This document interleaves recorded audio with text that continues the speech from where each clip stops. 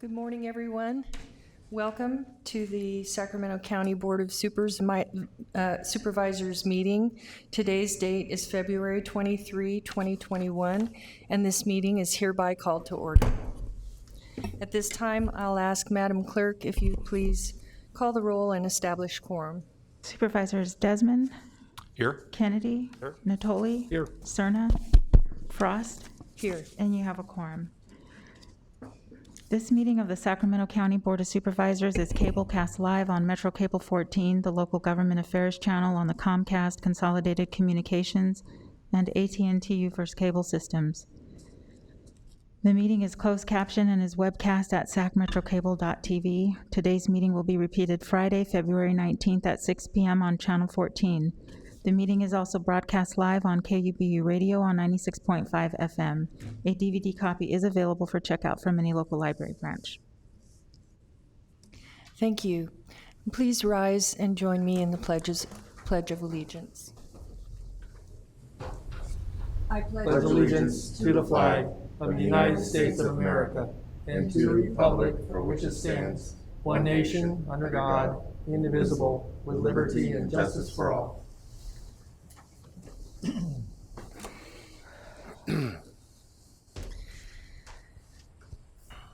Well, good morning, everyone.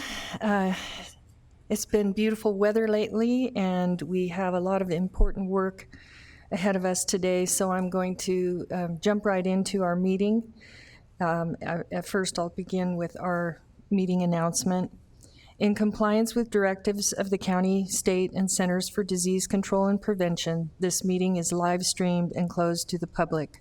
Temporary procedures are subject to change pursuant to guidelines related to social distancing and minimizing person-to-person contact. To make a verbal comment at today's meeting, dial 916-875-2500 and follow the prompts to be placed in the queue for a specific agenda item or off-agenda matter. Please remember to the agenda and or watch the meeting to follow along to determine when it's best time to call and to be placed in the queue to make your public comment. You may be on hold for up to an extended period of time, and your patience is greatly appreciated. When I open the public comments for specific agenda item or an off-agenda matter, clerk staff will begin transferring you into the meeting. Each agenda item queue will remain open until the public comment period is closed for that specific item. Written comments are always accepted. Please send your email comment to boardclerk@saccounty.net. Your comment will be routed to the board and filed in the record. Thank you again for your patience. And at this time, I'll ask Madam Clerk if you would please read the next agenda item. Yes. For your consent matters, items 1 through 27, I do not have any notes for your board. And I'm wondering if we have any members, Supervisor Natoli. Yes, thank you, Madam Chair. I'd like to call out items 5 and 11 for some comments and brief discussion.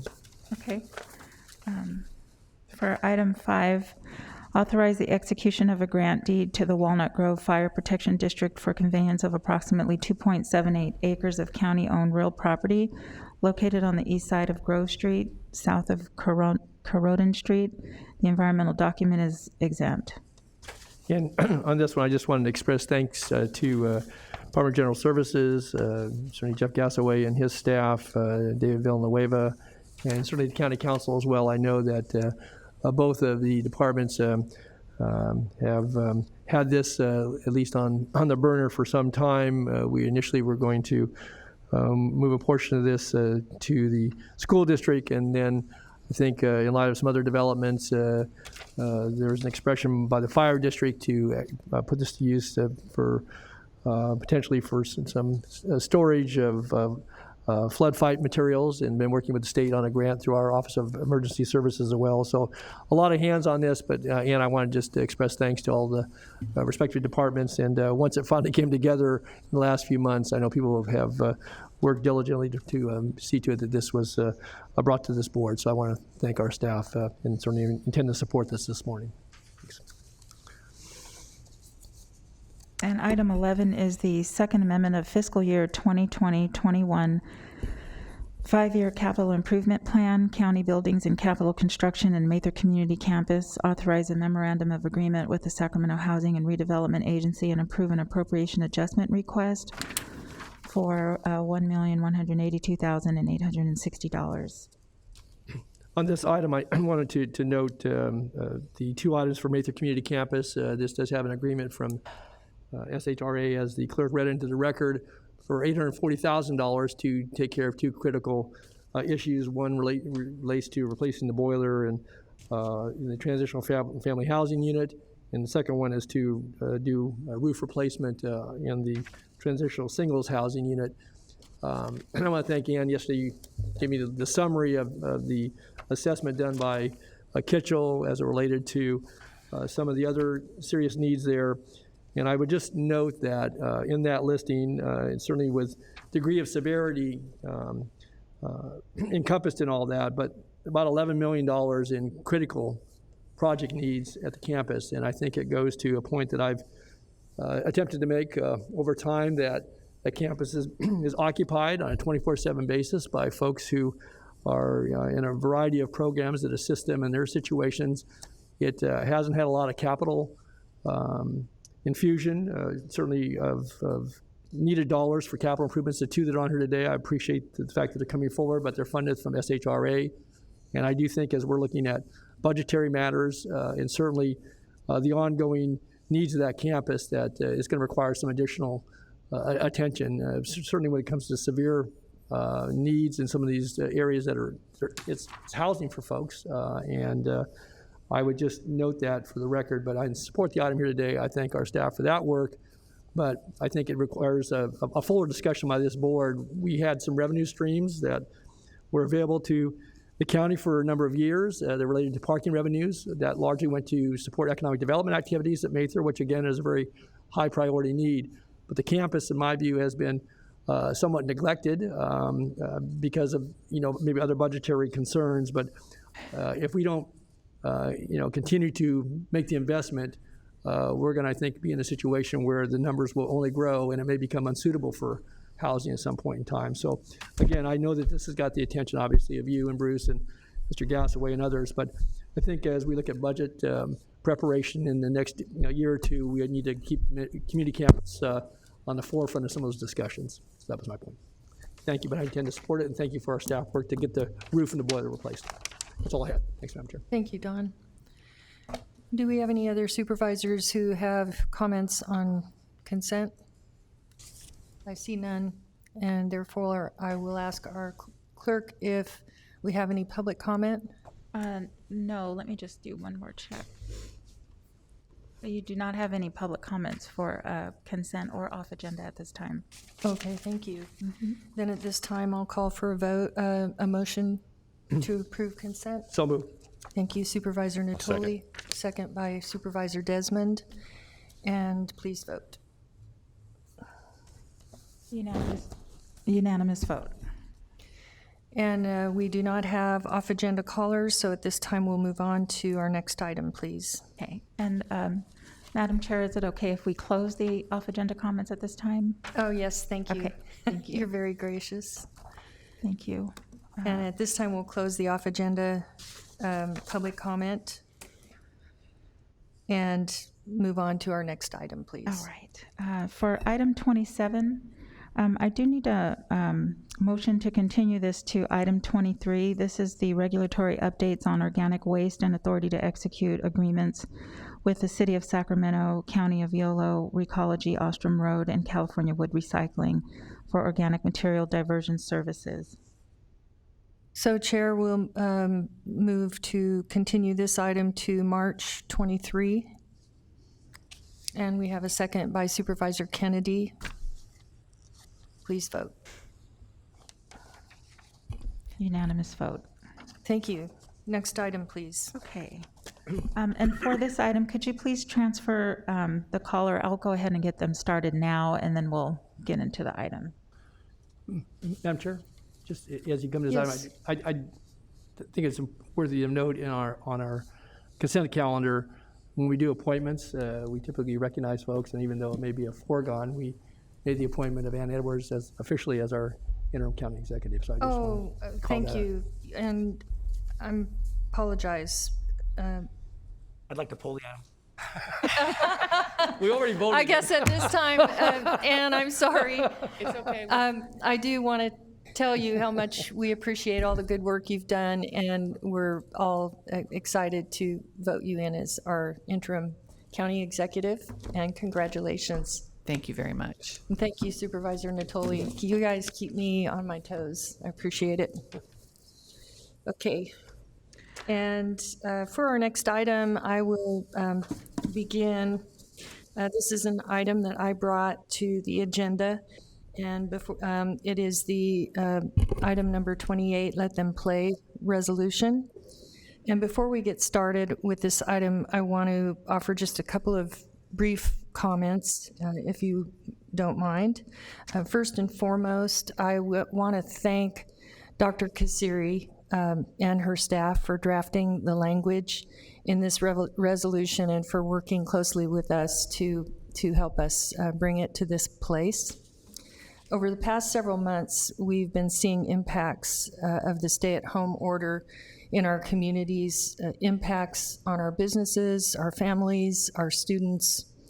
And there are numerous studies that substantiate the importance of education, recreation, human contact with peers.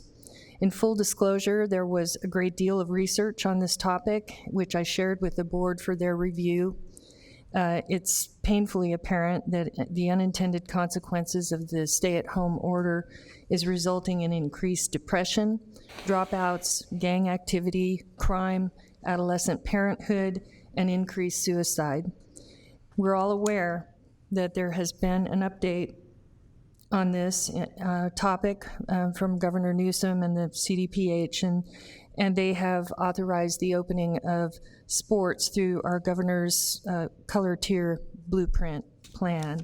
And while that's very exciting news, and we're all happy to hear it, it still leaves those of us in Sacramento closed and our students in athletic purgatory. The resolution before us is a result of thousands of California parents, children, coaches, concerned citizens lending their efforts to something that is, I think, in the best interest of our youth. I want to acknowledge and thank all the parents who are reaching out in every way possible with information, with their comments and their experiences with their children to let us know how their families are impacted, how their youth are impacted during this time. I also want to thank our presenters who are on the call today, willing to add their voices to this discussion. I'm looking forward to having this discussion with my colleagues on the board. And so at this time, I'll just give you a brief introduction to those who are on the phone, who will be speaking this morning on this item. Pastor Jeff Pitnikoff is the executive pastor at New Life Community Church and executive director at About Kids, a local nonprofit. Pastor Pitnikoff is also a local Little League coach, father of 3 student athletes and volunteers with the statewide Let Them Play California movement. Justin Saucedo is an Orangevale resident and general contractor specializing in home remodeling in Orangevale area and surrounding communities. He's a former athlete and now a coach. And he's a dad of 2 sons, passionate about their sports. So at this time, I'll ask Madam Clerk if you would bring our callers forward to present. Yes. Hi, can you hear me on the line? Okay, great. And just let us know when you're ready for the video. And you can. We are ready for the video. Okay, did you want to give an opening at first, or do you want us to start with the video and then you'll finish out with that? I can do my statement first, then we can do the video after, and then Jeff Pitnikoff will be touching on it as well. Okay, great. Go ahead and All right, start. I want to thank you, Sac County, for your time. My name is Justin Saucedo. I am a local resident. I am a youth coach here in the area. I run our Junior Rams football program, the 12U age and the 14U age. I first want to tell you that I'm representing Let Them Play California up in the Sacramento area. Let me start off by this. Resuming sports is safe. Consistently, studies and data show that playing and practicing sports results in little to no transmission when COVID-19 safety protocols are in place. Kids are in a mental health crisis. The social and emotional issues of not playing are far worse than getting COVID-19. Failing classes, dropping out of school, drug use, mental health deterioration, suicide ideation, and death by suicide. Kids are still playing. Only those who can afford the expense of out-of-state travel and those who choose to play underground, unsafe, uncontrolled. The inequity is huge. Youth sports are not COVID-19 super spreaders. Children 17 and under have shown to have a lower rate of transmission than adults. COVID-19 is milder in children than adults. Of children with COVID, only 0.8% have been hospitalized, with 0.08% have died. More die from influenza in a typical year in California. Kids are still playing. Only those that can afford it are playing out of state. The problem we have right now is that our guidelines, and we just got approved to rock and roll before this and still on, kids are leaving the state. They're taking off and going to Arizona and Utah. Last weekend, there was a tournament in Arizona with 185 teams. 155 of them were from California, playing each other in other states. The economy's thriving in them. Over 43 other states have been safely playing sports since August. What's untrue is there's no data showing that playing or practicing sports is unsafe when following COVID-19 protocols. What's unsafe is not playing. Kids have lost structure, lost their reasonings to be in school, lost their support systems, and are giving up hope. The results are devastating. What's going on is people are playing without the COVID-19 safety protocols. They're failing their classes. They're dropping out of school. What we're asking our county is if we can put our kids' mental health number one. They are getting an education. It is social distance learning. I am not the hugest fan, but I agree. Our kids are not getting deprived of that important education. What our kids are getting deprived of is playing youth sports. Our kids are the only sector in the California system that hasn't had the opportunity to reopen under safe guidelines. Example, businesses. For one, youth sports is an essential business. Our kids are essential to us. As mothers and fathers, we need to look at what's best for our children, and our children need to get back on the fields. The governor of California did put out safety protocols last week.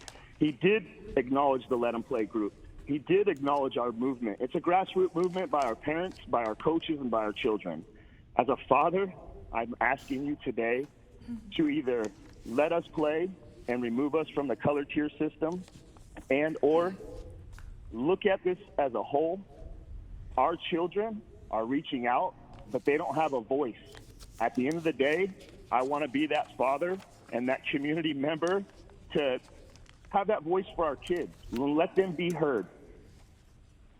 Making the case for supporting the return of all sports accordance within COVID-19 protocols, there has been a lawsuit filed in the county of San Diego. The lawsuit was filed on behalf of the kids of the state of California. What's going on is all college sports or most or some college sports are being allowed to play. Pro sports are being allowed to play. The Sacramento Kings follow safety protocols and play in Sacramento County just like Sacramento State. Our children, our high school athletes, our youth, that's unfair. Completely unfair. The lawsuit down in San Diego, they filed on behalf of the Equal Opportunity Act. And basically what it is if the college athletes and the pro athletes, if they can play, why can't our children? Our children are in less risk of transmitting or getting the COVID-19. With our safety protocols in place, if the pros and the college kids can play, why can't our youth immediately play? You know, when you look at it, the San Diego County filed a lawsuit against San Diego County. They won last Friday overwhelmingly. The state of California didn't have any scientific data supporting the reasoning behind keeping them off the fields. So therefore, even though San Diego County is not meeting the state mandated 14 per 100,000 to be able to be on the field, San Diego County immediately has a restraining order against the state of California that says any and all kids can play any and all sports, including indoor, immediately in all of San Diego County. Those kids are the happiest kids in the state, okay? I am asking you and begging you as a father and as a member of our community, our kids are hurting. Our kids are needing the structure of youth athletics and sports in all fields and all courts immediately. And let us as local leaders follow our safety protocols and prove to you that we can do this safely for our children. I want to thank you for your time. God bless you all, and let them play. Thank you. Are we ready for the video? I think, do we have another speaker, Justin, or Jeff Pentecoff should be on the line. Let me send him a message. Yeah. Hello, everyone. Yes, I am here. Hi, Jeff. You can proceed with Hello, your... Supervisor Sue. You can proceed. Thank you so much for giving me a few minutes to have my voice be heard. We appreciate all of the work that each of you do for our county, our area, our communities. I would just like to share a couple of thoughts. I want to say thank you to Justin for sharing so powerfully. In the last year, I have noticed a huge increase in interest by local parents in local politics. This is from the everyday average citizen. Before COVID-19, I never heard anybody in my circle discussing local politics at the coffee shop or around the water cooler. It was all national politics or other topics that related to our nation as a whole.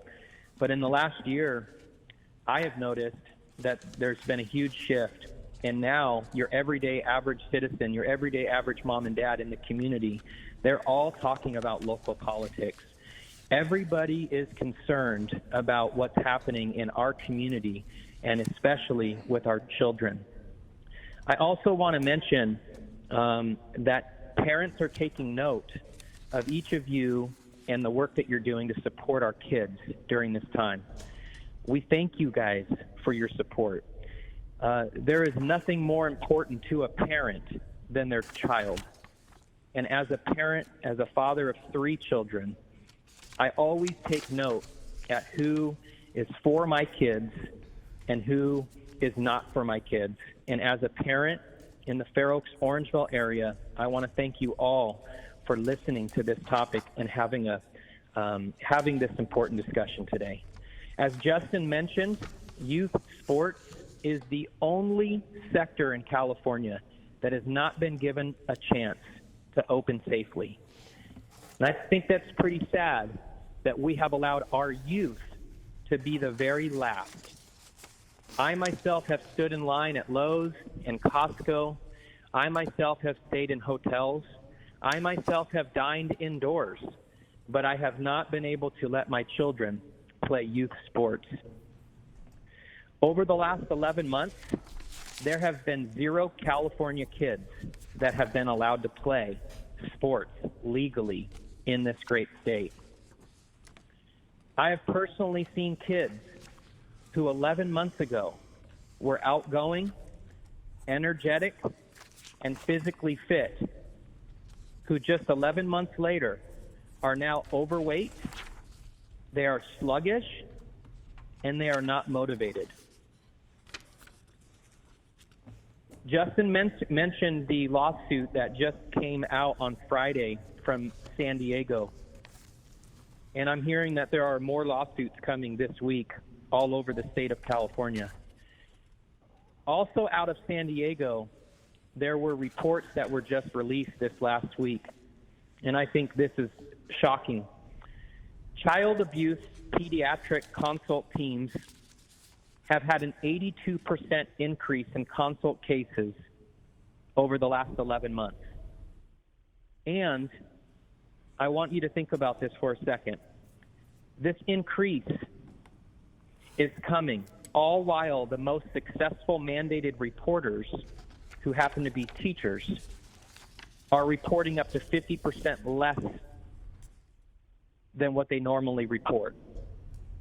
In other words, if teachers were able to look at all of our students face to face like they were doing in 2019, these numbers would be even higher than they are right now.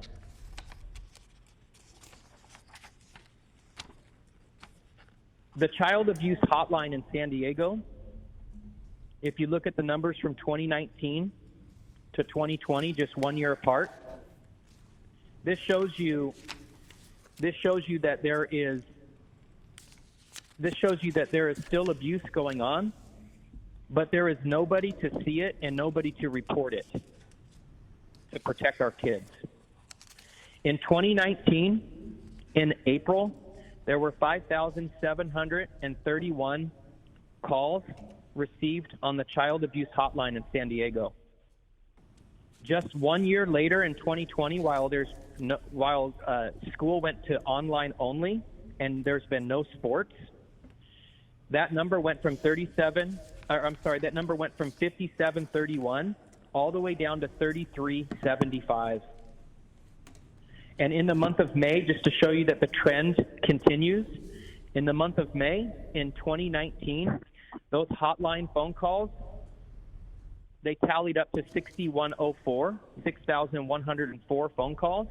But 1 year later, with no youth sports and no in-person school, that number dropped almost in half to 3,831. Our kids, they have watched the adults around them get passionate over the past year about politics, all while they themselves have felt trapped and that no one is hearing them. Also out of San Diego, the CDC reports that there's been a 24% increase in emergency room visits due to mental health issues in ages 5 to 11 years old. And for ages 12 to 17, that jumps to 31% increase just in the last 11 months. Suicides are something that I'm hearing are also up. I have no facts or stats to share with you, as that's something that's very difficult to track. But I have been speaking to some very credible sources that work in Sacramento County, and they are agreeing that the completed suicides are up. And when those stats come out, it's going to be something that we are all going to be heartbroken over. 2 weeks ago, I drove by a Fair Oaks park with my 3 boys in the car.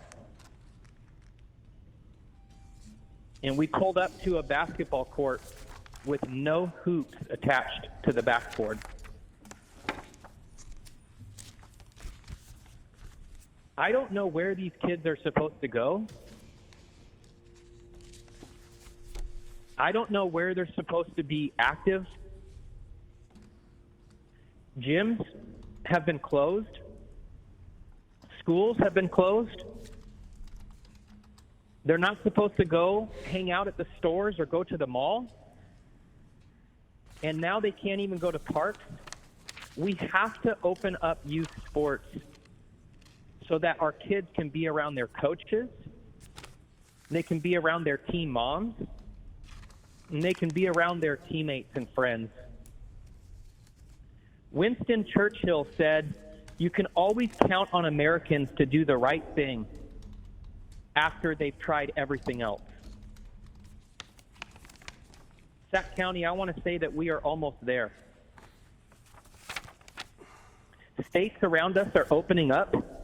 As Justin mentioned, every weekend we have thousands of California families fleeing the state of California, and they are going into other states and they're spending hundreds and hundreds of dollars. They are staying in hotels. They are going to water parks. They are enjoying indoor dining. They are playing sports in a state that do not require the kids to wear masks.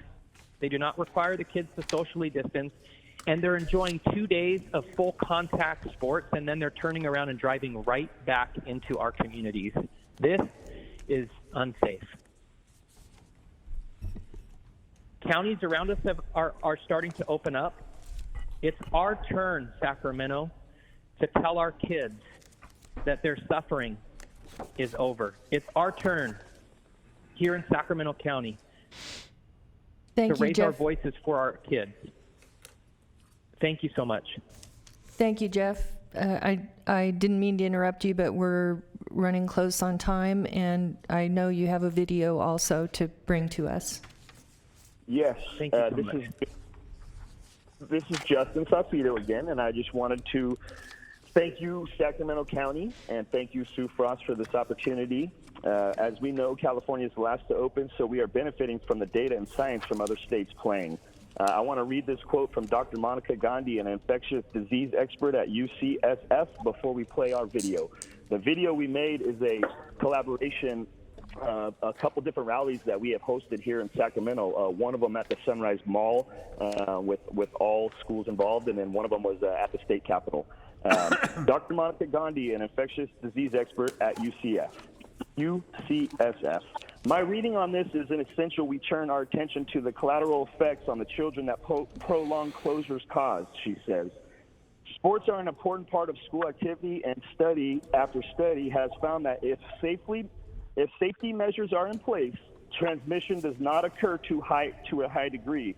She goes on further to say, many studies show that if transmission occurs among students, it's occurring to children mostly at home and not within the activity they are doing. California is the last to open. We're benefiting from the data and science of other states playing. I appreciate your time. Please let them play. Enjoy the video, and thank you very much. Thank you, Justin. Please play the video.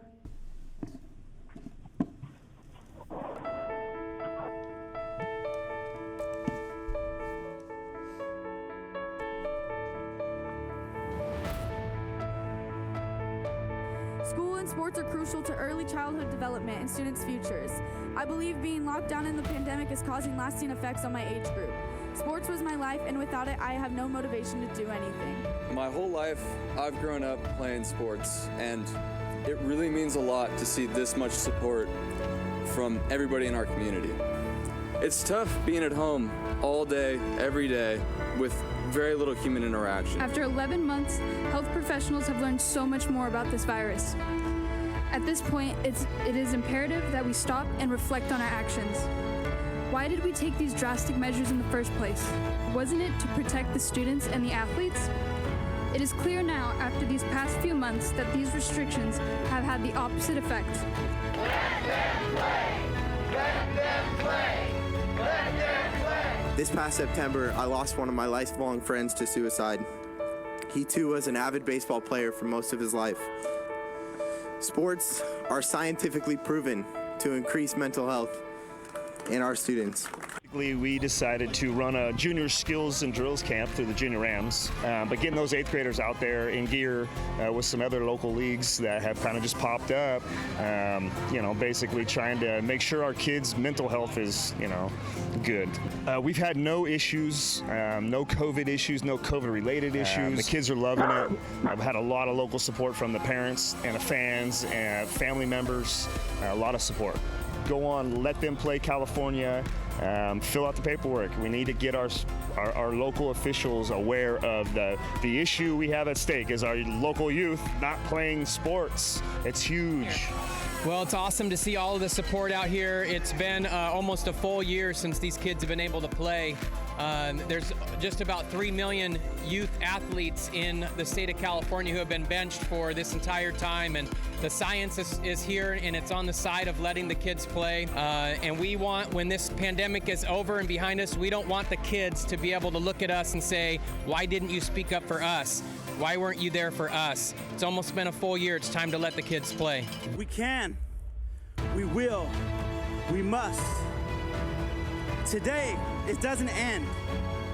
This is only one step. And mothers and fathers, I leave this with you.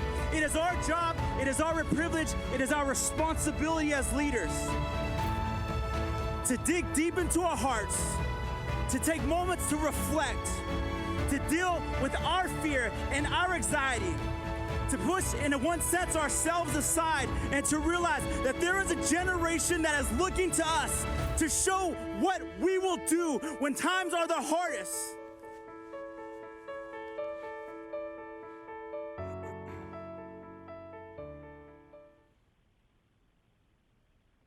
Great, thank you, Jeff and Justin, for sharing all those experiences with us and putting kind of a picture to the situation that you're experiencing out in the community.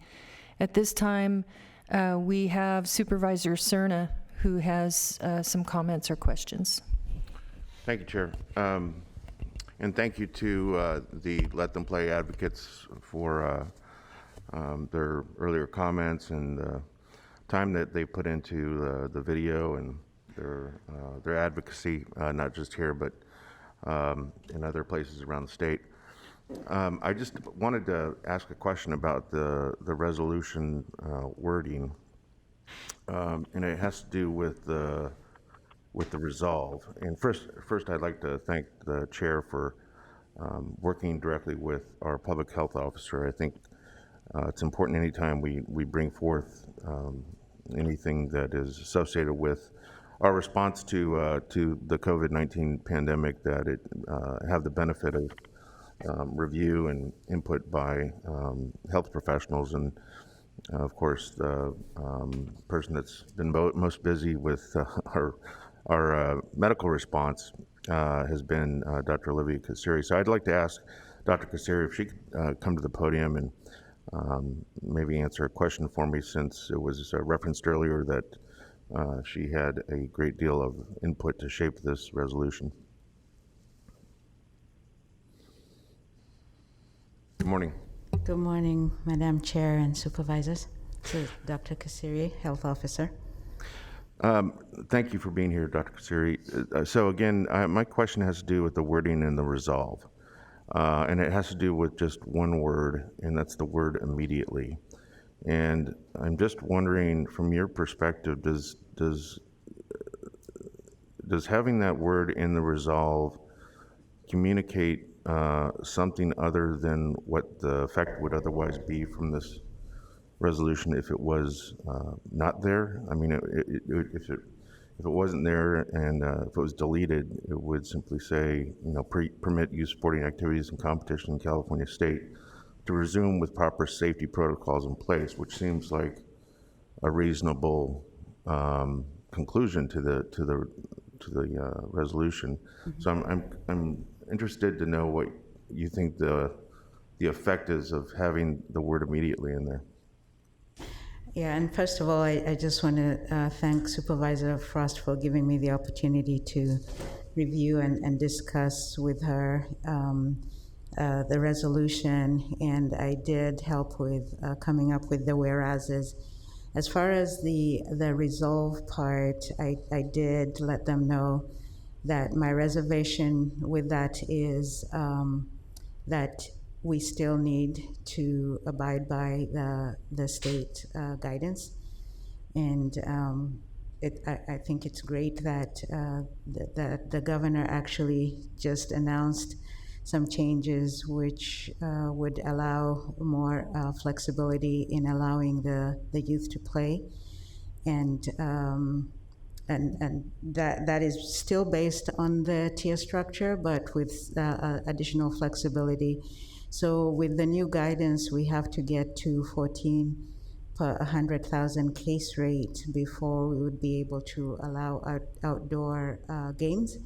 Right now, from the update that's coming, I think it will be announced that in a couple of hours, actually, our case rate is 15.3. So with the way that our numbers have been going, I expect that next week we will hit that threshold of 14. We have been working with some of the coaches in seeing how to move forward. I think the biggest part will be making sure that we have testing available. So again, answering your question directly, that it can't happen immediately, but I'm glad that we do have additional flexibility and a way to move forward to allow the youth to play.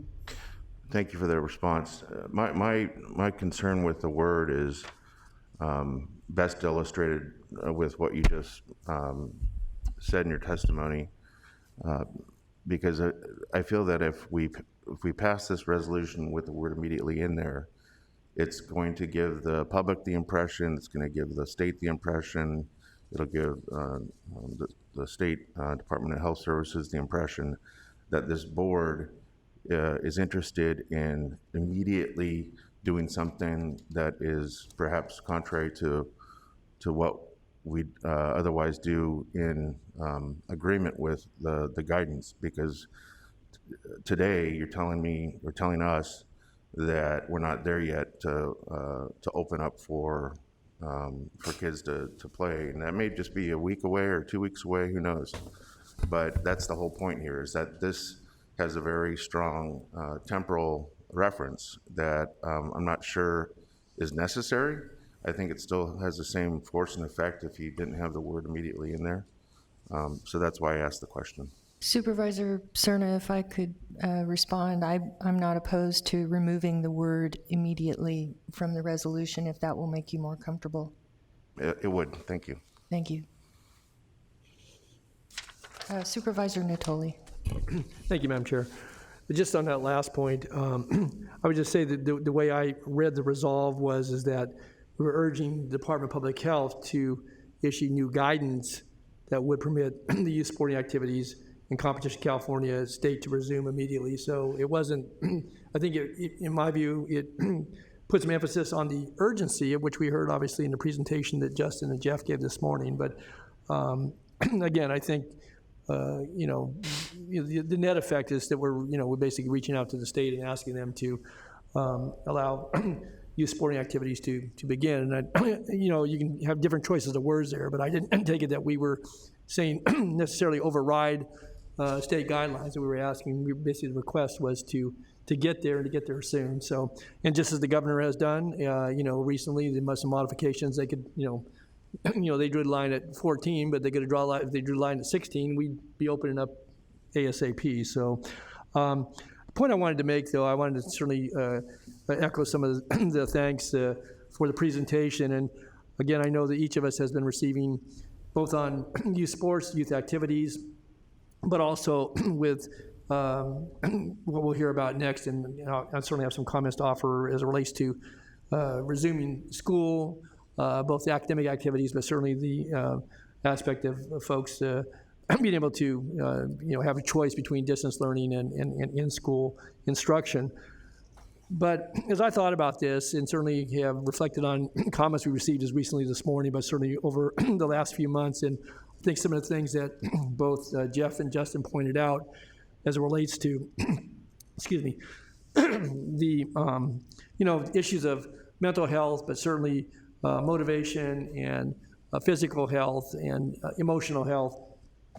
And granted, we've been in a time that's been unprecedented for 100 years, and so there was really no playbook, so to speak, as to how to address this. But I think what we're seeing now is some of the residual effects. And I would just note that my father was a high school coach for more than 4 decades, and certainly, his involvement with young people and their development, both in the athletic realm, but also, thank you, and certainly their growth and maturity, and sports played a big role, certainly, in my life. Not that I was a very good athlete, but some of the best times I can remember as a child. It was the engagement and certainly those experiences. And, with each passing day, your opportunity, slides by. And we want to keep people safe and healthy and make sure that they can, play the next season and beyond and go on to aspire to great things in athletics if that's what they choose.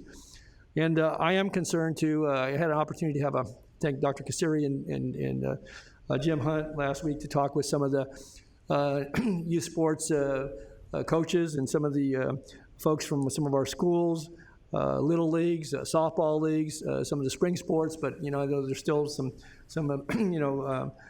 desire to try to get some of the fall sports caught up and so forth. And I think they spoke to some of the same things that we heard here today. And certainly as I've reflected on them, I think it's important for us to as a board, if we agree, to reach out certainly to the state, to our leadership there, and to be supportive of an effort that will allow kids to resume play safely and recognizing the importance, because I think a lot of kids are being left behind because they're either they don't have the avenue that would allow them to join a traveling team, to travel out of state. And I think, again, that disadvantages a certain segment of our overall population as well, their youth population. So for a lot of reasons, and I'll stop there, I think that this is important for us to support, and I intend to do so this morning. Thanks. Thank you, Supervisor Natoli. Supervisor Desmond. Thank you, Madam Chair, and I certainly echo a lot of the comments of Supervisor Natoli, and appreciate you bringing this forward. This is something that's very emotional to me. I'm a father of several kids, several of whom are in high school and one in grammar school, and I've seen the firsthand impact of this in my family, and it's almost moves me to tears listening to Jeff and Justin and watching the video, because I have seen it in my own kids. I have seen the lethargy, the lack of motivation, seep into their lives, and they're just lack of enthusiasm for so many things because they can't play sports. And it seems like such a simple thing, but it's so crucial for our kids. And we talk a lot on this board and this body about the disproportionate impact this pandemic is having on underprivileged folks in our communities. And I've had a lot of conversations with youth sports coaches, youth leaders in the North Highlands, Foothill Farms area, and it really strikes me that those kids, in my family, thank goodness I have the resources, the wherewithal to keep my kids involved in things, but there are an awful lot of kids who don't have those benefits, and the impact of them not being out there involved in sports where they're interacting with, as Supervisor Natoli said, youth coaches who provide so much more than just an athletic education. These are oftentimes some of the only role models these kids have. And so it's one thing not to have those eyes on our kids, the teachers during this shutdown, but to also not have eyes and involvement with our kids by some of these role model coaches in their lives it's so devastating to them. I met with the hospital council representatives a couple weeks ago, and they talked about, and Justin and Jeff alluded to this, the dramatic increase they're seeing in treatment for adolescents for mental illness or behavioral health issues. And they attribute a lot of that to the inability of our kids to be out there and active and have an outlet. So, I think it's something that's important for us to note, and you hear the advocates talk, and I know we'll have public comment about this, and I was reading some of the public comment. I hope folks realize that we're not making law here. We're not mandating something. We are just simply adding our voice to the chorus of a lot of other groups and local governments that the state maybe put more emphasis on this issue. I agree with Dr. Kassiri and Supervisor Cerna that we've seen some really good steps in the right direction at the state level.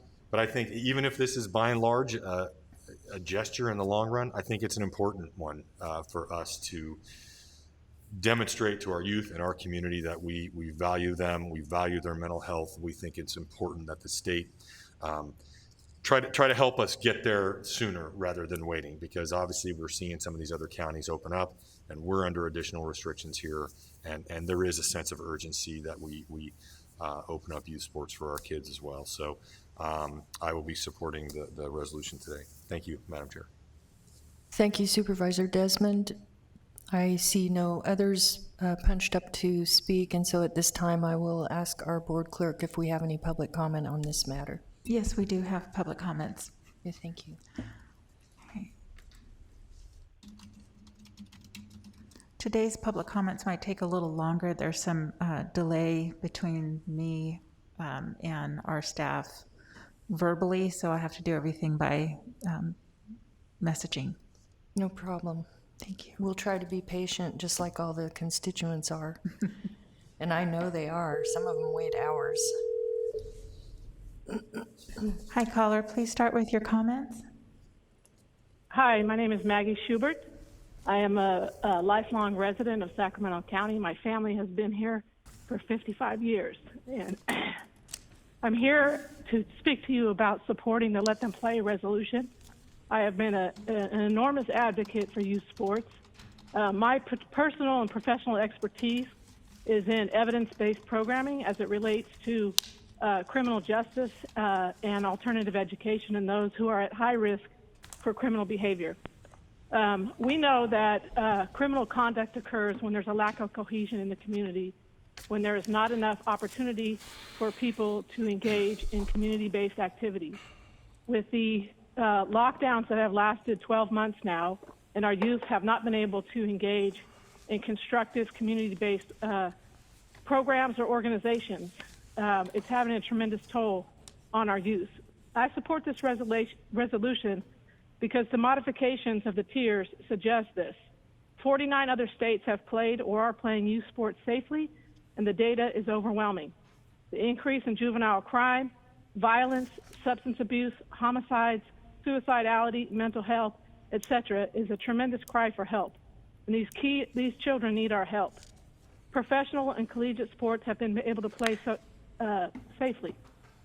Our children are our most essential resource, and the harm of isolation far outweighs the risk of infection. I ask you to review the San Diego case ruling from this past Friday, where Dr. Gandhi, a medical professor from Harvard and a current professor of medicine at UCSF, and her writings on immunology, AIDS, and COVID. She stated to the court, to a reasonable degree of medical certainty, that the rate of virus transmission in high school sports is equal to or less than that observed in Major League Baseball and National Football League studies. Indeed, respondents own that evidence, the respondents being the state of California and their attorneys. While secondary and derivative is that 10% of COVID cases in the United States have been between children ages 15 to 17 years old. Can you please Today wrap on up the your county's own comments, website- Maggie? Can you Excuse me? please wrap up your comments, please? Yes. Today on the county's own website, the case rate is 12.9. We know that the state is using a different methodology to determine case rate, and it's not fair to our children to be political pawns and to be throttling data for a political agenda. So I'm urging each of you at the Board of Supervisors Can you to act please with wrap courage. up your comments, please? Yes, to act with courage and to support the Let Them Play resolution. Thank you. Thank you. Let's remind people of the timeline, I guess. Yes.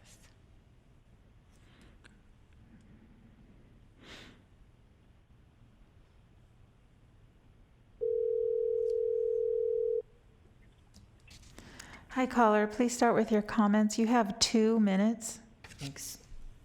Hi, my name is Stacy March, and I have 3 teenagers at Casa Roble. Almost a year now, no in-learning in school, haven't touched foot on the campus, and no sports. Please consider what this is doing to the kids, pulling them out of school and pulling them out of sports. I have a senior, a junior, and a freshman. Freshmen should be excited. Yay, first year on school. No school, no sports. No high school football, basketball, baseball, nothing. Please consider what this is doing. They're mental. Nobody wants to leave the house. Nobody wants to go anywhere. Please consider how they're just giving up. They want to quit high school. Nobody wants to do anything because there's no motivation, because no one has these kids back. Please open the schools. please let them play sports. It's an outlet. It's not only physical activity, it's good for their mental. The coaches are amazing. They take care of them on the field and off the field. It's support they can't get in other places. Not only is there weight gain, we just have nowhere to go. We have nothing to do. We have no out for teenagers. Teenagers in high school need sports. Please consider a single mom of 3 with 3 in high school. They need to have their sports. It's more than just playing. It's camaraderie, social, mental, physical. Senior in high school hasn't stepped foot on the school grounds. No scholarships for athletics because junior year everything came to a halt. Please consider this. I beg you, please. Thank you. Thank you.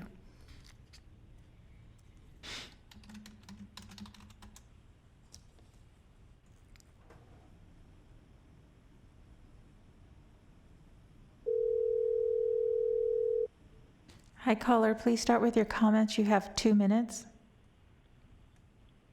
Thank you very much. My name is Tracy Ferris. Thank you, Board of Supervisors, for taking the time for my comment. Youth sports is essential and must be exempt from the Sacramento County tier restrictions. I want to share why I feel this way. I strongly disagree that high school sports are less essential than academics. My child has a rare autoimmune condition and is potentially facing 7 more months of distance learning until he can be vaccinated. He is 15. He is also an athlete. He has been able to finally get back on campus for outdoor baseball conditioning, and his mental health has improved substantially since starting. I beg you to not take this away. He needs his socialization. His teammates need the socialization. He needs the physical activity. His teammates need the physical activity. This gives him more focus, which will only help his academics. He feels like the school has gave up on him, and with this opportunity to play while in distance learning, he is not resisting the closed classrooms as much as he was. I can guarantee that if this team gets shut down, he will stop academics altogether, and it will be very hard to re-engage him. Please don't let this happen. Come together on this resolution. See the positives it provides, and support all kids inside this county by encouraging all school districts inside the county to let them play. Please. Thank you for the opportunity to be heard. I hope you did hear me and will support me as a parent and my son as a student. Thank you. Thank you.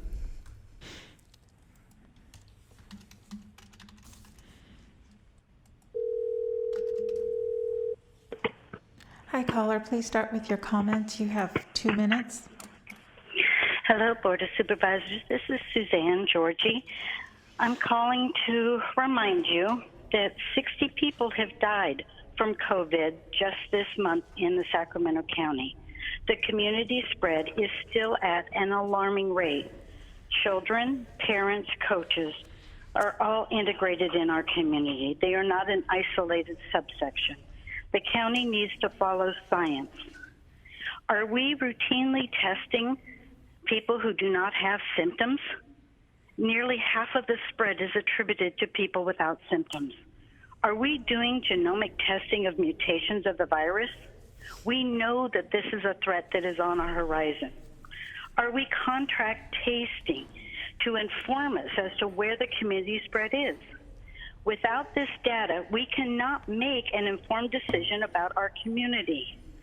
We need to evaluate our community data to understand the extent of the spread and the safety of children's sports in this environment. Leadership means telling the truth, the hard truth. This is an extreme public health event, and we are not out of it yet. More importantly, we don't know what we don't know. We need to acknowledge we have not collected the data we need to have to evaluate our community spread and the safety in light of the potential of a virus mutating. I please urge you to consider safety. It's so important. Thank you. Thank you.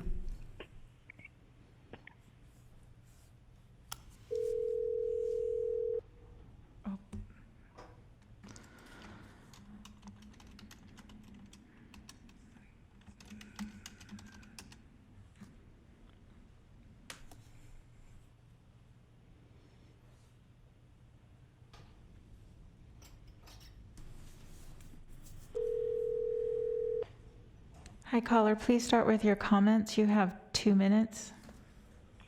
Hi, my name is Amy Stockett, and I was just calling in about action number 28 to let you know that my family fully supports the Let Them Play resolution, and we believe that our county can do that safely and effectively and help bring our kids back to getting some exercise. Thank you. Thank you.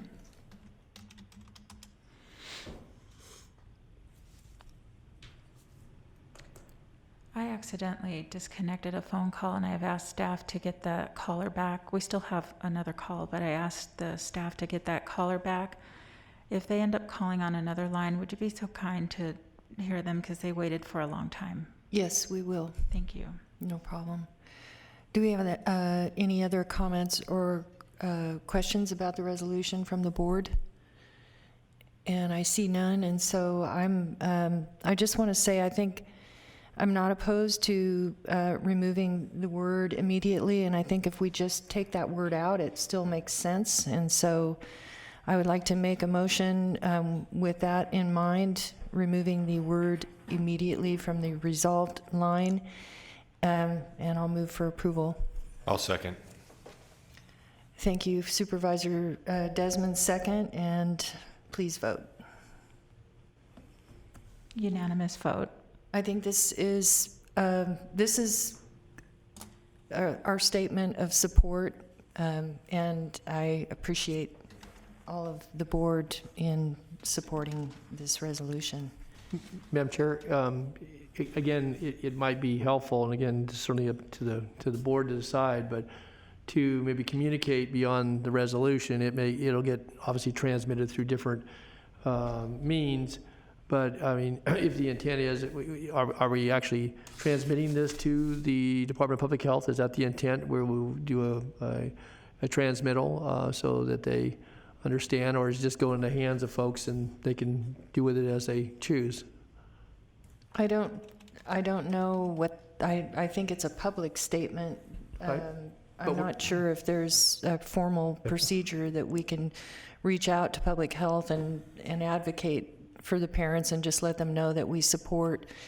You know, at some of these rallies that the parents have come together with, there are a lot of different sports, and the blueprint has different sports coming out at different times, and so even when we go into the red, some will go back, but some will wait clear to the yellow. And so advocating just to keep this at the top of their minds, that this is a priority. Yes, Supervisor Cerna. No, I was just going to Supervisor Tully's suggestion. I think it might be wise to find out if the State Association of Counties is collecting other similar resolutions or statements that align with what action we just took. And if there is a concerted effort that's been run through CSAC, perhaps this resolution could be added to that effort. I plan to bring this up at the Urban County Committee and also with CSAC, so I'll be following up with that also. Does Dr. Kasiri, would it be possible to just kind of notify the CDPH that our county is passed this resolution? Yes, I can work with Jim Hunt on a letter and. Thank you. Done. Thank you, Jim. Madam Chair, again, I appreciate Dr. Kasiri, what you just said, so it sounds like it's going to happen, but I think this is a public action, and to the point you made to Supervisor Cerna, that, you know, I don't think it needs a wide broadcast, but I do think that if there's an intended audience, which was obviously Department of Public Health, and Dr. Kasiri is going to prepare a letter, and if there's other parties at CSAC or legislative delegation. Again, we're one voice amongst many, but it's an important voice, and I think the action we took here today was an important one. So I just would, again, entertain any opportunity to use this, certainly appropriately, to communicate this board's, voice on behalf of the people we represent. So, thanks. I know the parents are going to be so excited that we are behind them collectively. So this is a great day. Thank you, everyone. Next item, please. I think that this is the caller, Suzanne. Perfect. Yes. Hi, ma'am. Sorry about that earlier. Please start with your comments. You have 2 minutes. I support number 28, let them play. And that's it. We want to get them back. Tell her to good That's news. great. Thank you very much. Thank you. Have a wonderful day. Thank you for calling in. You're welcome.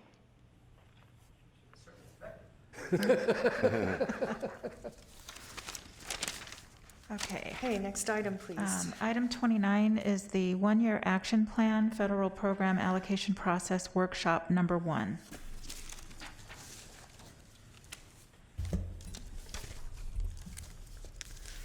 Good morning, Celia Iniguez, Program Manager with the Sacramento Housing and Redevelopment Agency. Today is the first workshop with the board here regarding the one-year action plan. The one-year action plan allocates funding to 3 entitlement programs from the Housing and Urban Development Department. Those include three funding programs, including Community Development Block Grant, Home Partnership, and Emergency Solutions Grant. Today's workshop will focus mainly on the Community Development Block Grant, but I will provide an overview of those funding sources and the potential amounts for allocation later this year.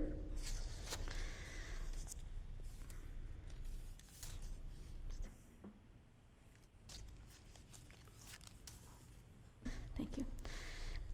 So I'd just like to start with an overview of the documents and policy documents that precede the action plan. So every 5 years, we prepare an analysis of impediments to fair housing. That was done and approved by this body in October of 2019. That analysis of impediments identifies the barriers to housing and sets the information to outline policies and goals in the 5-year consolidated plan. The 5-year consolidated plan overall identifies and creates ladders of opportunity for our low and moderate income residents in the county. We divide it up into 3 main areas: affordable housing, both for multifamily as well as home ownership, regarding funding for gap financing for multifamily projects, as well as small emergency repairs for homeowners. The second large funding category is public infrastructure and public facilities, and that includes everything from community centers to parks and libraries, pedestrian and bicycle improvements. And that is will be the focus of today's discussion. We also provide funding for public services, primarily to senior services such as Meals on Wheels, and funding of homeless shelters, emergency shelters that the county operates. So again, the one-year action plan, it is informed by the analysis of impediments to fair housing.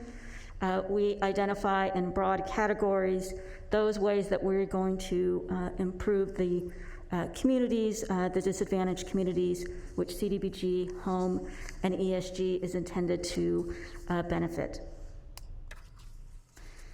For CDBG, it must fall within one national objective. The first, that it must be is that it must be in a low and moderate income area of benefit. What that means is that the area needs to be primarily residential, and those residents need to be at least 51% of those residents need to be a low or moderate income. And so those smaller areas, the unit of analysis is the census tract. The other national objective that a project could meet is low and moderate income clientele. So direct services to low and moderate income clientele would be eligible. So for example, the Meals on Wheels, those seniors are income qualified as part of the program. The other is the emergency shelter, so homeless are obviously automatically income qualified. The final category to meet a national objective is funding for low and moderate income housing. Because of the nature of that project is below 80%, that automatically meets that objective. So again, either it needs to be in a low and moderate income area, primarily residential, specifically to low income clientele, or for affordable housing. Then we get down to a little bit more detail, and so it needs to also be a major eligible activity. Again, public infrastructure improvements, public services, acquisition, for example, for affordable housing, or for example, you may, as a part of a streetscape plan, need to do acquisition of land for that. That would be eligible. Clearance and remediation activities of a particular site, homeownership assistance, planning and administration, which is supporting staff, and environmental studies. There are major ineligible activities as well. So the first is providing funding for a government building and expenses. So that would be for this to pay for the construction of this administrative offices or city hall, and ongoing maintenances are not allowed. Other things include for CDBG new construction of affordable housing. Can be used for rehab, but not new construction. As well as the major category in eligibility is regional parks and facilities. Madam Chair? Yes, Supervisor Cerna. Thank you. On that last point, relative to regional parks, could you elaborate a little further in terms of the criteria that is used to identify regional parks separate from smaller parks? Because one of your opening slides obviously listed parks, so just yes, mostly for the public's benefit, but also for ours, if you can explain a little further the difference. So it needs to be neighborhood serving.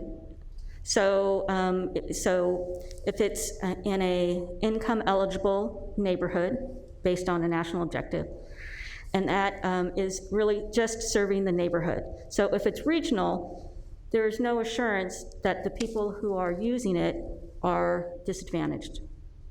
So that's the thing. There is an exception, I'm glad you pointed this out. There is exception, ADA improvements can be used anywhere. So for instance, access to the American River Parkway. Yes, that's a potential use. Gotcha. All right. Thank you. Mm-hmm. The examples that we have been, there are improvements to the regional park, and sorry, it's slipping my mind. Gibson Ranch? Yes.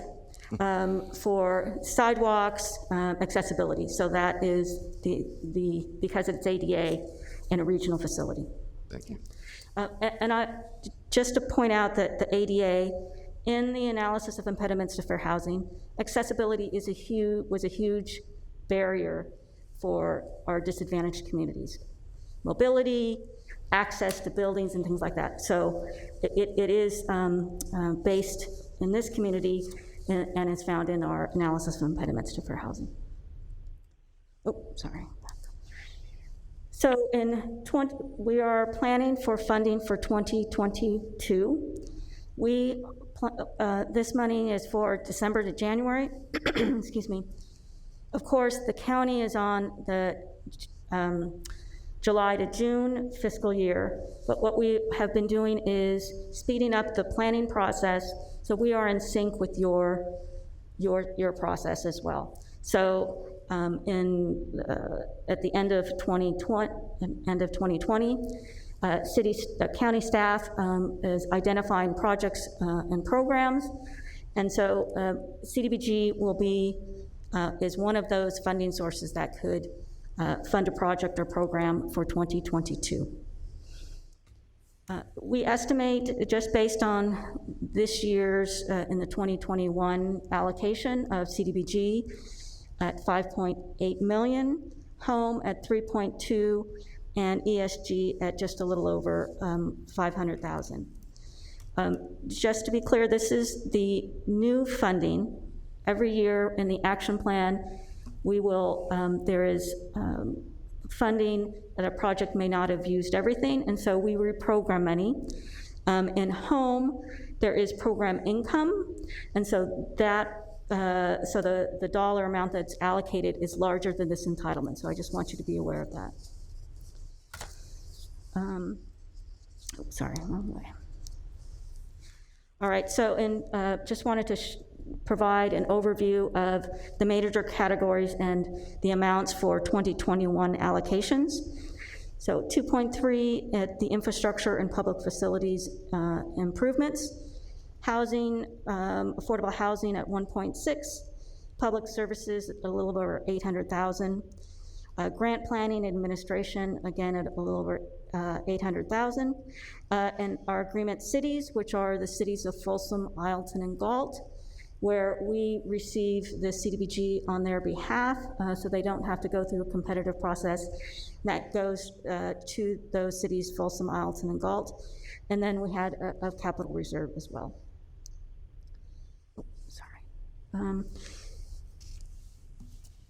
What the consolidated plan is over a 5-year period, so it's from 2020 to 2024.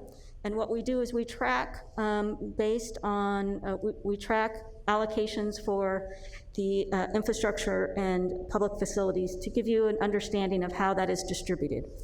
So this chart shows you by district and by the low and moderate population percentage in each supervisorial district. And then how much has been allocated just in that category of the infrastructure and public facility improvements, and the number of projects.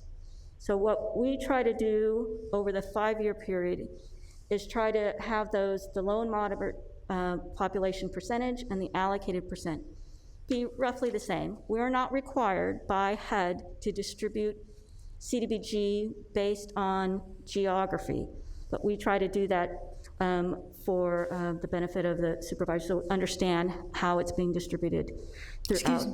Mm-hmm. I'm sorry, finish your sentence. Just so that you are aware of how it's being distributed throughout the county.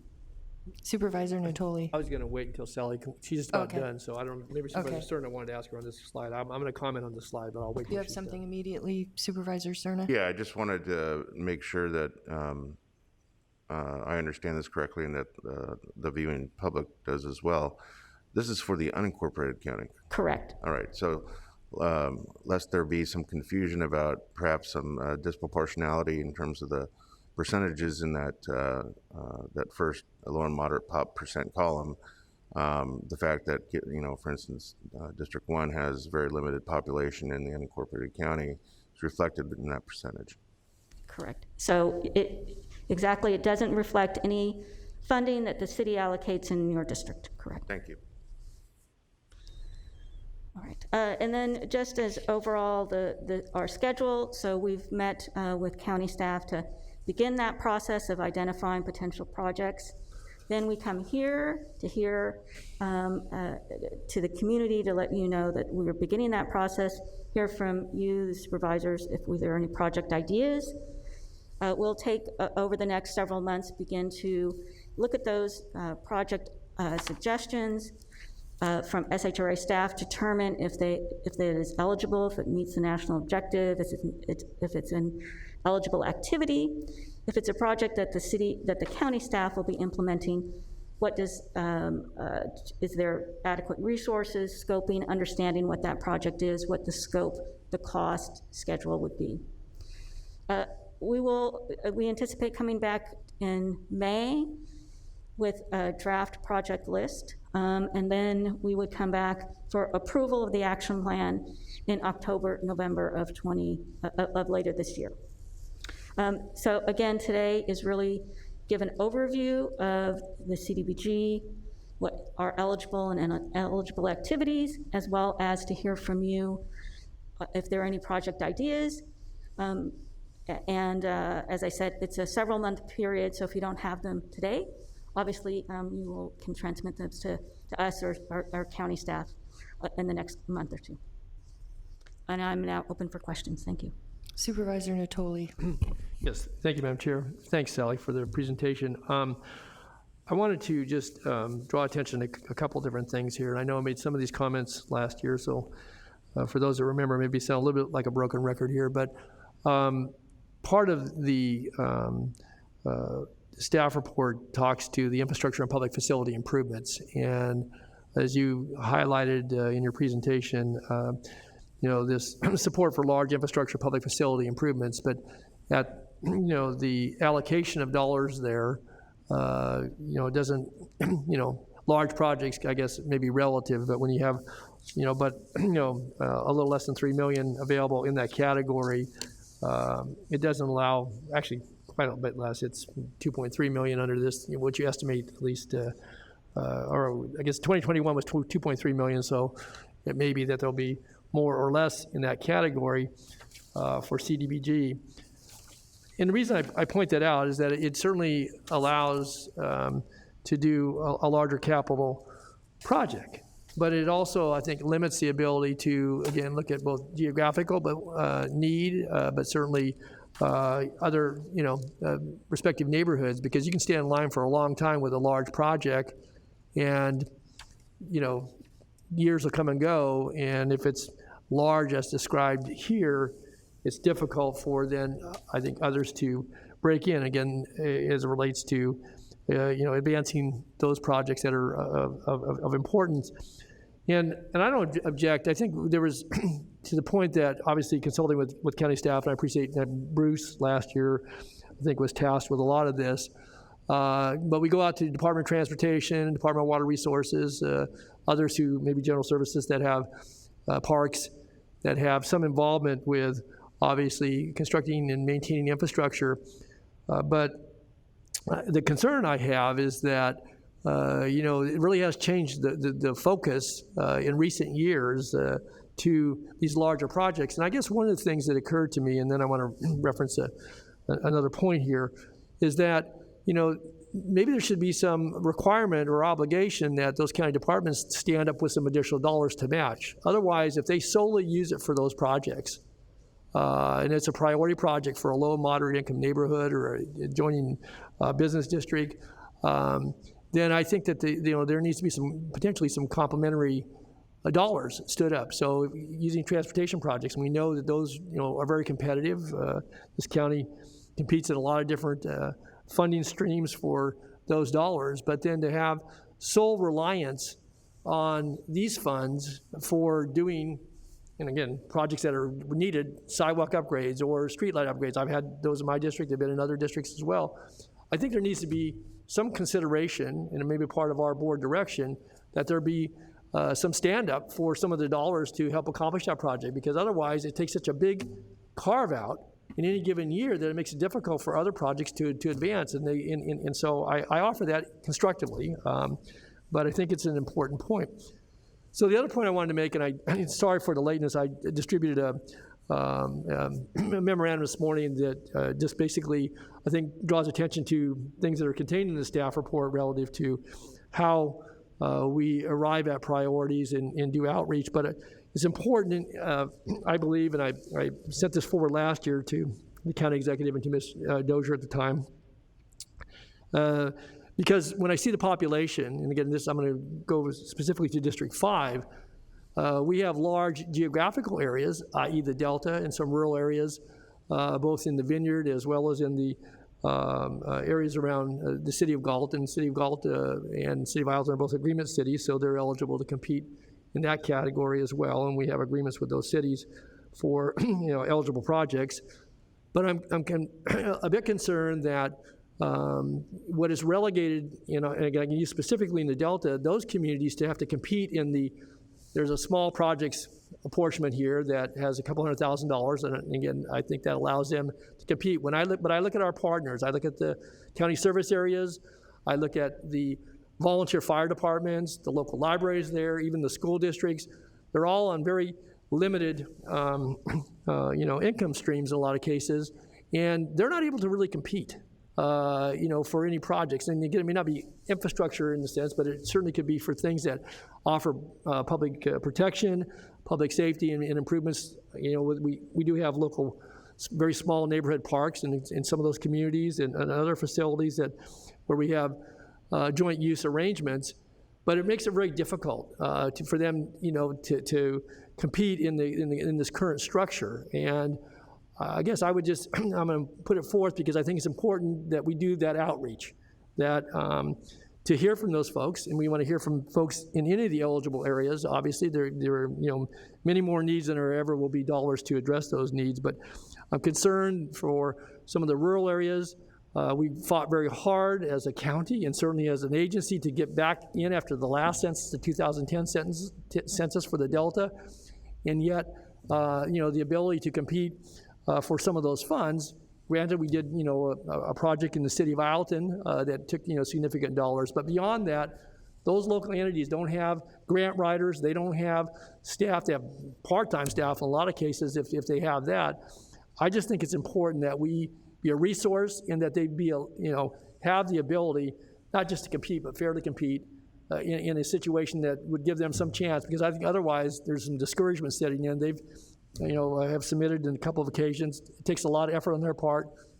There's only so much money to go around, and then they just they just live with it. And I would hope that we could find some ability through our direction here, and again recognizing the limitations on the dollars and being fair to my colleagues and the residents and folks in their districts, but that we take that into consideration. Because if you purely do it on the last chart that Sally put up there, population-wise, you're never those areas aren't zoned for population. They're not intended to be communities that are going to be growing over the years. I mean, the one out of all of these in the Vineyard area, and at some point it'll probably fall out of the block grant program. But in the Delta and some of those rural areas adjacent to small towns, small cities, these dollars are important to them there as they are into the suburban neighborhoods, older suburban neighborhoods, or to the urban setting. And so, I guess my point this morning is I've submitted some information. I would hope that the outreach would include some contacting those folks and seeing what their level of priorities are, and that we could build it into the next workshop so we can have some conversation about actually how we allocate the dollars,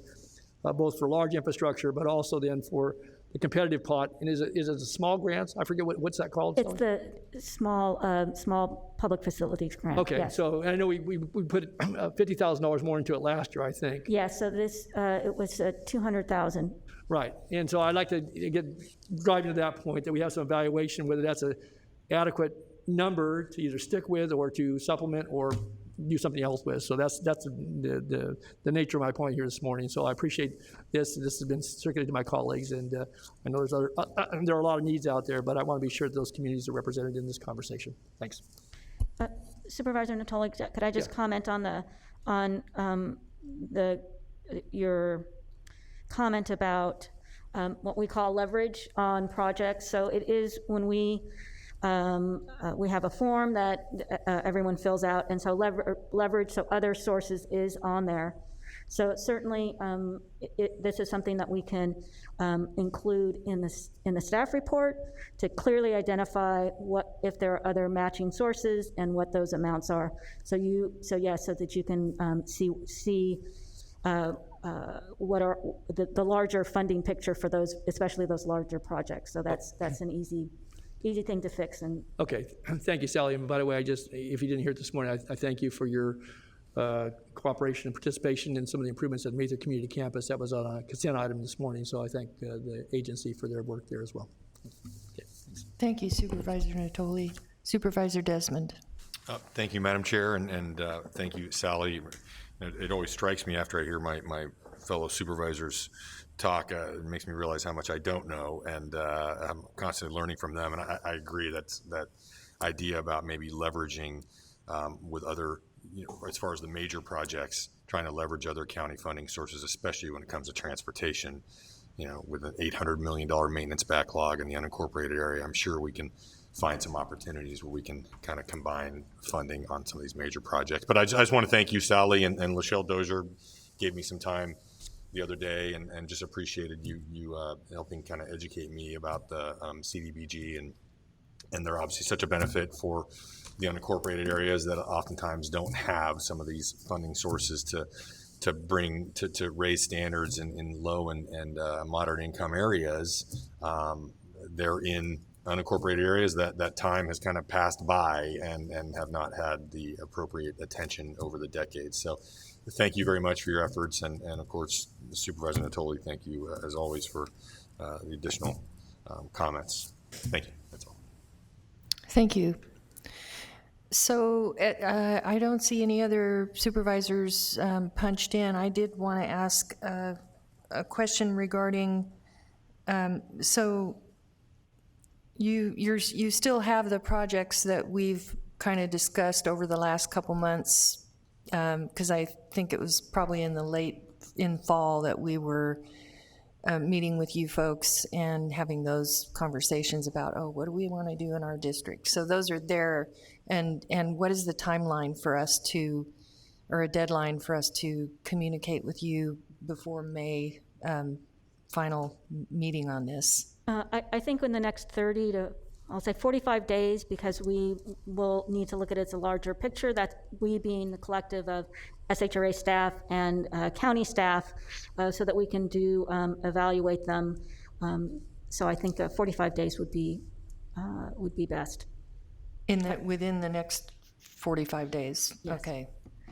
Okay, great. Well, thank you, Celia, for your very thorough overview, and we appreciate, I've already texted my staff and asked them if they can start thinking of fun things good things we can do in our district.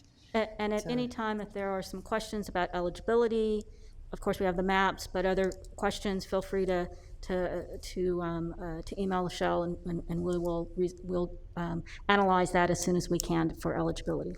Okay, thank you. Okay, next item, please. Just want to let you know you didn't have any public comments for that item. Thank you, Flo. Appreciate that. Okay, your item 30 is the report on COVID-19.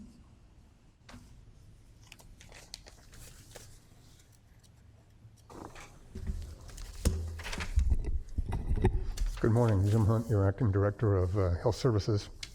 And if we could have the PowerPoint, please. They're working on bringing that up. Can you please change the PowerPoint? Good morning, Jim. Good morning. It's a pleasure to be here, largely with good news. We've seen our rates of transmission. Most of the factors that we're seeing are absolutely positive. And I'll show you in a minute. Hey, there we go. Thank you. So our test positivity rate, now these are 7-day averages, and they're updated every week. So they're a little behind, and we got new information this morning, and I will give that to you in just a moment. But the trend is what's important. It's going down, and going down significantly. That is just very good news. Mm-hmm. Likewise, a number of positive cases. We're still at a level that's close to what our peak was in August, but we're headed in the right direction. So I mean, the message here is we're still in widespread transmission, and we still have to be cautious, but things are looking very good. Hospitalized patients going down dramatically. Number of ICU beds going up that are available. And total deaths. Of course, yesterday we marked 500,000 deaths in this country. more than all the deaths in World War II from Americans, 9 times the ones that we had in Vietnam. Truly a sobering statistic. What I wanted to show here, these are the factors that we're judged by for going down to the red tier. And as of yesterday, these were the numbers. Today we got, as Dr. Kasuri mentioned, the updated numbers, and our cases per 100,000 right now are at 15.3. And Dr. Kasuri and I agree that I think next Tuesday we'll be back saying we're below 14. Is that the state or the county's This is number? county. Okay. This is our county specific. Madam Chair? Yes, sir. May I ask a question? Supervisor Cerna. Thank you. Jim, so on this slide here, it's very important, obviously, to understand the statement at the bottom about maintaining the standard for 2 weeks. But there are different parameters, or different standards here. So, what happens if your cases per 100,000 hit the mark, but your equity positivity rate doesn't? When does the clock start, I guess is my question, based on what criteria? When we meet all of the criteria. Okay, so all 3 have to be? Yes. Okay, got it. So we're, I believe that we'll hit 14, which allows the youth sports next week. We're at 18.7 last week. We're down to 15.3. That's a dramatic drop. So absent any surge, I think we're looking good for next week. Our overall positivity rate is down to 5.4% today. And the equity positivity rate is 8.2. So we're just right there on the border. So I'm thinking next week we will be looking very good. I just want to point out that what Jim Hunt is showing is what's on the state webpage for the blueprint, and that is what is used to be able to help us to advance to another tier. Right. Our dashboard, and that's a question that we've been asked a lot, is why are the numbers different?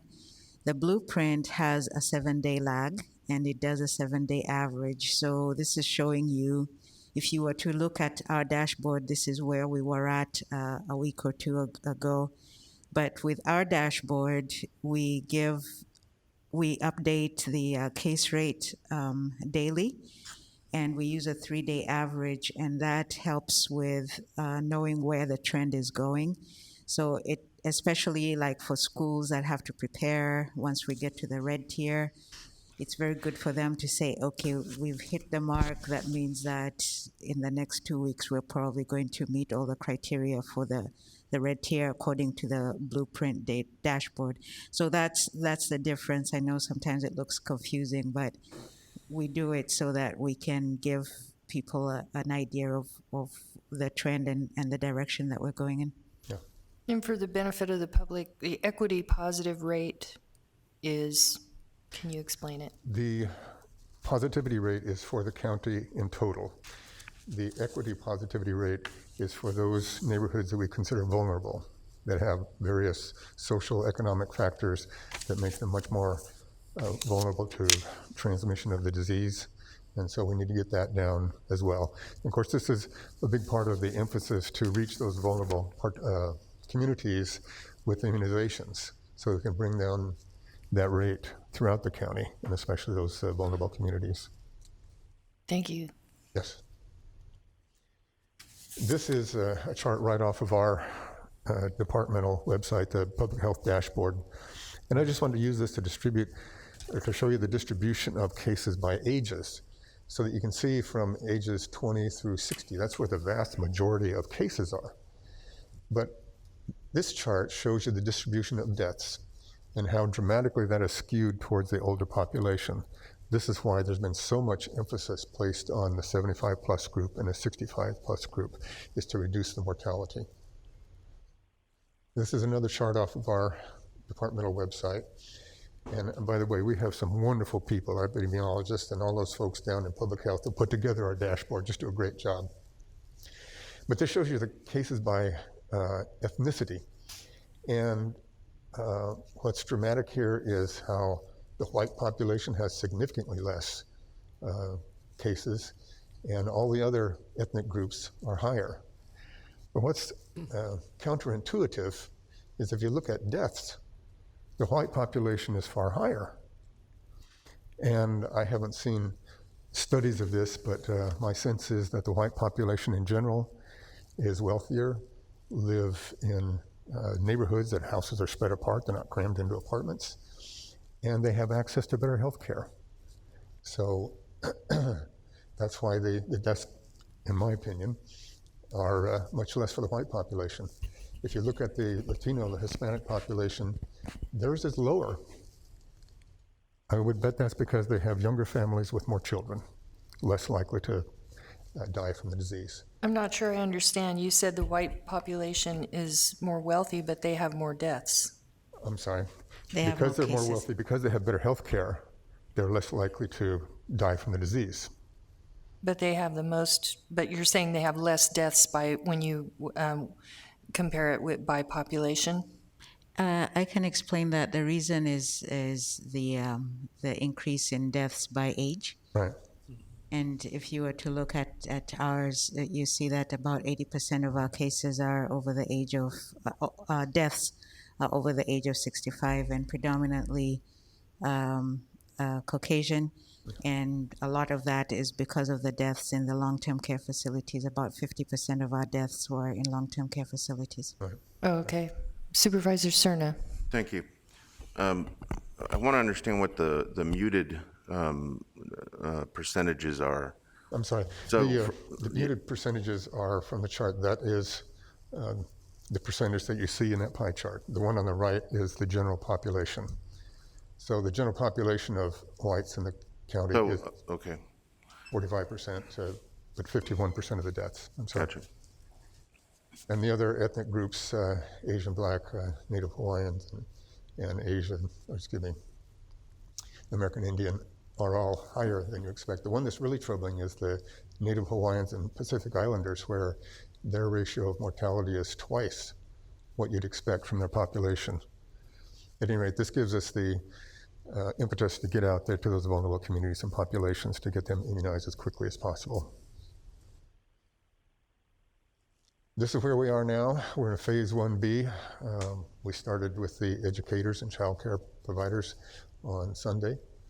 You'll notice under phase 1C, the second box is for persons aged 16 to 64 with the high-risk medical conditions and disabilities. With the governor's pronouncement, those folks on March 15th will be moving on over into phase 1B and will be added to that group for immunization sooner than they otherwise would have. This one just displays the vaccinations, the vaccines that we have received, both from Pfizer and Moderna. And it's been a little inconsistent, but from the week of January 25th through last week, it was increasingly positive and going up, as you would expect as the state gets more vaccine. This current week, we're only receiving 14,850 doses, quite a bit less than we got last week. And Dr. Kasiri and I have both been in contact with the State Department of Public Health at the highest levels, trying to get some satisfaction and get those doses back up. This is showing our first dose allocations in comparison to other counties, and it's just all across the board. The state dramatically changed the allocation methodology. And even though the state received 22% more vaccine, Sacramento County received 18% less. We believe that a big part of this is their data system. The vaccinations that we administer aren't all being recorded. And that's been the case in many counties, and probably the case in Alameda and Contra Costa. They just say they are getting a lower vaccine allocation as well. Excuse me, Jim. We have several people punched up. Supervisor Natoli. Yeah, I appreciate it as you were explaining it, because part of what I was going to say is, so you're trying to get a satisfactory explanation. Again, I'm not so sure there's a satisfactory explanation from at least what you've described thus far. And if their data system is such that it's not proper recording, again, as we talked about in previous item this morning, again, this board, is certainly working, you and Dr. Kasiri and others sort of voice for this county. If we're getting now, in this current allocation, 20, approaching 20% less, we didn't have 20% less need. And granted, there's a limited number of vaccines coming into the state overall, but if there's a flaw in their data, then I think it's incumbent upon them to address that. I don't mean you. I mean, obviously, you. But if we need to advocate at this level, that there be some, adjustment, equitable adjustment. If in fact, again, not looking to point blame, but if there's a lag or there's some other, shortcoming in the data, then don't penalize the people of this county. And as we discussed this earlier this morning, and we'll probably get into this a little deeper. I mean, there's people are feeling the effects of the pandemic in so many ways, and obviously losing loved ones, but the here and now. And if we're getting 3,200 less vaccines this week, that's 3,200 less people that as you're beginning to move through the tiers and trying to get teachers inoculated, complete those that were over 75, the higher risk categories, or first responders and so forth. It just delays us as as communities in the county, and certainly all the other things that come into play here. And I guess, Jim and Dr. Kasseri, if there's something we can do at our level to advocate this without interrupting any work that you're doing or making it any more difficult at your level, to me, this is key. And so maybe maybe there are adjustments in the works, and so maybe you're getting more satisfaction to the questions being asked. But if not, let me tell you where we are. Okay, good. We have made this known to the director at the state level and his staff. What we were told yesterday is that the State Department of Public Health will no longer have a role in creating the allocations. That gets shifted over to Blue Shield. Dr. Kasseri and I have a Zoom call with Blue Shield this week, where we will press these issues and others that I'll show you in a minute. Okay. But you're right, this is just unacceptable. And that's what we have said to them. And we have pointed out the flaws in their methodology. We have pointed out the inequities. And we've been told, gee, we can't do anything about it now. It's Blue Shield's problem.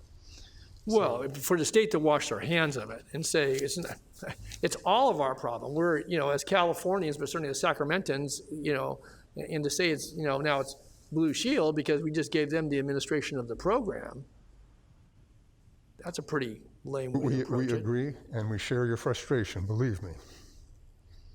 And then on top of that, I mean, if you consider of the 58 counties in the state, we're the ones that has the largest unincorporated population as a percentage of total population. Makes absolutely no sense. We're getting a lot of feedback from our constituents about it too. Oh, as we should. I mean, it affects everything we talk about. Certainly the safety and the what the vaccine is supposed to achieve, but all the other things that are tied to that. Yes. Wow. Okay. Thank you, Supervisor Natoli. Supervisor Desmond. Well, I'll just add my voice to that as well. That's extremely frustrating and just counterintuitive. You look at those numbers that you just had up there; it doesn't make any sense at all. And is the state saying that they're making it up somehow in Sacramento County with direct state allocations to make up for this? I'm just curious. So there are a couple of factors. One of the things they've told us is that they changed the algorithm that they're using. Before, they were basing it on the population in Phase 1A and healthcare workers, but now they have changed it, and the focus is on Phase 1B Tier 1, which includes agriculture.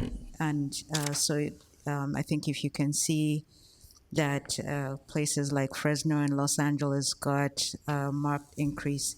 The other thing also that we've been told is that Kaiser is going to play a larger role. And I think before they were getting about the same as the other healthcare, or they call them the multiple county entities or large health systems. But now they're getting a much larger percentage. I think it's 20%. Yes, they've gone from a 10% of the statewide total to 20%, which on its face is reasonable because they cover 24% of the state's population. But as you can see, the state received 140,000 more doses, and Kaiser got over 60. There's like 78,000 doses that could be spread around to other counties. And I go back to the days when Bruce Wagstaff and I worked with CWDA on statewide allocations for welfare money, and one of the principles we always had was hold harmless. If you got more money, you're putting it into the stream, you're changing the methodology, that's fine, but hold counties harmless. Don't take money away from them. Right. Well, in this case, we say the same thing, and we requested that we be held harmless. What we were told is that we could probably expect the same number of doses next week that we're getting this week, the 14,850 number.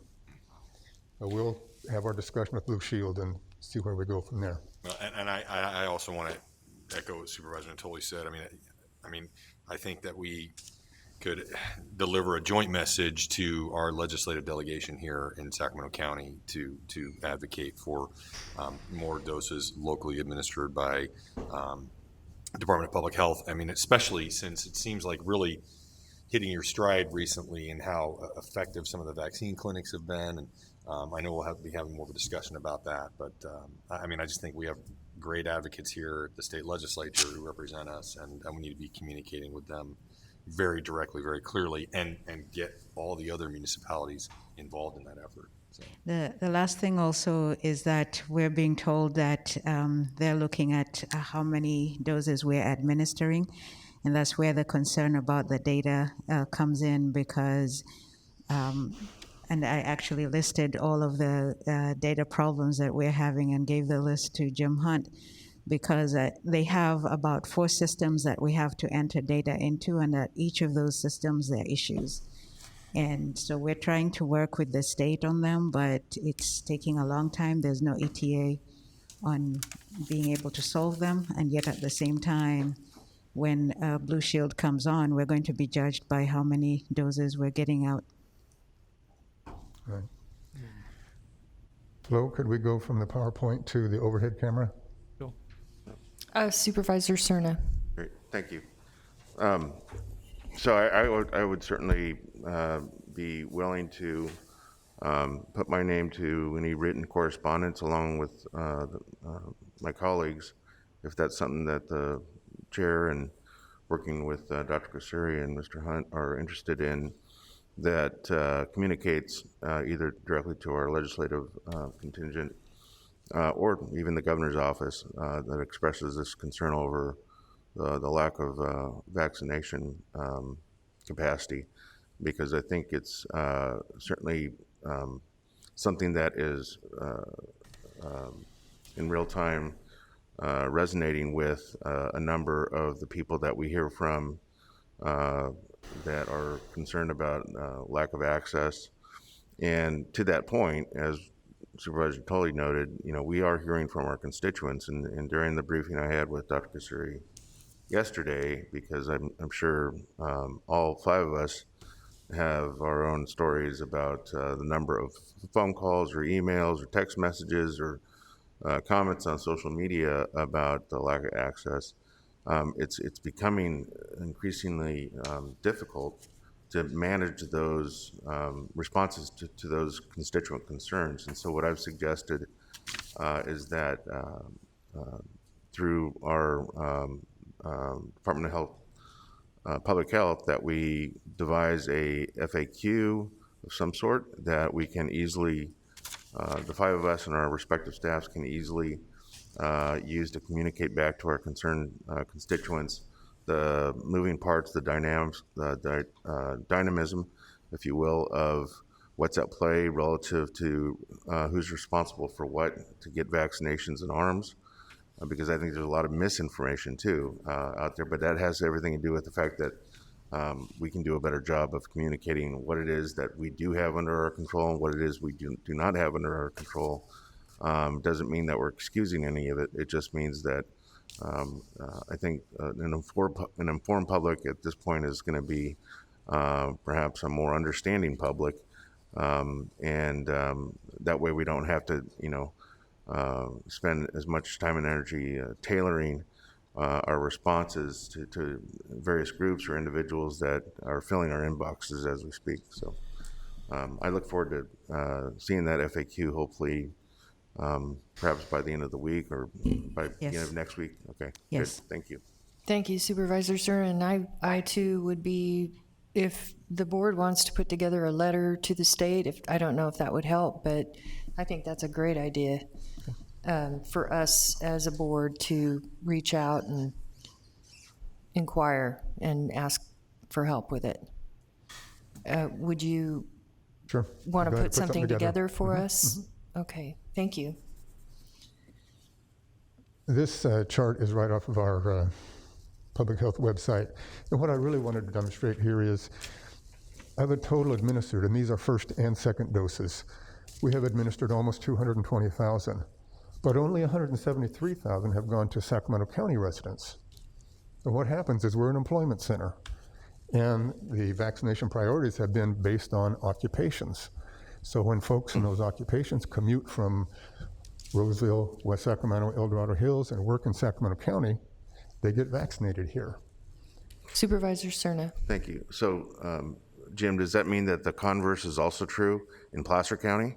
So if someone lives in Sacramento County, but they Yes. work in Placer County? Yes. So, so this is number could have, this is not a net number, so to speak, because you're not taking into account the number of our residents That's that are true. getting. I'm glad you brought that up. Yeah. So thinking that might be the case, I took a look at our surrounding counties that have the highest level of commuters. And if you just look at the doses per 100,000, ours is the least of all the surrounding counties, which says that we are vaccinating far more of theirs than they are of ours. What happens is that they are able to more quickly go through the tiers, able to vaccinate teachers before we were, ag workers, and then our residents, your constituents, talk to their peers in other counties, and the other counties say, hey, we're getting vaccinated, why aren't you? Well, this is one of the reasons why, our low vaccination rate because of reduced allocations and because we're vaccinating others in other counties.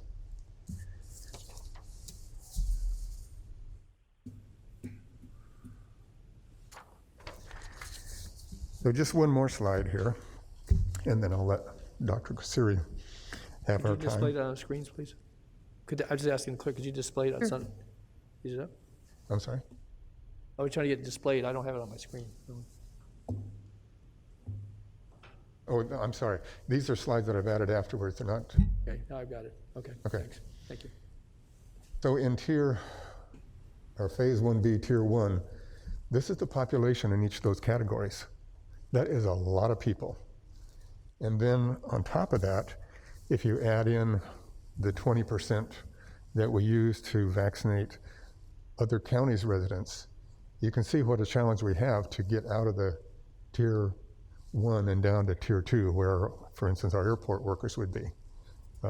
This is a huge number of folks to vaccinate, and it's going to take us weeks, if not months. Could you display the side-by-side, Jim, the one you just showed a moment ago, so I can get the numbers, if you wouldn't mind? I don't know how they fit there together.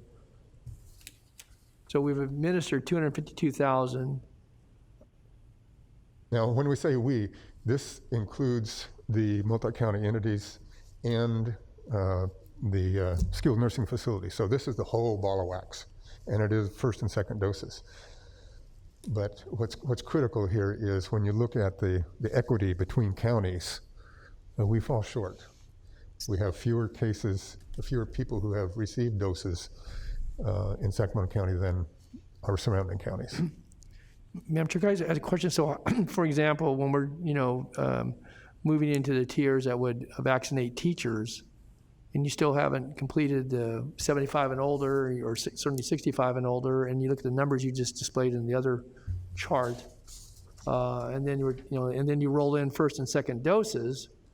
Again, I'm sure there's ways to split the numbers and split them out, but wow. That leaves us quite a bit. And then those in food and agriculture, 94,000. Yes.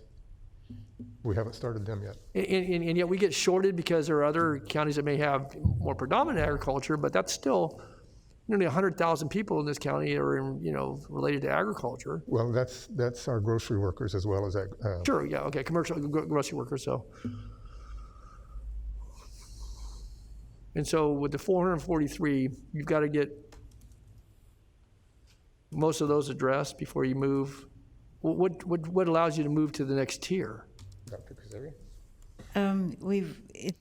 There's no hard deadline on when to move, so we just look at how many appointments we have, and if we think that we've vaccinated at least a large percentage of the tier that we're currently vaccinating, then we move on to the next one.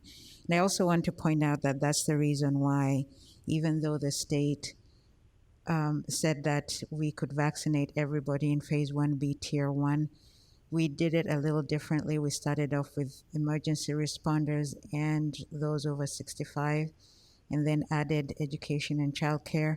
And then in mid-March, we will be able to add the food and agriculture, because if we try to do everyone at the same time, you would probably be getting a lot more complaints with people not being able to get appointments.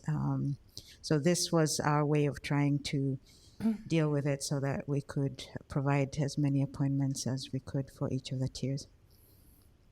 I mean, each of the sections. Okay.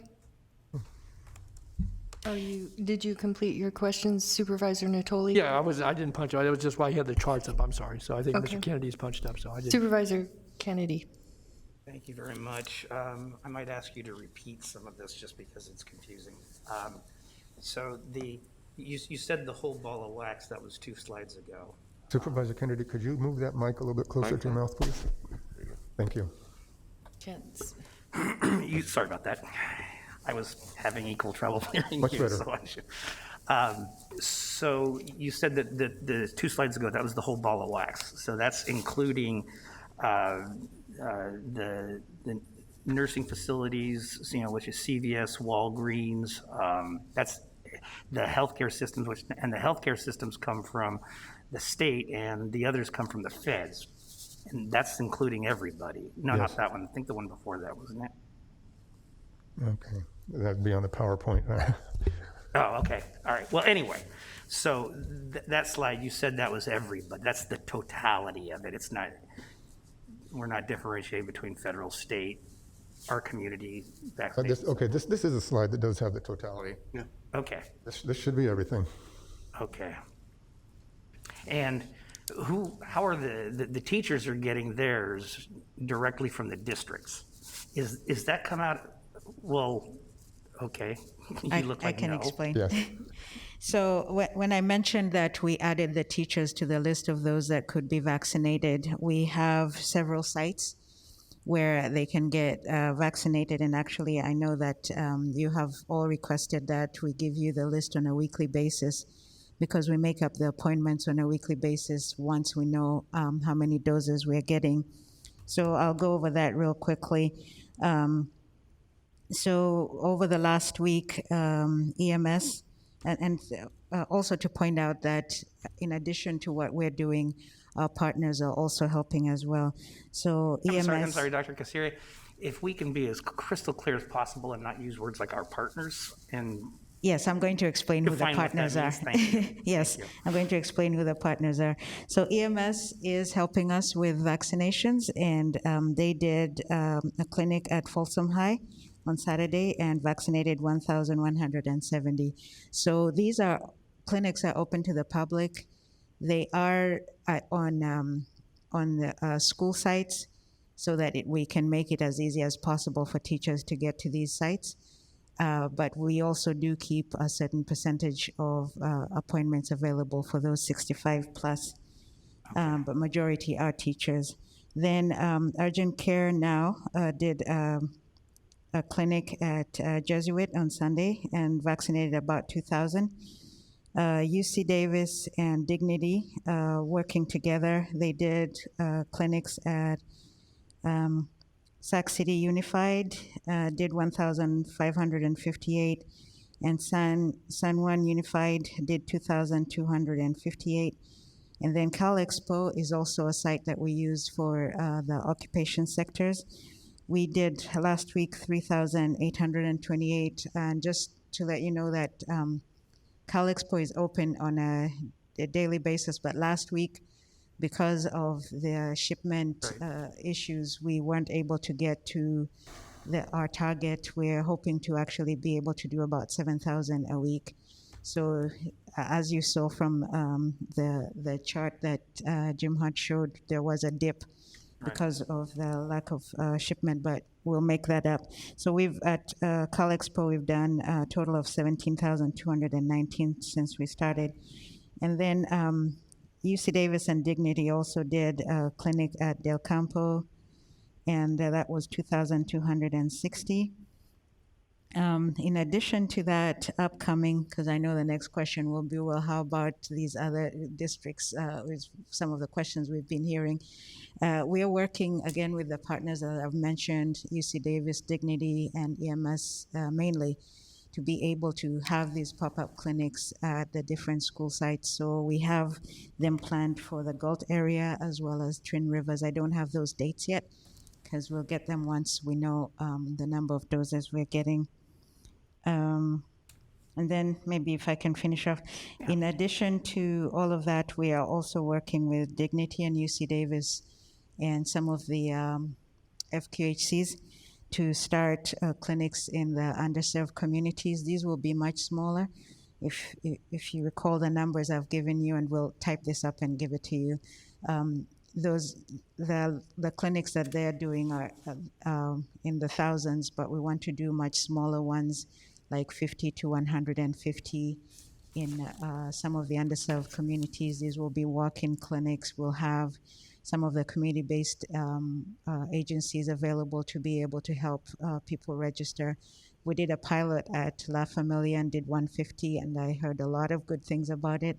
We also are planning to do one with Native Hawaiian Pacific Islanders.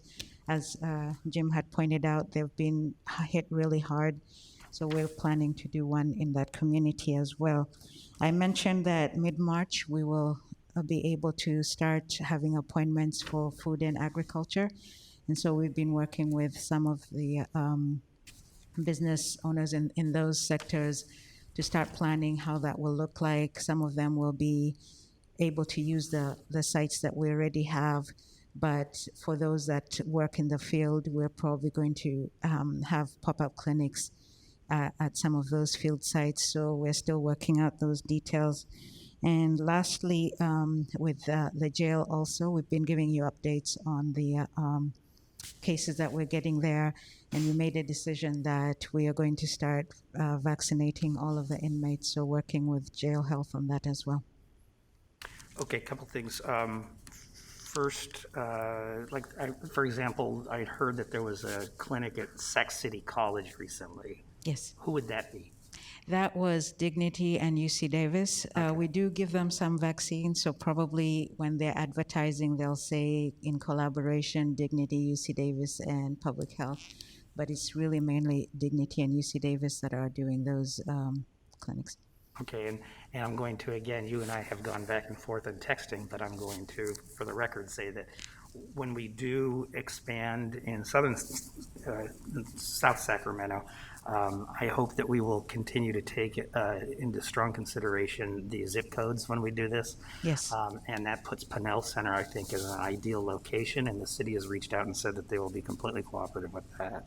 Yes. The other thing I will say is that with a few minor, outliers, I have heard from a number of sources how when they get, there's a lot of confusion about this. We're all confused, and I get that. I understand it's government at its best being as confusing as we can be, starting at the top. But I have heard nothing but great things as far as when people go to the sites, when they're getting vaccinated, that, these things are running very, very smoothly, and please pass that back to those that are on the ground. Sure, thank you.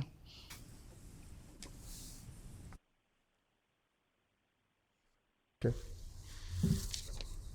Is that it? That's it. Okay, Supervisor Natoli. Yeah, had a couple questions, and I wanted to put something in the record.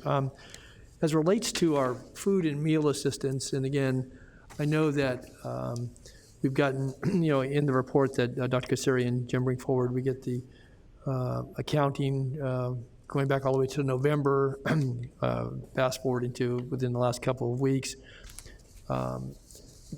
Each of us either has representatives or sit on the Area 4 Agency on Aging, and I know that on the last call, certainly they've appreciated the cooperation with Department of Human Assistance and certainly Bruce, your work, and and others in that regard. But we only funded that through the end of this month, and so where are we? We got the second tranche of money, and how are we communicating that? Okay, so anyway. I was just waiting to see if they were going to answer. Oh, okay. We are looking at different funding options, Supervisor, to continue that program. We're hoping we can find a way to perhaps continue it to the rest of the fiscal year. You recall in the last update, we were advised that we're getting $59 million more in the way of funding. We haven't gotten all the guidance on how that funding can be used, but Jim and I have been talking along with Michelle Cajeas and her staff about how we might be able to utilize this to keep that program going. We've had great results, and that's what we'd like to do. Well, I guess what I'm a little worried about, though, is that we only funded it through end of this month. They, as it was described in brief, they obviously were notifying recipients of those that were vulnerable, many of them, very elderly, and a lot of them been in isolation situations for a long time, months and months. So in order to avoid that, recognizing that, we have to be funding certain here, is there some ability to bridge that? Will we figure it out? And if so, are we telling Area 4 about that? Because I think, and the vendors, obviously, that are delivering the meals, and I've heard very good things to Patrick's compliments about the staff administering vaccines. I mean, that program has probably worked some miracles along with, a lot of other efforts in this community, and I want to acknowledge that. But I'm concerned that, we're only funded through Sunday of this of this week. So DCFAS is talking to the AAOA this week about how they can look at this in anticipation of the possibility of additional funding, and so they're doing their planning accordingly. So we're looking for ways that they don't have to phase it out, and they can look for ways to keep it going.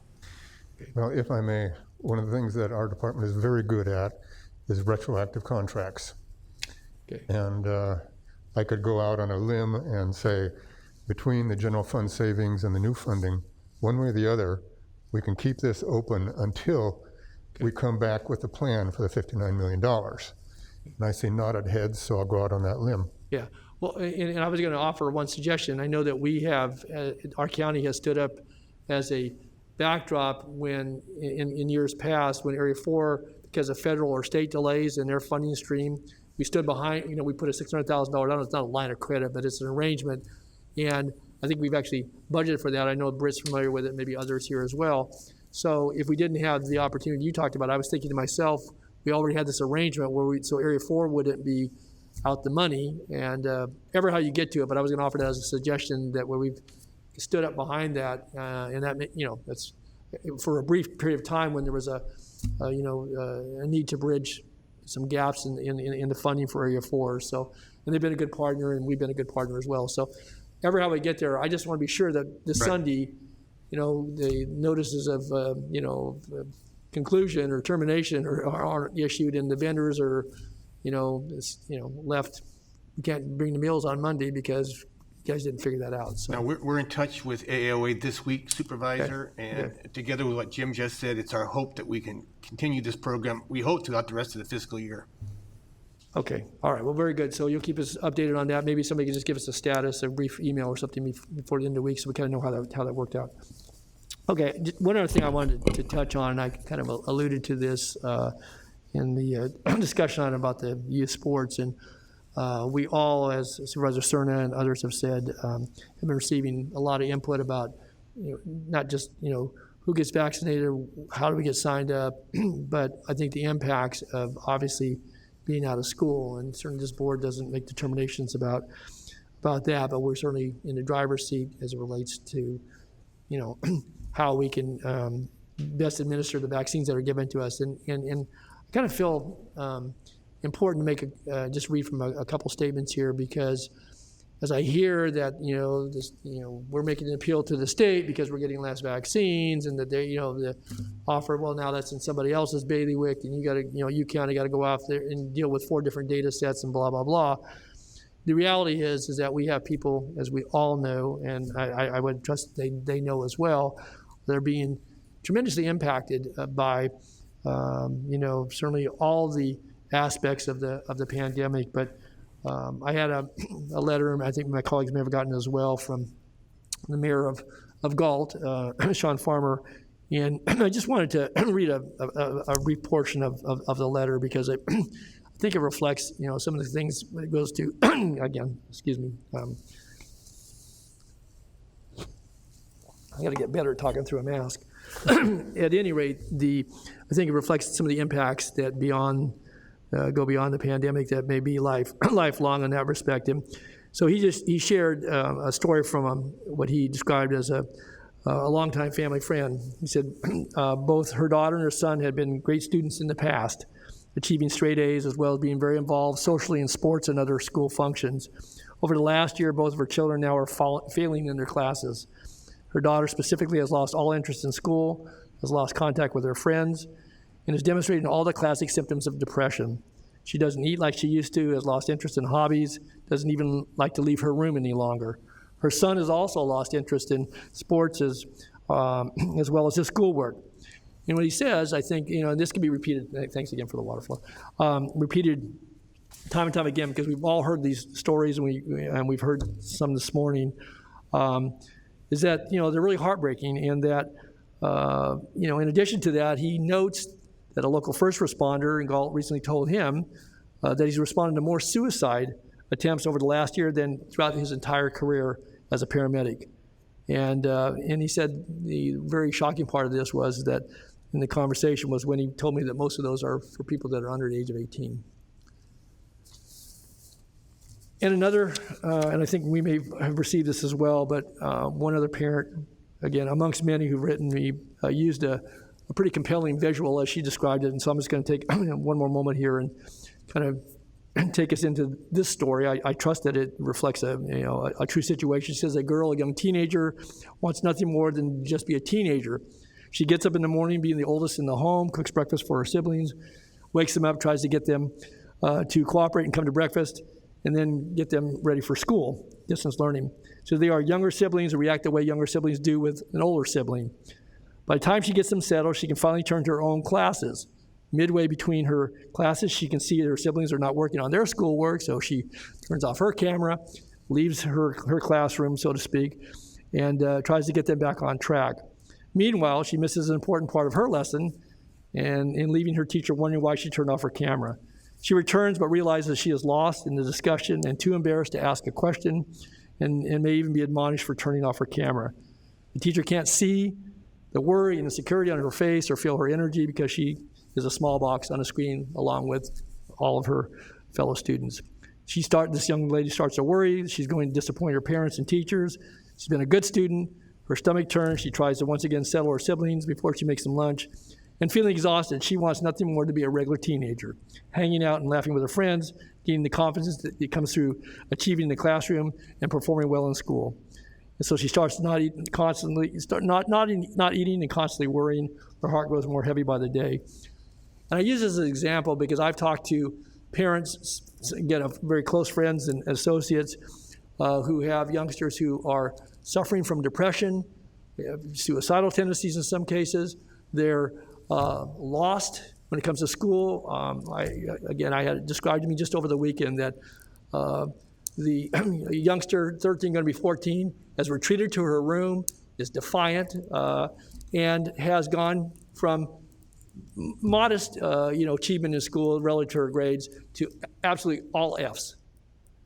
And again, I don't necessarily attribute all these things to distance learning because I think people are doing the best that they can, but I think when I hear that we're being shorted on vaccines and our ability for our teachers and for our school districts and for our personnel to get back into the classroom as appropriate and do it safely, and that we have these stories, I'm sure that could be repeated 1,000 times over here by my colleagues and others who would call in.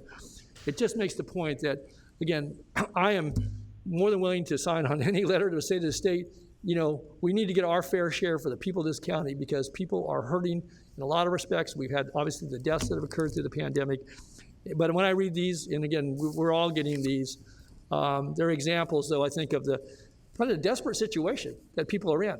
And we've, you know, got to do our best to get the vaccines administered, to get the doses that we need to help our people so we can return to school safely and return to more normal life. Because when I read about kids, they're the ones that are going to replace all of us that are here today in this room at some point in time. And if we're losing a generation of young people, and then some of them are losing their lives, and that to me is, it's not acceptable. We need to do what we can as we are. And so I thank again, Dr. Kasseri and Dr. Hunt for your work, and certainly leadership, Ian and Bruce and all the rest.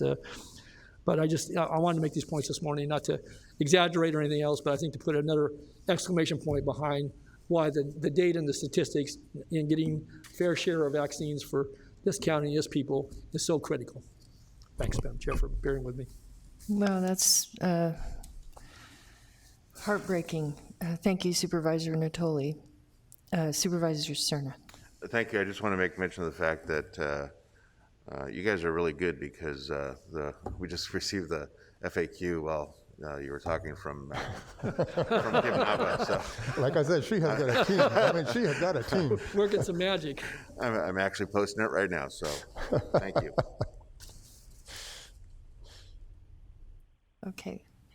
I believe we have no more questions, and we thank you very much for the updates. They're always informative and help us a lot in knowing how to respond to our constituents.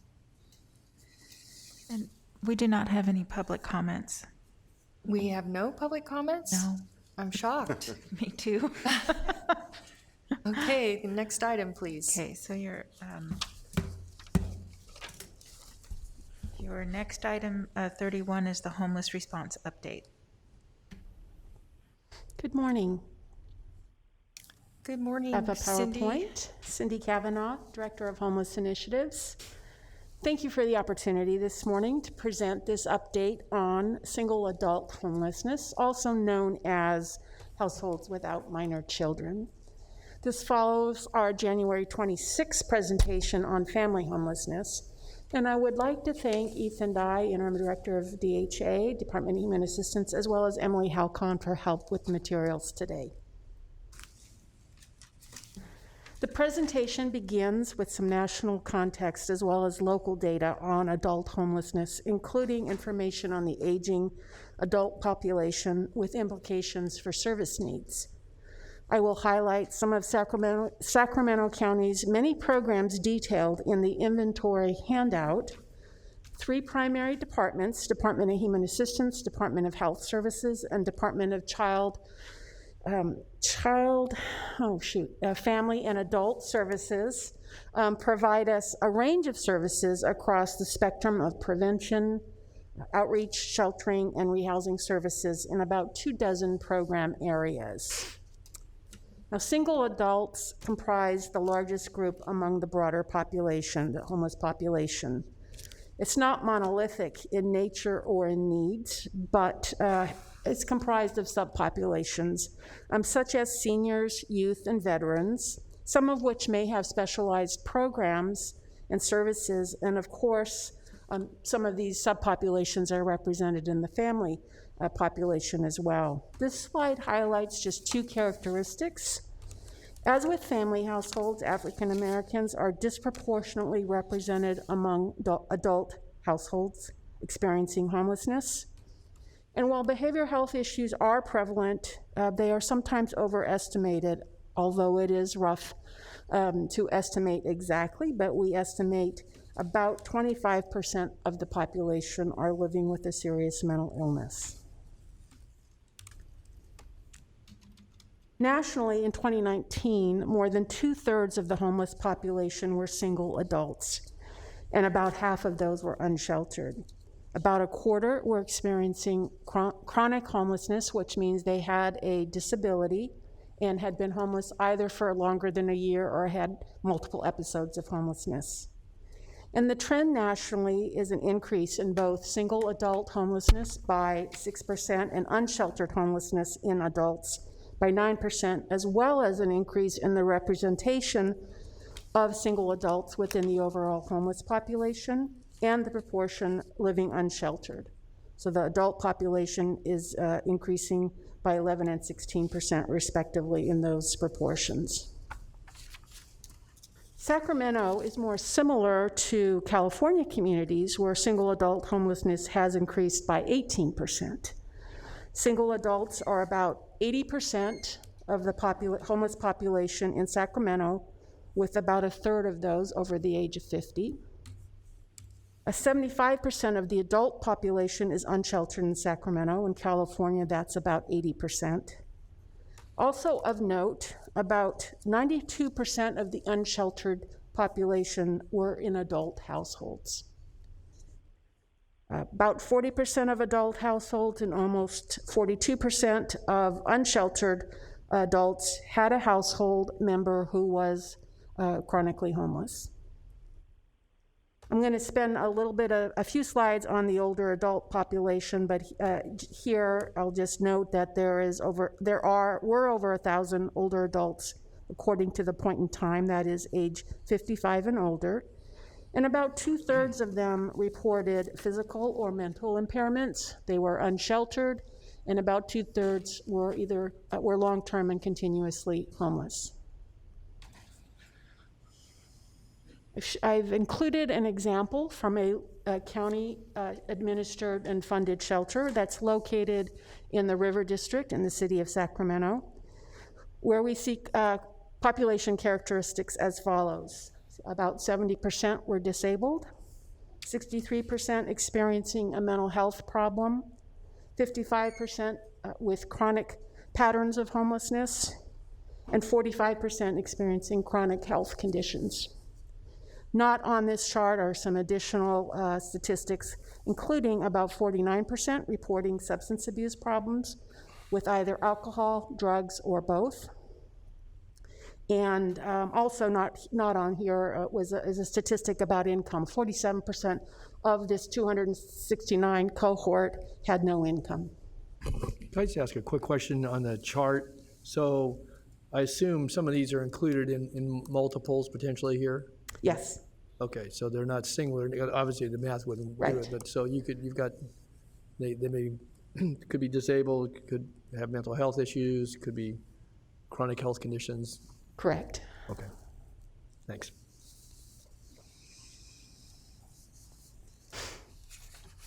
The next 3 slides highlight characteristics of the aging single adult population, which I've mentioned, which is growing rapidly and will continue to do so for the next decade. There's 2 distinct groups. A cohort of younger baby boomers have always had an elevated risk of homelessness throughout their lives, and they have represented throughout several decades about 30% of the overall adult population. They have a complicated history, some of which were sort of illustrated in the previous slide, and there's a number of more complications in terms of their health, behavioral health, unemployment, etc. There's also a group where there is late onset homelessness due primarily to factors such as low wages throughout life, or an event such as a job loss or a death in the family or marital breakdown or illness. As aged homelessness grows, so too will the service use and cost, including for hospitals and nursing home stays. This is a slide or a chart from a study that looked at interventions and divided interventions by 3 groups of seniors experiencing homelessness based on their shelter use and their health care system use. Targeted housing interventions were then matched to the population, to the 3 groups, with the intervention intensity matching the need. So those with higher shelter or healthcare system use were matched with permanent supportive housing solutions, which are more expensive, but a smaller portion of the population has that intervention need. And the larger percentage can be served appropriately with shorter-term rehousing assistance. Flexibility is needed for length of services and intensity of services and length of rental assistance. But in both cases, the placement of people who are formerly homeless in permanent housing is associated with reduced use of shelter, health and nursing home services, and related expenditures. This aligns with the overwhelming consumer interest in this solution, housing that they can afford. Based on the 2019 point-in-time survey, older adults were more adamant than any other group that affordable housing was their primary need. Turning to Sacramento County programs, we see at a high level, and this slide is actually representative of all the programs in the housing inventory count. While 80% of the people counted on a single night of the point in time, were single adults, which also included transition-aged youth, only 54% of the shelter beds and 51% of the permanent housing beds were designated for single adults or transition-aged youth. This is the inverse of what we shared in the family presentation in January, with where there was a disproportionate investment in families as compared to the population. So I'm going to spend a few slides highlighting some of the county programs that are in the 9 pages of the inventory. Now, I would urge folks to look at that material. It contains more detail on the services, the capacity, how to access, eligibility. And there are about, as I said, 24 program areas. But starting with street outreach and supportive service programs in this slide, generally jurisdictions respond to unsheltered homelessness through a street outreach and navigation approach. The county does fund outreach navigation in the unincorporated area and has just launched the encampment response team, which is, I've mentioned before, as a, I'm sorry, losing my, popping out of my ear. Maybe I'll take it off. Which is a new approach that leads with services. It's just started in the first encampment in the south area. Now, some county services and programs I want to differentiate really stem from competitive or mainstream funding and may have a broader countywide focus. So several programs highlighted here include the Housing and Disability Advocacy Program, which was a competitive funded program that assists folks in applying for disability assistance through Social Security Administration. Also available on a broader basis are the mainstream behavioral health services, where there is specialized access in shelters and in outreach and day centers on a countywide basis, and also has funded services within permanent supportive housing, which has actually facilitated 181 units over several developments, maybe about 10 developments, with many more coming online for Project Home Key and the No Place Like Home program. Looking at the sheltering is also generally a municipal activity. That is, each jurisdiction does some level of sheltering, as there is really limited countywide funding, either through state or federal funding for sheltering activities countywide. Excuse me, Cindy. Yes. Supervisor Kennedy. Thank you, Chair. Hi, Cindy. On the previous slide, you talked about those couple of efforts. Also, are we planning on doing a no place like home application or two this year at all, or in the next round of funding? So we just submitted in the last round. I have not. I'm not in the loop on the conversations there, or we haven't yet had them. So I don't see anyone here from that. I can get back to you on that. Okay, that's a specific one, but then also, how much are we staying in touch with SHRA and really continuing to find resources? As an example, Supervisor Cerna and I were on a call last week with 3 specific projects on Stockton Boulevard And I'm hoping that we're not siloing and that we're in touch and we're in regular contact with how to get those resources through SHRA out to alleviate the homelessness issue as well. So does that continue to, is there that level of coordination? Certainly in the No Place Like Home, that sort of set that precedent for collaboration with the mental health services and SHRA's capital and other funding. So there is that relationship. I'm not familiar with those projects, but we'll reach out and collaborate on them. Yeah, it just seems like, you all live in overlapping worlds, but you live in individually separate worlds as well. And there's also the one over on 44th Street off of the 47th Avenue that SHRA is heavily involved with mutual housing. I mean, there's so many of these projects. I just want to make sure that one side of our shop is talking to the other. Yeah. Okay. Thank you. Will do. It's an excellent point and a really good example of the challenge within the field of homelessness and the solutions. Right. So looking at the shelters that the county funds, I want to start by noting that about 18% of the unsheltered population in Sacramento is in the unincorporated area. This inventory shows support or full administration of about 428 shelter transitional beds for single adults, plus an additional 116 weather respite and interim care beds that the county supports. Excluding those interim beds, this translates to the county funding almost 50% of the adult shelter beds, including ones that may serve exclusively another jurisdiction, such as the city.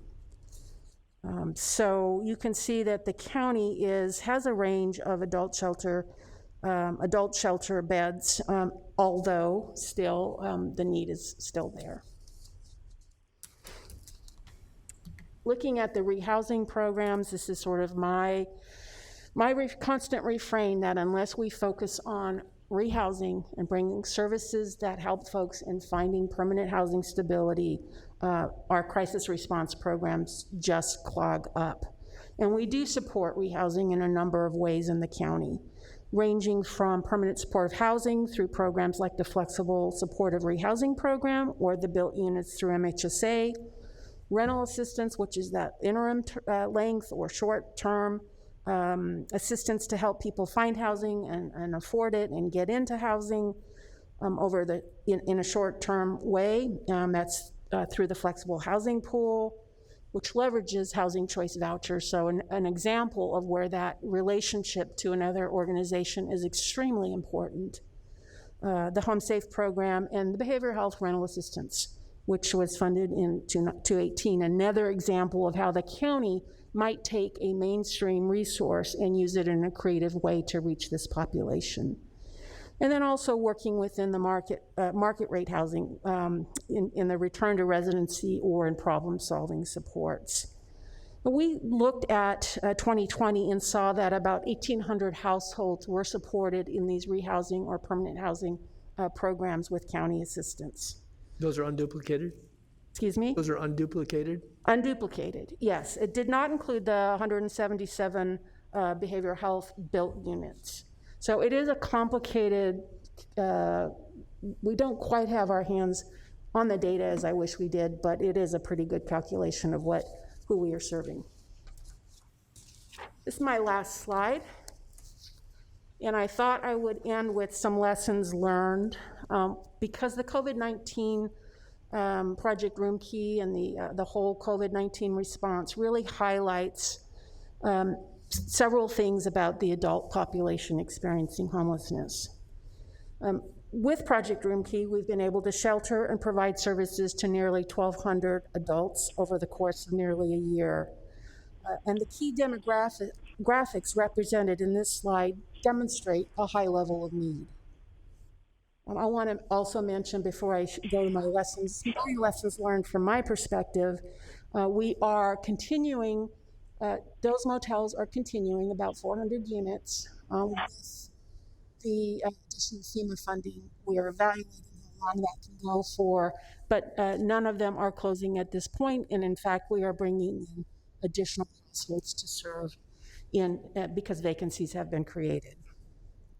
So, some of the lessons from my perspective, this effort has required an investment of staff resources and time in working collaboratively across agencies and silos, the point Supervisor Kennedy made. And we've been focused on improving services, outcomes, and efficiencies. Leadership is needed to set the stage and help maintain the focus for collaboration. Ongoing engagement and building trust with clients is essential. I've been listening this morning to the trauma that COVID-19 has brought generally to our community. Homelessness is there, that trauma is there all the time, every day. So it requires meeting people where they are in a trauma-informed way, and that moves past cultural stereotypes and biases. This also takes time, this engagement. Developing rehousing options is an essential skill. Administrators can support rehousing providers to develop options and break down barriers within the private market, as well as within the affordable housing market, where there are barriers for people returning to permanent housing, and even in permanent supportive housing, which is intended for this population. Providers can also support each other in developing skills, and we're practicing this in this effort. In addition, while skill can get you so far, we need a comprehensive, assertive strategy on developing more housing resource. And then finally, the lesson I want to note is that we've committed to using data in this effort and sharing that on a bi-weekly basis with our leaders, with the public. And we think this transparency helps all of us understand, get to that deeper understanding about what's needed to address homelessness in the adult population and more broadly, and to just build on those things that work. So that is something that we did differently in this effort as well. And with that, I'm open for questions. Supervisor Cerna. Thank you. Thank you for the information, Cindy. One thing I didn't hear you mention, and I'm just wondering if we even collect the data or if it's even possible to start collecting it if we haven't, is to have a better understanding of chronically homeless single adults who are service averse or service resistant. I think in large part there's a reliance on anecdotal information about who and for what reasons resist offers for assistance. But I think it's a very important part of what we're trying to achieve here is that if we, especially when it comes to the chronically homeless, if we don't have a great understanding of what factors are contributing to an individual's conclusion that they don't want service, whether it's sheltering or permanent supportive housing or just getting into the continuum of care, I think that's a critical thing to understand so that we can address it and figure out what's best to adjust in our continuum so that we can do a better job of making attractive those services that we may think that they're designed great and they should work in theory just fine, but in practice perhaps they're not because we're missing something. So I guess the first question is, do we even collect data on service resistant individuals? It's hard to know exactly how to operationalize that, but let me start by sharing what has been a common discussion among the jurisdictions and the agencies working in the Project Room Key. And we have made some attempt, we are making some attempt to sort of define what that might mean, because this is the first time where we spent this much time with this population, bringing together multiple providers, including behavioral health providers, albeit during COVID-19 has made it a little bit more challenging, to see where are folks on the spectrum of engagement is how I would frame that. And there is the observation that folks aren't interested, some degree of folks, and some Also, an observation that folks are engaged in very different ways by providers, some much more successfully than others. So I think, both of those, the data and the anecdotal, what do we need to do differently to reach folks? They are here. What are we offering them? For example, we found in one of the rehousing programs, one type was being offered of housing, basically not a real desirable type, a room and board. How can we diversify what folks are offered, and how do we move on that engagement spectrum? So I don't have a really precise answer. We did ask for, are there actual refusals of housing, and let's measure that. So I will be able to share with you that at some point. But what I have observed is more not breaking down those barriers enough to really know that answer. And also, I haven't really seen the documentation that concrete offers have been made. So it's a complex question that's really interesting and really key.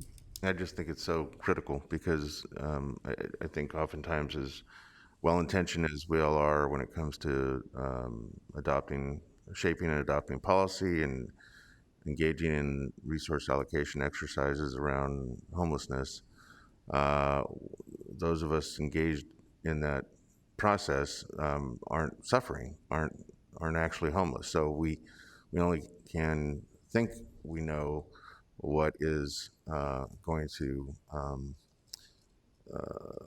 be attractive for folks that are suffering, and without really kind of delving into that subject matter and without understanding from their perspective what it is that gets them to yes, I think, to some extent we might be spinning some of our wheels. Let me mention one thing we are doing well. There's many things we can improve on in this regard, which is a bi-weekly convening of providers working with clients, of people working with clients at the Project Room Key. And we are sharing and asking, and we have a safe place to share what is not working and what is working. And we're bringing in some outside expertise as well. So it's a way to build up our skills in engaging. And we will also be looking within the encampment team very deeply at after the first encampment, what worked, what did folks need, where were we able to meet them, and where were we not able to meet them. So those two things are underway. Thank you. Supervisor Natoli. And just to capture your last point, I was going to ask about the encampment team since you rolled that out a few weeks ago, and I think it kind of goes to the question that Supervisor Cerna asked about, keeping data about those who might be resistant to any sort of help.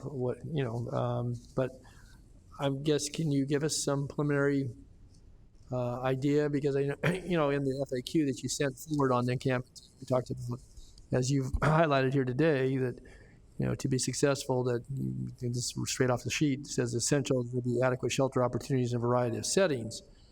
I think we know we're challenged in that regard, but I guess I'm curious, Cindy, without asking any more of my question, what's happened thus far? What are we finding? I know it's very early, but obviously you've deployed the team. You're having these bi-weekly meetings with staff to talk about other aspects, but it goes back to many of the things you touched on just in your closing comments, but also in responding to Supervisor Cerna, so I'm curious. So the encampment team has launched a couple weeks late because of staffing situation, but we have been meeting in the Project Room Key with the providers. And so your question there is what we are observing in terms of ability to engage? So you've only done work with community stakeholders, but you said you begin the on-site work in January. That was the memo from December 17. Now there's been something. Yes. So we've formed the encampment team based on existing resources, which we are hoping to expand. So it is fairly small and borrowed. And we had one of those staff of that team unavailable unexpectedly. So we just launched this week. So I guess I pose a different kind of question then, and this may not just be for you, maybe it's for Ann and Bruce and Ethan, but well, why do we have to just do it with borrowed staff? again, we know when we see the encampments in our communities throughout the incorporated and unincorporated area, and if we know to some of the statistics you just have gone over relative to what we do know about the population and about many of the challenges and the age groups and the various ways you do the cross sections about gender and veterans and mental illness, substance abuse. You get all that data. That's all good information because it informs who you need to have in your team. But when we spend millions, tens of millions of dollars annually in this county doing the good work that's been described here, but also trying to meet this challenge, why do we need to borrow, folks? Come to this board with a plan that says we need to, whether you're piloting it or not, and we're going to have a conversation tomorrow about a pilot that's important to mental health and so forth. But again, it just strikes me again, and I'm not, reacting in a critical fashion as much as, hey, if we need to do this, if this is what we need to do, let's do it and get the support you need from this board or wherever to embark on this in a way that's reasonable, thoughtful, but also doesn't have to rely on, scraping together this and that. Because, if one thing's visible to folks from the standpoint of the homeless plight, and certainly all of the work that we've done thus far, it's just go visit their neighborhood or their business district and see the presence of people in need, how we can best address that. And we're going to do this, on a on-site, learn about the whole county at one time. I get that, but okay. We are coming in March, that is Department of Human Assistance, with the request for additional resource through the state homeless assistance program, HAP. I'm missing Housing Assistance Homeless Services Program, HAP, to expand that outreach team. It's not the only outreach occurring. I know this that. approach is not the only. We also have the unincorporated outreach and navigation program. And we are using the existing outreach throughout the county to bring in 60 additional persons this week in the vacancies created at the Project Rimkey. So it's not the only, but we will return and present the expansion or the scaling of that approach. If I might add, Cindy, just for a quick second, Supervisor, your point's very well taken about the encampments. And so we have this encampment team that's trying this pilot approach, but we also have staff looking at an overall strategy, deal with encampments. Cindy mentioned some possible funding sources in the state and the feds we might be able to utilize, but also as part of our budget discussions, we're going to be taking a look at that too. So your point about bringing a proposal back to the board is well taken. That's exactly what we're working on. Okay, and did I understand that we're going to see that in a few weeks? Is that the plan? We're going to see that in a few weeks, Bruce? She said something in March? I think we'd have to regroup and find out what timing would be on that, Supervisor, to leave it like that. But I can't say exactly when, but we are working actively on that. Clearly, you see the problem everywhere you go. So, yeah, a lot of human need, a lot of human desperation, and many contributing factors. But it just seems to me that if we need to recalibrate what we did in November 2017, again, not in spite of the good work, but in order to, try to get more to what we now know more about relative to the root of the problem, then I think that's a real important discussion for this board, but also with all of our partners. And, maybe that's what we devote a session to, because again, it's no small devotion of dollars and certainly effort and people that care about this. But if there's other ways we want to try to approach this to help more and to address the multitude of issues, including certainly focusing on the human aspect of this, because I don't believe we're going to build our way out of it anytime soon as it relates to housing from a permanent standpoint. But what else? And again, I'm glad to hear that 60 more folks are going to be sheltered. It sounds like in the next few days, which is great. So I guess I would be eagerly anticipating something coming back to us. I know, Ann, you've obviously tuned into this too. So it just seems to me that it's timely from a lot of perspectives. And these reports that we've had in the last couple of sessions are, I think, an important backdrop for us to have a real good, strong conversation around what needs to happen going forward. Thanks. Thank you, Supervisor. Supervisor Desmond. Thank you, Cindy. And when it comes to the issue of the service-resistant population, which I think is so crucial for us to try to understand that better. And again, excuse my ignorance of some of these things, but the HMIS system, does it capture data about an individual? Say a navigator contacts somebody and there is housing, temporary housing, a shelter, something available. Does it capture the information that, hey, this was offered, these different options were offered to the individual refused? In other words, does it capture that information, and is that information being inputted consistently across the jurisdictions in the county? Yes, I would answer that. If it is being captured, it is on a program by program basis. It is not consistent, that level of information. We are still at a more basic level of information from HMIS. This project is giving us a much more insight because we've done additional data work to understand. It's not only sheltering, but we are working on rehousing. I think we've engaged, we have currently engaged, preparing for housing 183, an additional cohort looking for housing, but also capturing that dynamic of what is offered and what people aren't interested in. Anecdotally, I would say it's in that early engagement where once you get folks engaged, maybe the trust is there, recognizing that they are a partner in resolving their homelessness and recognize the trauma they are in, maybe recovering from. So looking at both of those, we are going to be measuring. So it's in that early engagement that we're losing folks, I would say. By the time they get to engaging with the supportive services, which varies both on what is provided and what is accepted, they are less likely to refuse housing. So it's more in that early stage of understanding where folks are, what issues they have to deal with immediately. Maybe it is something as simple as an ID or something more complex like a mental health issue. Okay, thank you. It seems to me that maybe some people who may otherwise be ready, willing, and able because they've reached, a point where they're, okay, I can't take it anymore living out here, and I'm ready to go into something, but they can't get into it for another 15 days or they're on a 30-day wait list. And so the navigator or whomever goes back to them 20 days later and says, now you're ready. Well, they've kind of changed. Something has happened in their life. They're no longer willing to go in. I'd be very interested to see how often that happens. Someone who's maybe ready, willing, and able to go, and because of the delay in getting them the resource or the bed, they change their mind later on. Because I hear, as I talk to folks in my district, mostly the homeless navigators and other providers in the unincorporated area, I hear two big things. One is that there is a terrible lack of navigators, and I'm wondering if you can tell me about your encampment response.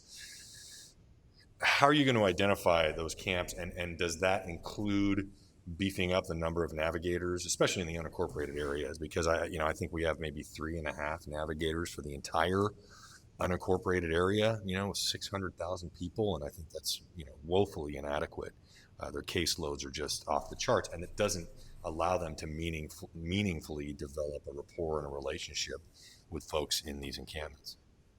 In addition to those 3.5, we do have, the county does have things like guest house, which also has an element of outreach. So we also have the hot team. We also have the hot team, so we have a variety. I'm not saying it is enough. Really what has been missing, and we are looking at, through the encampment team, having that more focused approach with an enlarged outreach cohort. So that is necessary and something we're looking at. That's the funding I mentioned that I expect. That small part will be coming in March, just for the HAP application. But I was going somewhere. So we have, but we haven't had anything to offer like Project Room Key. We haven't had 600 and then 400 rooms to offer. So it isn't a linear process. It's not easily captured by data, but we have learned, and why I keep highlighting this has been where we've brought in a large number of unsheltered persons, and we've had several sets of eyes through data as well as just through learning from providers to administrators across jurisdictions, across departments within the county, to look at what is needed, what is working, what else do we need to do, in addition to finding housing and housing resource, because that is not plentiful. What else can we do to engage folks? Because it's hard to predict. It's really hard, I would say, to say you're ready, you're not ready. You know, at that point, folks come in, their trauma starts to settle down, or they settle down. Some of them choose to leave because they don't want this process. But they do change over time, and our ability to engage changes over time. If I might just add, Supervisor, that we've heard the question about navigators loud and clear. And as Cindy mentioned, we're looking at the possibility of adding some more through some of this funding that's coming down, but we're also open to the discussion about during our budget process if we have to look at that. Thank you, Bruce. I appreciate that. And thank you, Cindy, for you know, everything you do. You know, it's just, and thank you over the weekend helping. I mean, that was a perfect example of, you know, someone who was at one of the winter respite sites on Saturday, and you know, there's no navigator available. There's no one working at the county, and this person, you know, it was an opportunity to help this person get into shelter temporarily while they're waiting for their Section 8 apartment to become available. You know, and so having more of them out there to connect people with services during the off hours and on the weekends is you know, so important. So, okay, thank you. Were you able to get them into housing? With the assistance of Bruce and Julie, who I have not met yet. Yes, I believe we got her into that's great. Got her a hotel voucher. So. And Ethan. And Ethan, thank you. And thank Ethan. You all. Yeah. Okay. Thank you. Did that conclude your presentation, it Cindy? did. Thank you. Okay. Thank you so much. I know this was a workshop. It's we appreciate the update and all the. I think there's a lot of follow-up to do, but thank you so much. Thank you. And at this time, we are ready. Do we have any public comment on this? We do. We have one caller waiting. Thank you.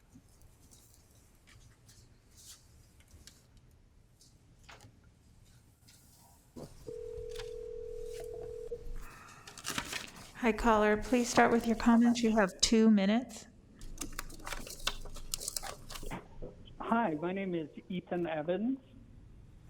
Thank you very much for continuing in your commitment to hear the issue of homelessness regularly, a commitment you made back in December and are following through on. Cindy's presentation was really illuminating. I'm an assistant professor at Sac State University in social work and a resident of District 3. And Cindy illustrated this baby boomer cohort and something we talk about in terms of health, the social determinants of health. That could often be said the social determinants of homelessness. And this baby boomer cohort, she talked about the history of low-wage jobs, the history of education and training. And so these are economic and social structural causes of homelessness. And I think as we move forward as a county, we need to recognize that, you know, it may be more appropriate to consider those living outside as economic refugees from a large cohort of economic change in our economy. And we're in an acute time where, you know, restaurants and many businesses are closed, so we've had a huge shift that has affected this group the most. And I think it's important to realize most of the type of encampment outreach and humanitarian aid that's happening throughout the county is happening by ad hoc, pop-up volunteers with little to no coordination. With some support, the county's been really great in putting up potty stations and hand washing stations during COVID. But there are so many other areas of the county that aren't large encampments, but have a large number of people. For example, the strip along the light rail from South Watt to Bradshaw, there's 50 people sleeping there. And I feel like this is a place where the county could do coordinated effort to find out who's doing that type of humanitarian outreach. My neighbors have gone out twice to provide sandwiches and some gloves and whatnot to those 50 people. But I'm sure there's churches in every one of the supervisors' districts that are going out on weekends to meet some of the basic survival needs of people living outside. We just heard about CDBG funding to the tune of maybe $5 million. Perhaps there could be funding available to help coordinate, find out who's doing what work where in the county on a volunteer ad hoc basis, and help support that with Can you wrap up supplies, your which, comments, please?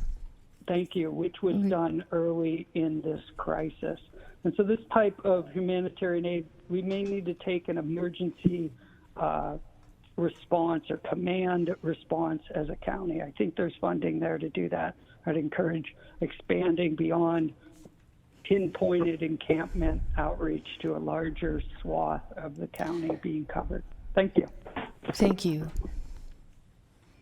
And that concludes your public comments. Okay, at this time, we are going to recess to close session on 7th floor, and we will reconvene at 2 p.m. We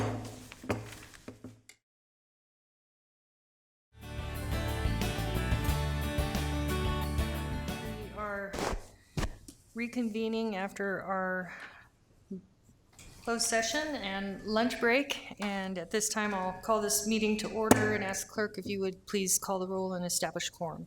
Good afternoon. Supervisors Desmond? Here. Frost? Here. Kennedy? Here. Natoli? Here. Cerna? Here. And you have a quorum. And my understanding is that we do not have any reportable items from closed session. I'll ask our county counsel to confirm. Yes, that is correct. Thank you. Nothing to report. Okay. Thank you. And Madam Clerk, if you would please call the next item. Yes, item 32 are resolutions of necessity authorizing eminent domain actions to acquire real property for the Howe Avenue Bicycle and Pedestrian Improvement Project, Cottage Way to El Camino Avenue. There are two separate actions that you need to take. The first is on Joseph A. Laris, a single man located at 2323 Howe Avenue. The second is the Great Highway LLC, a California limited liability company located at 2120 El Camino Avenue. The environmental document is a environmental impact report. Good afternoon. We're having trouble hearing. I'm sorry. No, it's not that. I'm sorry. I don't think the... Yeah. Better? Okay. Now we can. Okay. Good afternoon, Chair Frost and members of the board. I'm Peter Hannon, Program Manager, Acquisitions Section, Real Estate Division. And I'm here today to introduce this item, which recommends board approval for two resolutions of a necessity authorizing eminent domain actions to acquire real property interests for the Department of Transportation's Howe Avenue Bicycle and Pedestrian Improvement Project, Cottage Way to El Camino Avenue. The project will install bike lanes, infill sidewalks, a raised median near Howe Avenue Elementary School, and street lighting along Howe Avenue between Cottage Way and El Camino Avenue. The project also includes replacement of a portion of the asphalt concrete path in Howe Community Park, as well as traffic signal modifications for bike detection and other safety enhancements. The purpose of the project is to establish a safer environment for all modes of transportation and create a more attractive, functional, and publicly inviting corridor. Of the 15 necessary acquisitions required for the project, 2 properties are the subject of this board item. Number 1, Joseph A. Luris, a single man located at 2323 Howe Avenue. The real property interest the county seeks to acquire consists of an easement for public roadway and public facilities, an easement for public utilities and public facilities, and a temporary construction easement needed for the project across a portion of the affected property. Item number 2, Great Highway LLC, a California limited liability company located at 2120 El Camino Avenue. The real property interest the county seeks to acquire consists of an easement for public roadway and public facilities, an easement for public utilities and public facilities, and a temporary construction easement needed for the project across a portion of the affected property. The county obtained appraisals for the affected properties from an independent appraiser and presented offers to the respective property owners for the purchase of the various easement interests I just mentioned. The county's negotiations with these two remaining owners have reached impasse. The county is thus unable to secure the necessary easement interest in the subject properties under the current circumstances. Today's resolutions of necessity and anticipated eminent domain actions will provide for possession of the required real property interest and construction of the project while the county proceeds to acquire the easements through eminent domain if necessary. Information to support the required statutory resolution of necessity findings is contained within the staff report included with the agenda packet along with the owner contact histories. Notices of intention to seek approval of the resolutions of necessity were mailed to the respective property owners by registered mail and standard U.S. mail at least 15 days in advance before today's hearing. If you have any questions regarding the project or any of the properties in question, I or other project team members currently present are available to address those questions for you. Thank you. Thank you. Supervisor Desmond. Thank you. Real quick. So yes. we did get some public comment about that. I don't know if you've seen the letters we received. Okay, well, one letter, and that's probably, I think there might be public comment on this, but specifically why the impasse with the second property owner, Great Highway LLC? I mean, it looks like they're disputing that some elements of this project are not necessary, which obviously affects kind of the level of the taking. Can you maybe outline a little bit what the dispute is or what the difference of opinion is? Essentially, the property owner, we negotiated with them, and the property owners wanted to have specific language added to the agreement. So we went via county council and with risk management and went through some of the property owners' desired language. Some of that language was found to be acceptable with a little tweak with county council and risk management.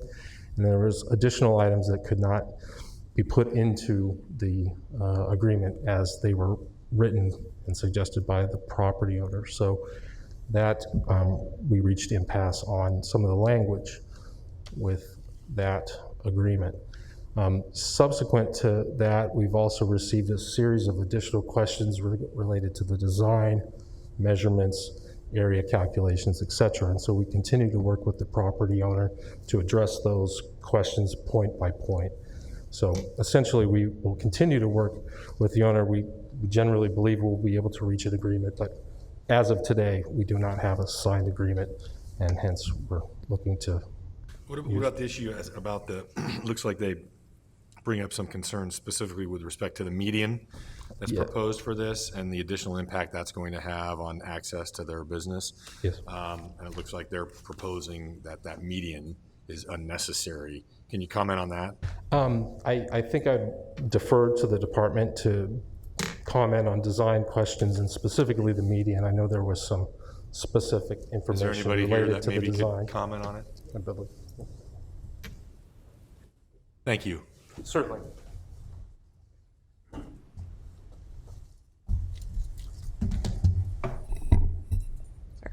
Good afternoon, Chair Frost, Supervisor Desmond, fellow board members. My name is Melissa Wright. Is this okay if I do this?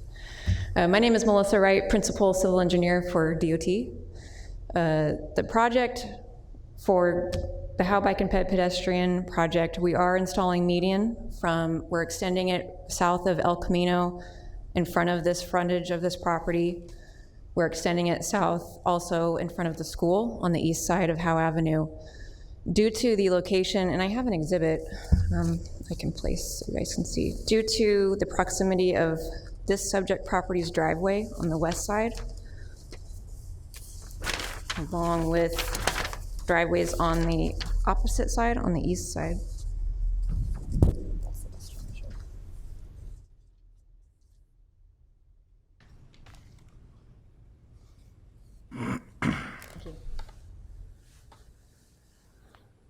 So, you guys still hear me?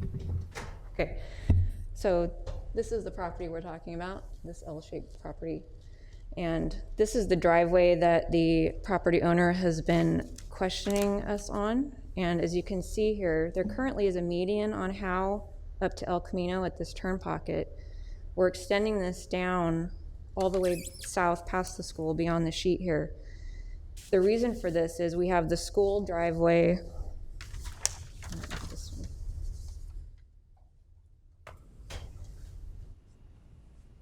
Let's get our bearings here. This is the property in question. Here's the school. In order to make the school entrance and exit safer, we are extending this median across the school. The driveway for the school here, our county standard is to not have a driveway within 50 feet of a median. So in order to extend this up, we now have an issue with Donway, so we extend the driveway again. Sorry, this is the northern property driveway of the school.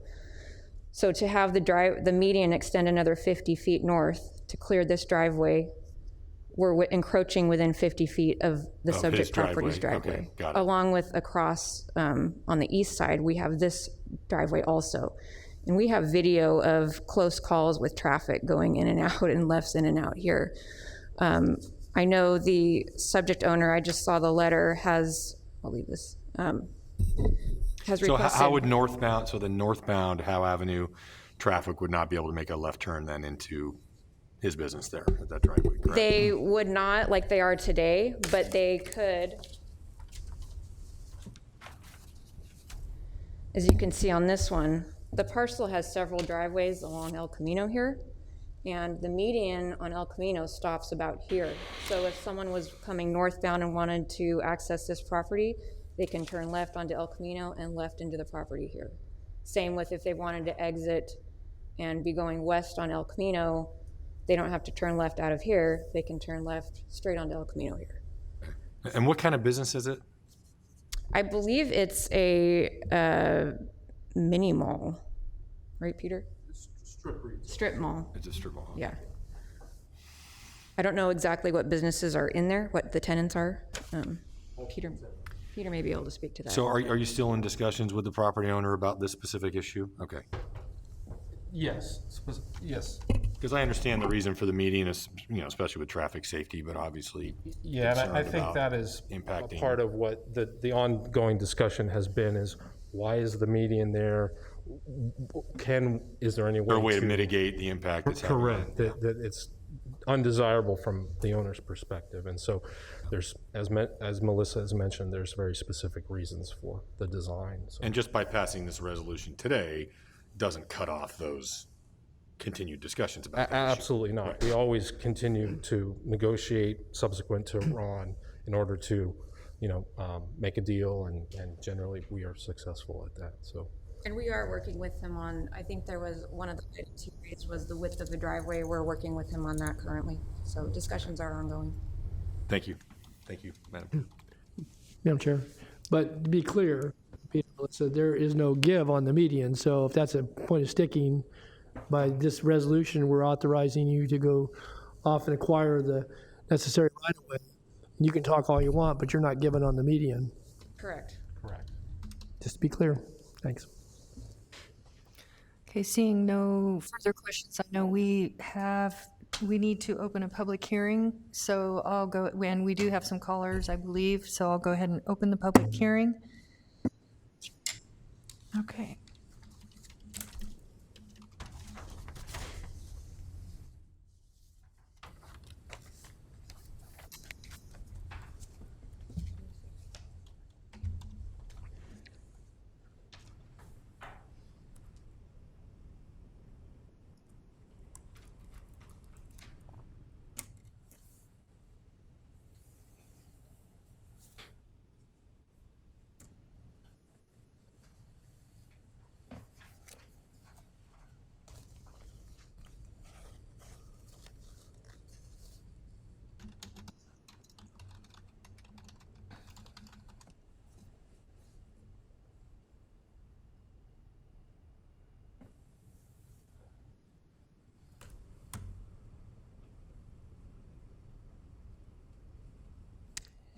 They're speaking with the the caller. They have questions, and so sorry about that. All right. They're letting me know that she's trying to answer their questions. No problem. We can wait. Okay, the caller says that they want to call back. Can you send the next caller, please?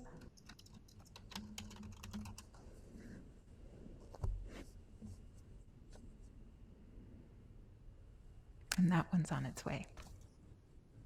Thank you.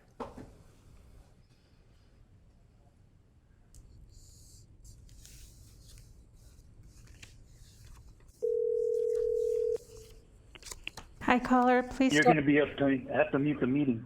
Hello, you're in the meeting now, sir. Could you start with your public comments, and you have 2 minutes? Okay, yes, this is Tony Brawl from Great Highway LLC. I've submitted a letter in regards to the concerns that we have with the project. Let me just read a part of the letter.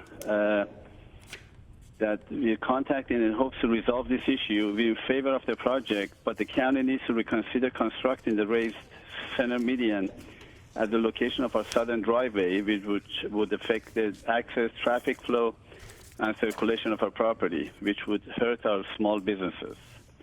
The property was purchased based on access, circulation, and signalized corner. The small businesses that occupy the center will be hurt by the circulation limitation that the median would impose on the property. There's 4 different reasons that I like to quickly go over that. The way the Howe El Camino, the Howe Avenue Bike and Pedestrian Improvement Project is planned is not required or necessary. In working with Peter and Robin before Peter, we've asked for traffic counts, and they send us an email, which I've also attached as part of this letter, that they showed us that there's a 6.5 feet shortfall in order to get the 150 feet off of Don Avenue, which would be 50 feet off of the 100 feet for the safety. So it's 150 feet, and there's a 6.5 feet shortfall. 6.5 feet shortfall could be adjusted easily with the southern driveway that we have, because our driveway is 45 feet. The commercial driveway that Peter Hannon referred to in his email, which they never gave us the location of the driveway, could be adjusted, moved up 6.5 feet. Our existing driveway is 45 feet.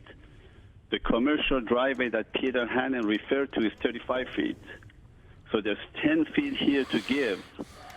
The letter from Robin justifying building a median and limiting access to all the tenants, small tenants who are trying to survive in this market and this economy, is, this access has a lot to do with it. So that 6.5 feet could be easily adjusted by moving the existing driveway 6.5 feet, and thus giving the county the 150 feet off of Don Avenue that they're looking for, which was Robin's email for justification why they're building the median. Tenants have been enjoying the access, being able, while you're driving north and how, to turn left into the property. And, that part of it is going to be a big hit if that is limited. And the only reason, based on Robin's, if it's 6.5 feet, that could be easily remedied by adjusting the driveway. The driveway is about 10 feet over what Peter Hannon mentioned in his email, that they want to shrink it down anyways.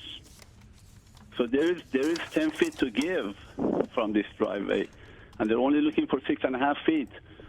So we really don't understand why they're doing this, why they've drawn up the plan, which it could be easily altered. We don't have to spend hundreds of thousands of dollars of the county money when it's unnecessary, based on their own requirements and standards that has been emailed to us by Robin based on our request, and which is submitted as part of this. We have also requested from Peter Hannon the exact location of the driveways the dimensions from Don Avenue all the way to Howe and El Camino to get us the measurements, the distances from each driveways, from the two driveways. And as of today, we haven't got any response from him. You know, it's been tough to get information from the county. The last one that they gave us, which we submitted, it showed where the driveways are, but no dimensions. It just shows, you know, where it is. There's a couple of driveways. There's no size, there's no dimensions, and there's no response from the county to be able to get the information so we could feed it to the tenants, and so the tenants would know they're trying to survive in this market. So we are fighting for the tenants to be able to keep it open, meet the county requirements and standards. We're all for the plan. Absolutely, we want to get it done. However, we think it could be easily remedied to give the county what they want, to save the taxpayers a lot of money, hundreds of thousands, and not build a 200-foot median starting from Don Avenue, go to the southern portion of the second driveway, the southern second driveway, the southern portion. It's 145 feet from the middle of Don Avenue, and these dimensions, we looked it up. We didn't get it from the county or Peter or Robin. 145 feet from the middle of Don Avenue to the southern border of our southern driveway. So they're only 6.5 feet short. We could easily adjust that. It takes 5 minutes. We've asked many times to get together with the engineer, talk to the engineer. They've been reluctant to put us in touch with them. So we've just relied on the computer, on Google, going out there, taking a look. But we haven't really got the cooperation that we need to be able to brainstorm this, sitting with the county, with the engineer, for the best of taxpayer and the most efficient way to do this, and also keep it open for the tenants to be able to survive. They're already having a hard time already. So this is something really important for the tenants, for the livelihood of the tenants, and I hope our wish is that it would be looked at seriously, so the small tenants would be able to survive.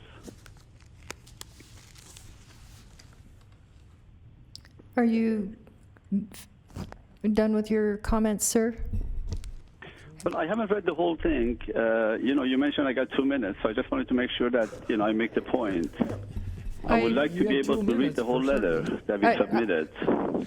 We worked hard on the letter. Is that okay to go on and to be able to read this? And in case, if there is any issues, questions, concerns, we could address it. Yes, I'm sorry for the misunderstanding. We thought you were just a public caller. We did not understand that you were the property owner. So yes, you can please proceed. Okay, then I'm going to read the letter that we submitted, even though I talked about it shortly, but, the letter, I think, expresses what our feelings are and how we think about this project, and so I'm going to start reading it. We are contacting you in hopes to help us resolve an issue with the above project. We are in favor of the project, but the county needs to reconsider constructing a raised center median at the location of our southern driveway, which would affect access, traffic flow, and circulation of our property, which would hurt our tenants, small businesses. The property was purchased based on the access, circulation, and being on a signalized corner. The small businesses that occupy our center rely on the circulation and access in order to survive. Based on the following 4 arguments, this project should be altered. Number 1, the way the Howe Avenue bike and pedestrian improvement project is planned is not required or necessary. In working with you, we've asked for traffic counts, accidents, statistics requested from Robin LaBelle, October 27, 2020, but to date have not seen any of the requested information. The response is that the area does not meet the county development standards. Thus, they intend to move forward with the improvement. See attached county email that came from Robin back in October 28, 2020. Number 2, in reviewing the project, there's a proposed raised center median that will restrict entering and exiting traffic from our shopping center.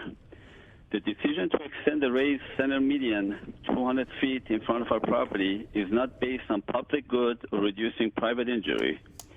The reason you provided to propose a 200 feet median extension is due to closing 6.5 feet gap that exists in the original design.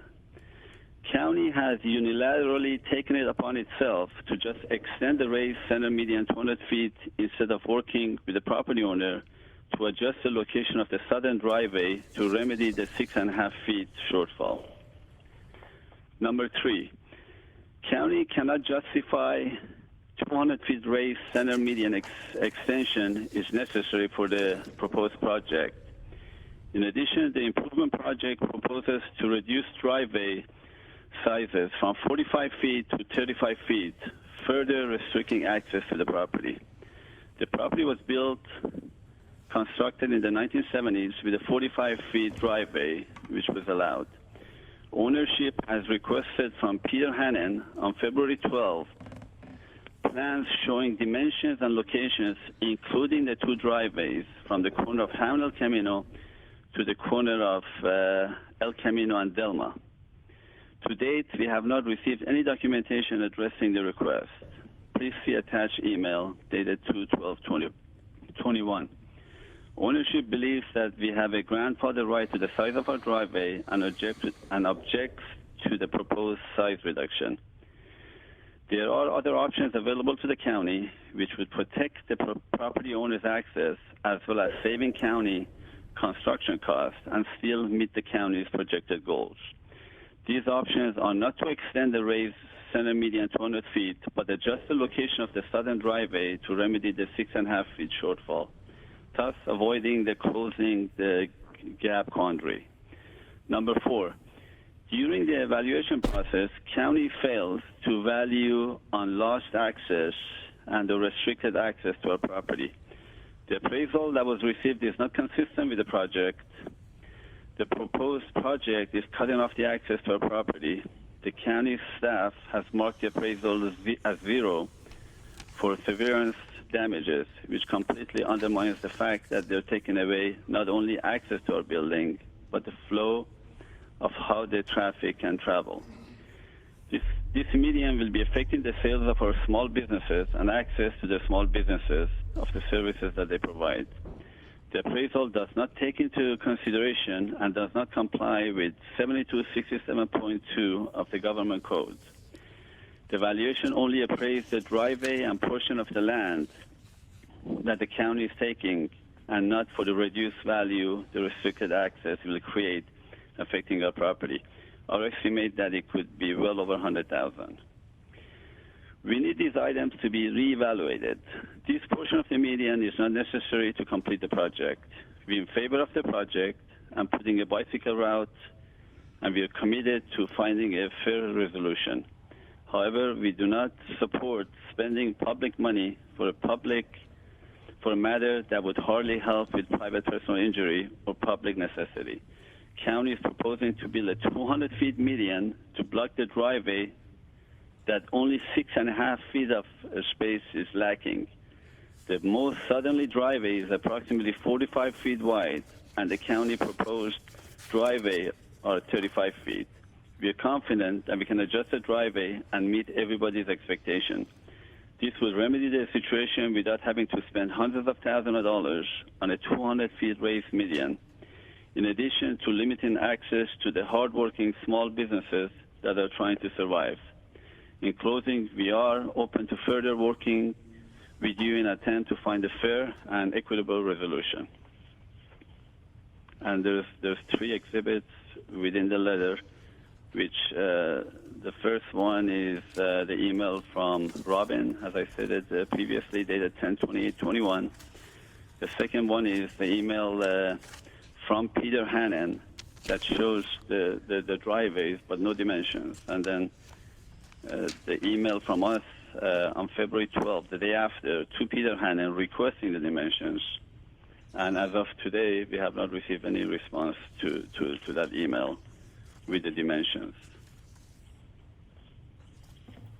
Okay, I'm assuming that we'll have this gentleman stay on the line And so if you would, have you concluded your comments, sir?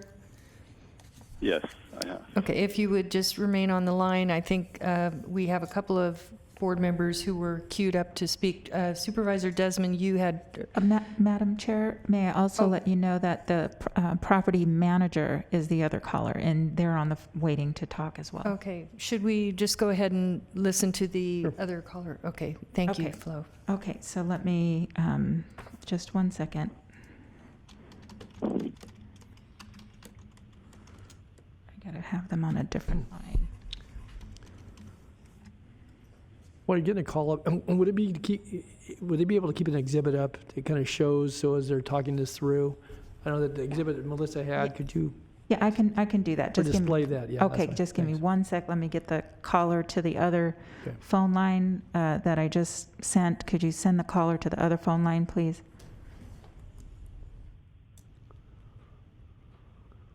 And then you hit that.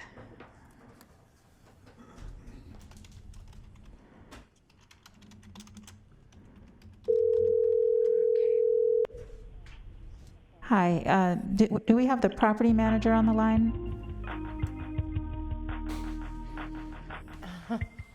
Thank you for holding. Got the county hold music on. Hi, do we have the property manager on the line? Yes, my name is Jim McLaughlin. Yes, you may start with your comments. You are now in the board meeting addressing the board. Good afternoon, board members. Thank you for giving me the time to speak. I've been managing this shopping center since it was originally owned by Norman Hill back in the early 70s. I'm sorry, I just had to turn off the volume on the video. Yes, if you could please mute that. Yeah, I just did, so sorry about that.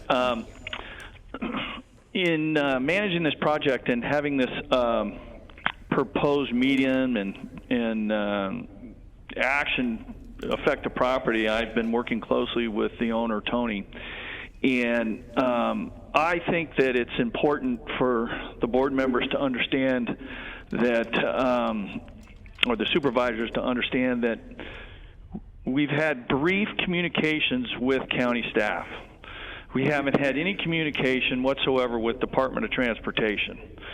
I think it's imperative that there be a postponement, at least a postponement to this, until there can be an on-site walk of the properties to understand the entire project.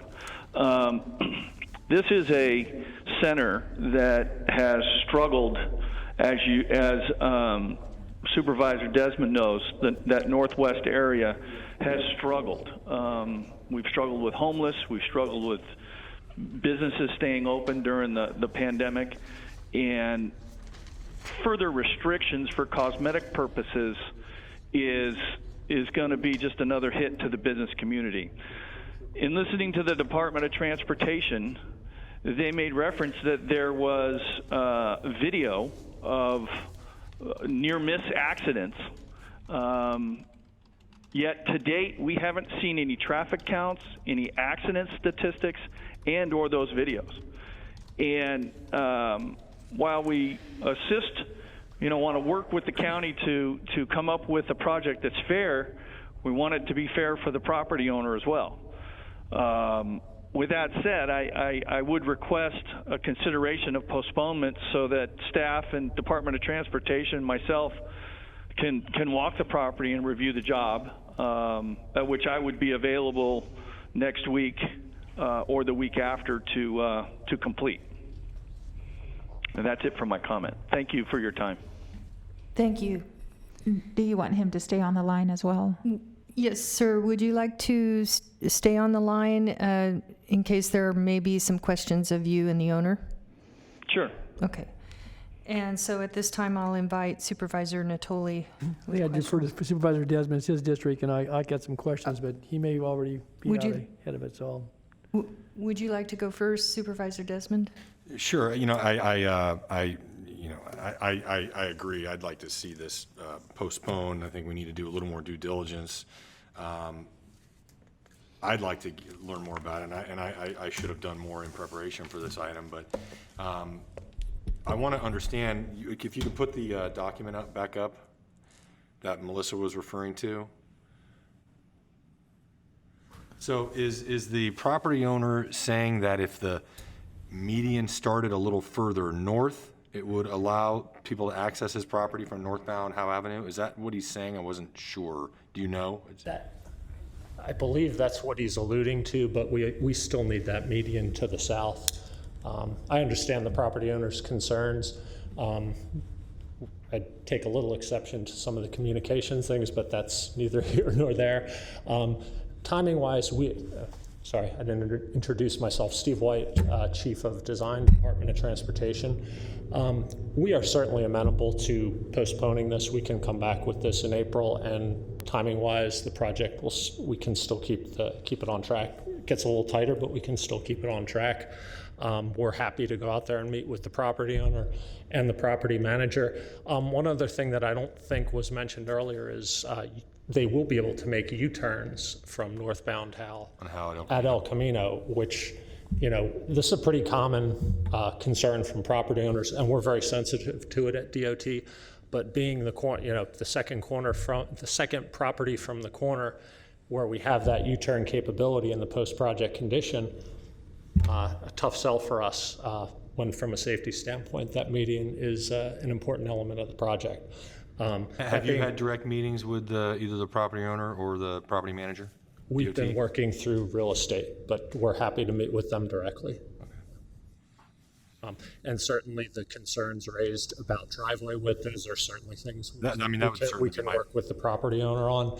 And as far as compensation and those type of things, I would defer to real estate on that. But as far as access in the post-project condition, he'll have that U-turn, and he still has access on El Camino as well, plus the right in, right out on Howe. But we're certainly happy to postpone this, bring it back in April after we've met with the property manager and the owner. Thank you. Did you still have comments, Supervisor Natoli? No, since it's going to be continued, I support the continuance. There was a piece of information, though, that was at least referenced here, and that is that I know we have traffic counts, but the accident history here, I hear about near misses, but when I write to DOT about near misses, that doesn't always count from the standpoint of getting a stop sign put in somewhere. So again, it shows obviously behaviors that could certainly result in injury and accident. But I guess, Steve, to the point, I was just going to ask that maybe when you come back, certainly you're going to have a chance with Supervisor Desmond and others to visit around this and seek hopefully a solution. But I'd certainly like to know what, a little more information, because again, we're kind of at a deficit, typically this level of detail when you're bringing an ROA in isn't before us, but we didn't have the exhibits that you're showing here. We had some of the exhibits that showed the right-of-way acquisition. So I would just ask, though, on the accident history, that would be an important piece of information, particularly with the school there, as Melissa pointed out. But obviously you want to eliminate conflicts, but we'll share that information with the property owner as well. I was not aware of any requests for that information, but of course we're happy to share that with the property owner and the property manager as well. Great, thanks. Great. So, Madam Chair, we need a motion to continue it to... I need to know if I should close the public hearing or leave it open, and does it matter? I'm sorry. We can leave it open. I'm sorry, we can leave it open. Leave it open, okay, we'll leave the public hearing open, and I think Supervisor Desmond made a motion to continue. Do we need a date to continue to? Or? Right, it would either be April 6th or April 20th, and so I need someone to give me that information. What day would you like to continue this to? April 6th? April 6th. I also ask that the board move forward the first resolution for the Lewis property. We can take a vote on that today. Okay, so There's two separate actions. Could we bifurcate this? I'm happy making that motion. Supposed to, anyway. Yes. So the motion to continue is just for the property that we've been discussing, and then you'll need a separate motion on the first smaller portion. So I'd move to approve the resolution on the first item and to continue the second item to April 6th. So we have a motion on APN 2780063.027. Need a second. Second. Second by Supervisor Natoli. Please vote. Unanimous vote. And then Supervisor Desmond has made a motion to continue the second item, Great Highway LLC, and we will be continuing that to 4/6. And do we have a second? Chair will second. Or Supervisor Natoli was seconding. Chair's got it, that's fine. Okay. So I have a first by Supervisor Desmond, a second by Supervisor Frost. That's fine, whatever is Okay, fine. unanimous vote. And thank you. Thank you, everyone. Okay, next item, please. Item 33 is approve revisions to the house elevation programs funded by the Federal Emergency Management Agency grant, Stormwater Utility, and/or the Beachstone Lakes Flood Mitigation Program, and update of flood mitigation for Beachstone Lakes. Good afternoon, Chair Frost, members of the board, Michael Peterson, Director of Water Resources, and if I could ask the clerk to slightly lower the podium. I'm not quite as tall as the last speaker. Thank you. Good afternoon, Michael. Good afternoon.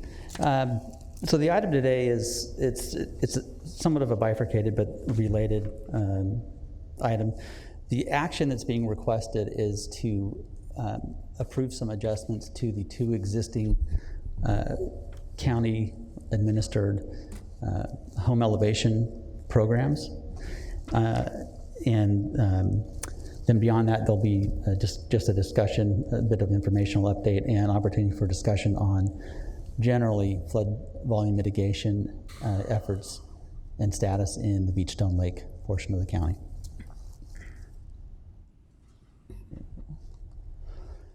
I'm going to skip ahead and just go to this table. So the county, since actually the 1995 floods, the county has been involved in home elevation projects with using primarily FEMA grants. And then over time that has developed into where there's some subsidization of those grants from stormwater utility funds. In 2017, the county implemented a home elevation program specifically for the Beachstone Lake area, which is outside of the stormwater utility, but there's a separate set of funding, which I'll speak to later in the presentation, that is used to help supplement that program. In general, like most grant programs, the home elevation program project is funded generally 75% by either FEMA or the county if it's in the Beachstone Lake area and it's not a FEMA eligible elevation. And then 25% is borne by the owner of the project. That's the general federal local cost share. The county board has approved additional contributions from county funds to help reduce the burden on the local owner. So we've been authorized already to provide half the 25% local share up to $12,000. In other words, the county would actually use stormwater utility funding to help support the local owner's share of the cost. And in the Beachstone Lake area, we are able to use the Beachstone Lake mitigation funds to do that same thing, to provide an additional supplement to the local owner's cost.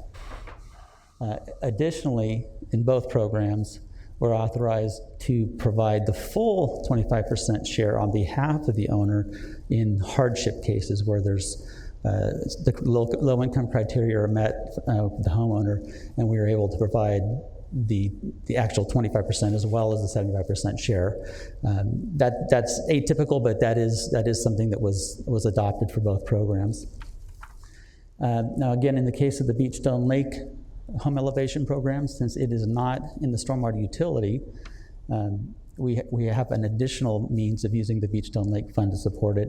If an elevation project somehow was not qualified for a FEMA grant in the Beachstone Lake area, we have the ability to use the Beachstone Lake Fund to fund the 75% project share.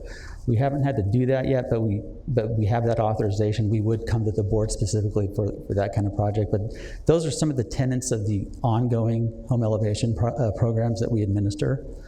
What we're looking to do is provide some additional tweaks to help encourage and incentivize and get people over that hump of hesitancy when it comes to elevating a home, because it's a significant concern. For the FEMA Hazard Mitigation Program, these are, again, FEMA-based elevation projects. We also want to add the ability for low-income projects to provide additional funding at the discretion of the director to deal with not incidental costs, but costs that may be related to code compliance, removing unpermitted structures, things that are necessary but wouldn't normally be covered by a FEMA grant program. Sometimes that just a little bit of latitude will be enough for a homeowner to be able to proceed. So that's one thing that we are asking to have added to the FEMA-based program. Similarly, we're asking for that for the county Beachstone Lake program. In addition, the county Beachstone Lake program was established originally with a $100,000 cap on the project. FEMA doesn't use that cap anymore. They provide a different method of calculating benefit costs. So there's an automatic $175,000 project benefit. So what we'd like to do is match that in the county Beachstone Lake program, so that aspect of it also matches the FEMA program. It will provide, again, incentive. It'll make it easier for folks to participate in the program because they get a better benefit calculated out of the project when it's analyzed. And then also for the Beachstone Lake area, we're asking for an opportunity, the ability to reimburse for the design costs. That's usually the first piece of cost that comes along with an elevation project. The owner has to get an architect, engineer to design it. They need to see it, and that's when they're going to first get a sense of what the project may look like. But that cost there is often significant, but that's something that weighs in on their ability to move forward.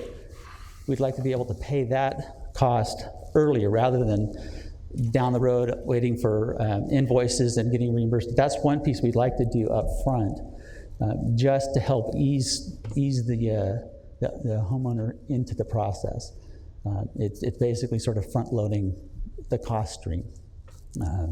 And we've got cooperation with the architects that are working on these projects. There's no problem with their willingness to do that, because they understand that we're here backstopping and supporting the program. So when they do enter into an agreement with the homeowner, they've already expressed a willingness to do that with us.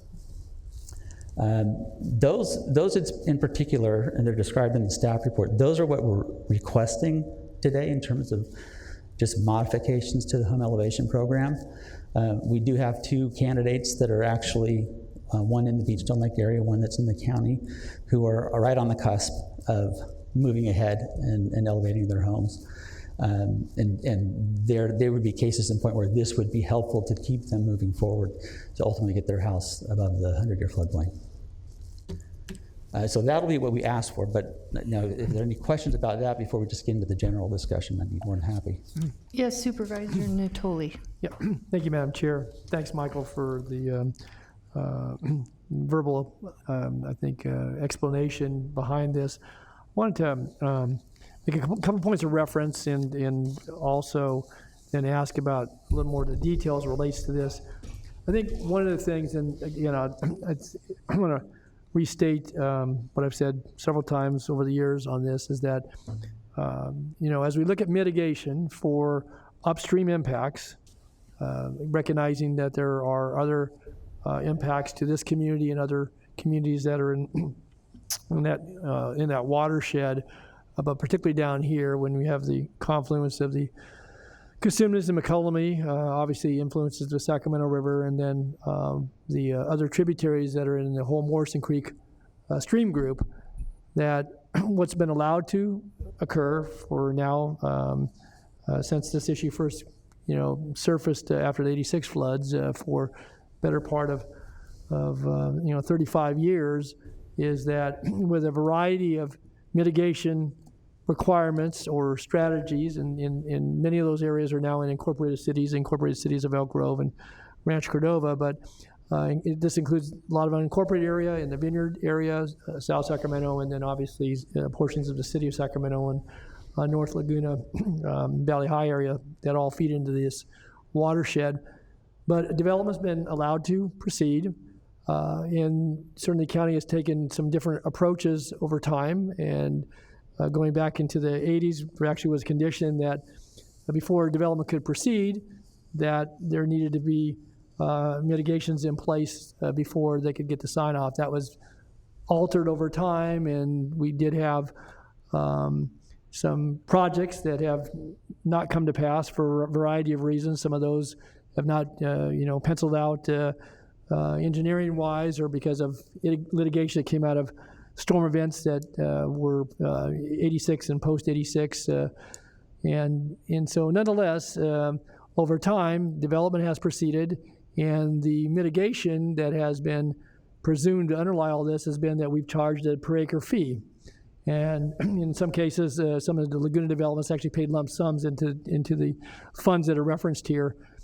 And so there are several $1 million that have been set aside for mitigation efforts, and certainly some of my colleagues here on this board, at least three, have, or two of you, and maybe the third one, have heard some of this, obviously, as we've kind of wrestled with what to do. And in 2017, as Michael accurately portrayed, it was as a part of the staff recommendation that we go to the home elevation program. Now, I want to make it really clear that in and of itself, certainly as a view as a supervisor represents the area, is not the sole mitigation. I know you're going to talk to this in a minute about some of the other things that are in the works in the watershed, upstream, downstream, midstream. But I point that out because as we look at this, and I support what's being brought forward here, but I would just also say that, and this is kind of the irony of all this, is that those that develop in the watershed, and certainly, as new homeowners and business owners, their obligations are released once the fee is paid. But now we have the situation where there is a contribution to the rise in the flood elevation, at least from those contributing factors within the watershed that's being developed. We don't control the Cosumnes or McCollum or the Sacramento River. And now we go to homeowners and say, well, we, for this reason or that reason, good reasons in many cases, we can't do, what we were going to do at Lambert Road, or we can't do, some sort of levee formation around portions of the community, or something in the upstream is not going to pan out to, address some of the volume and detention issues. And so we go to homeowners and say, but we have this program, and again, our staff has been very good about, working with individual homeowners, that you can raise your house.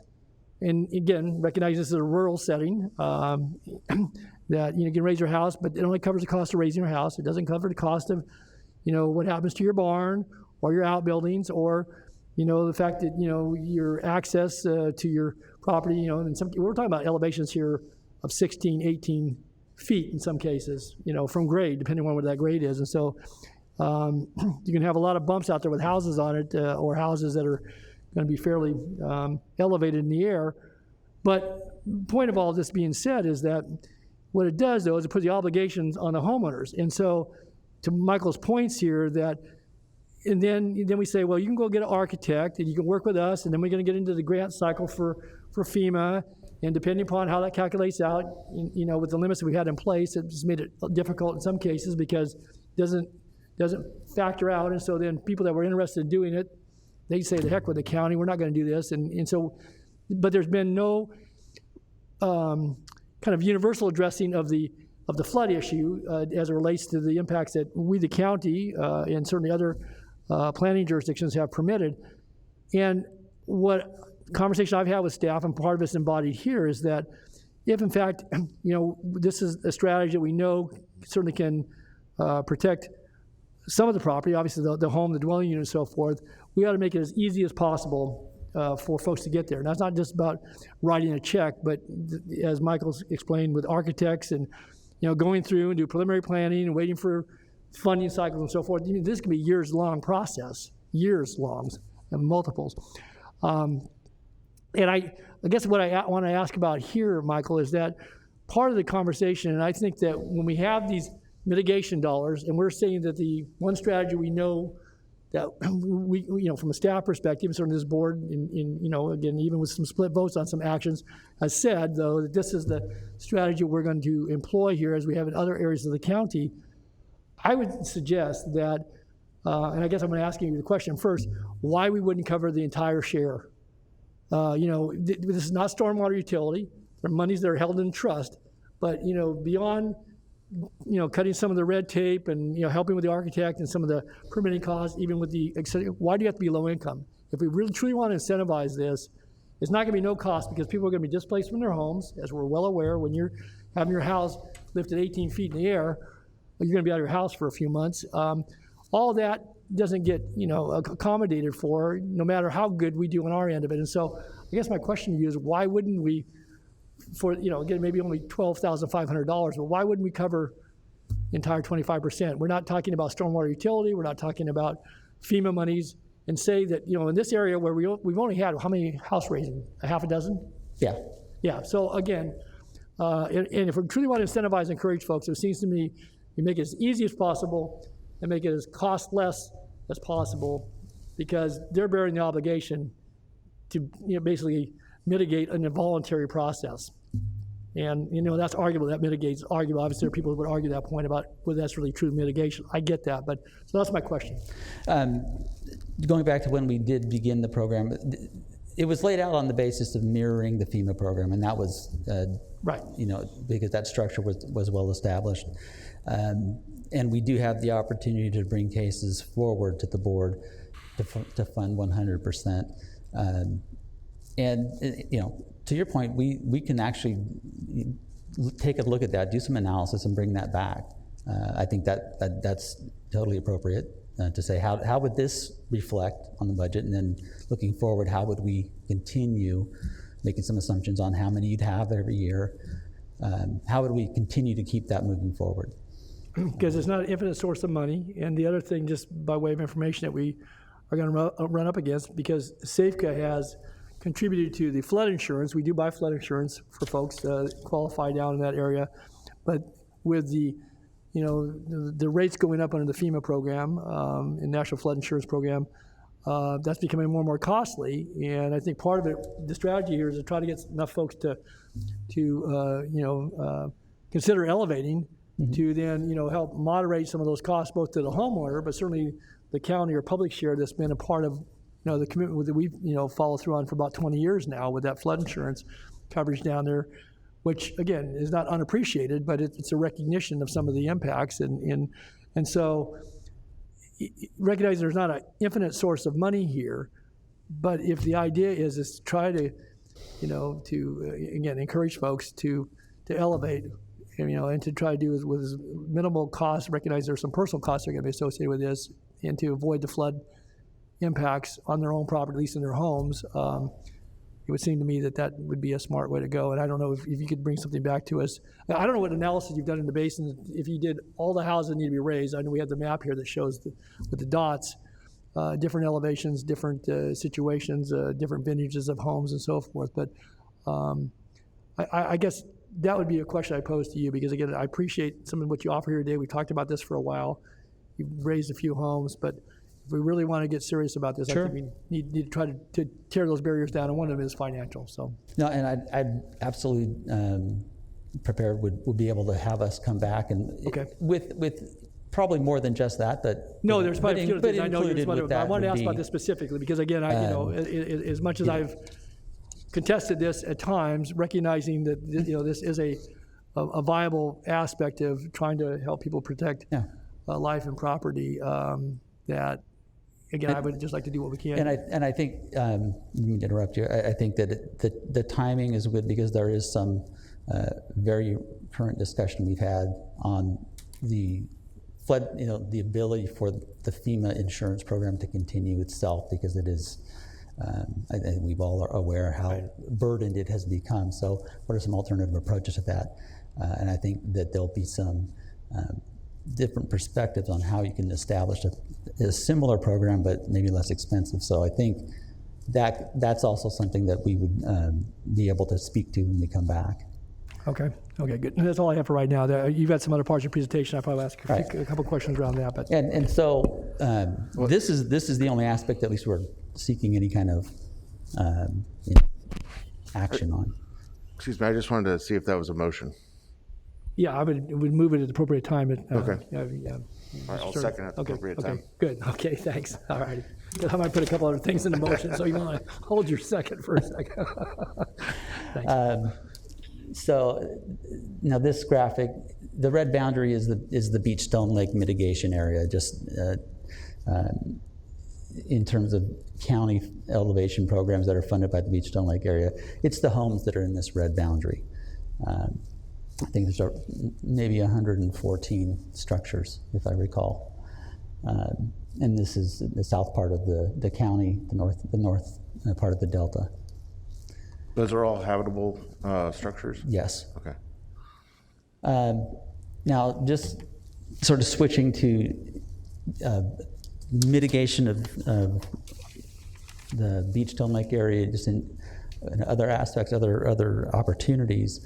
The state has been working on has been developing a project to permanently repair lowered levees on the McCormick-Williamson tract, which, I'll jump ahead, is this island here.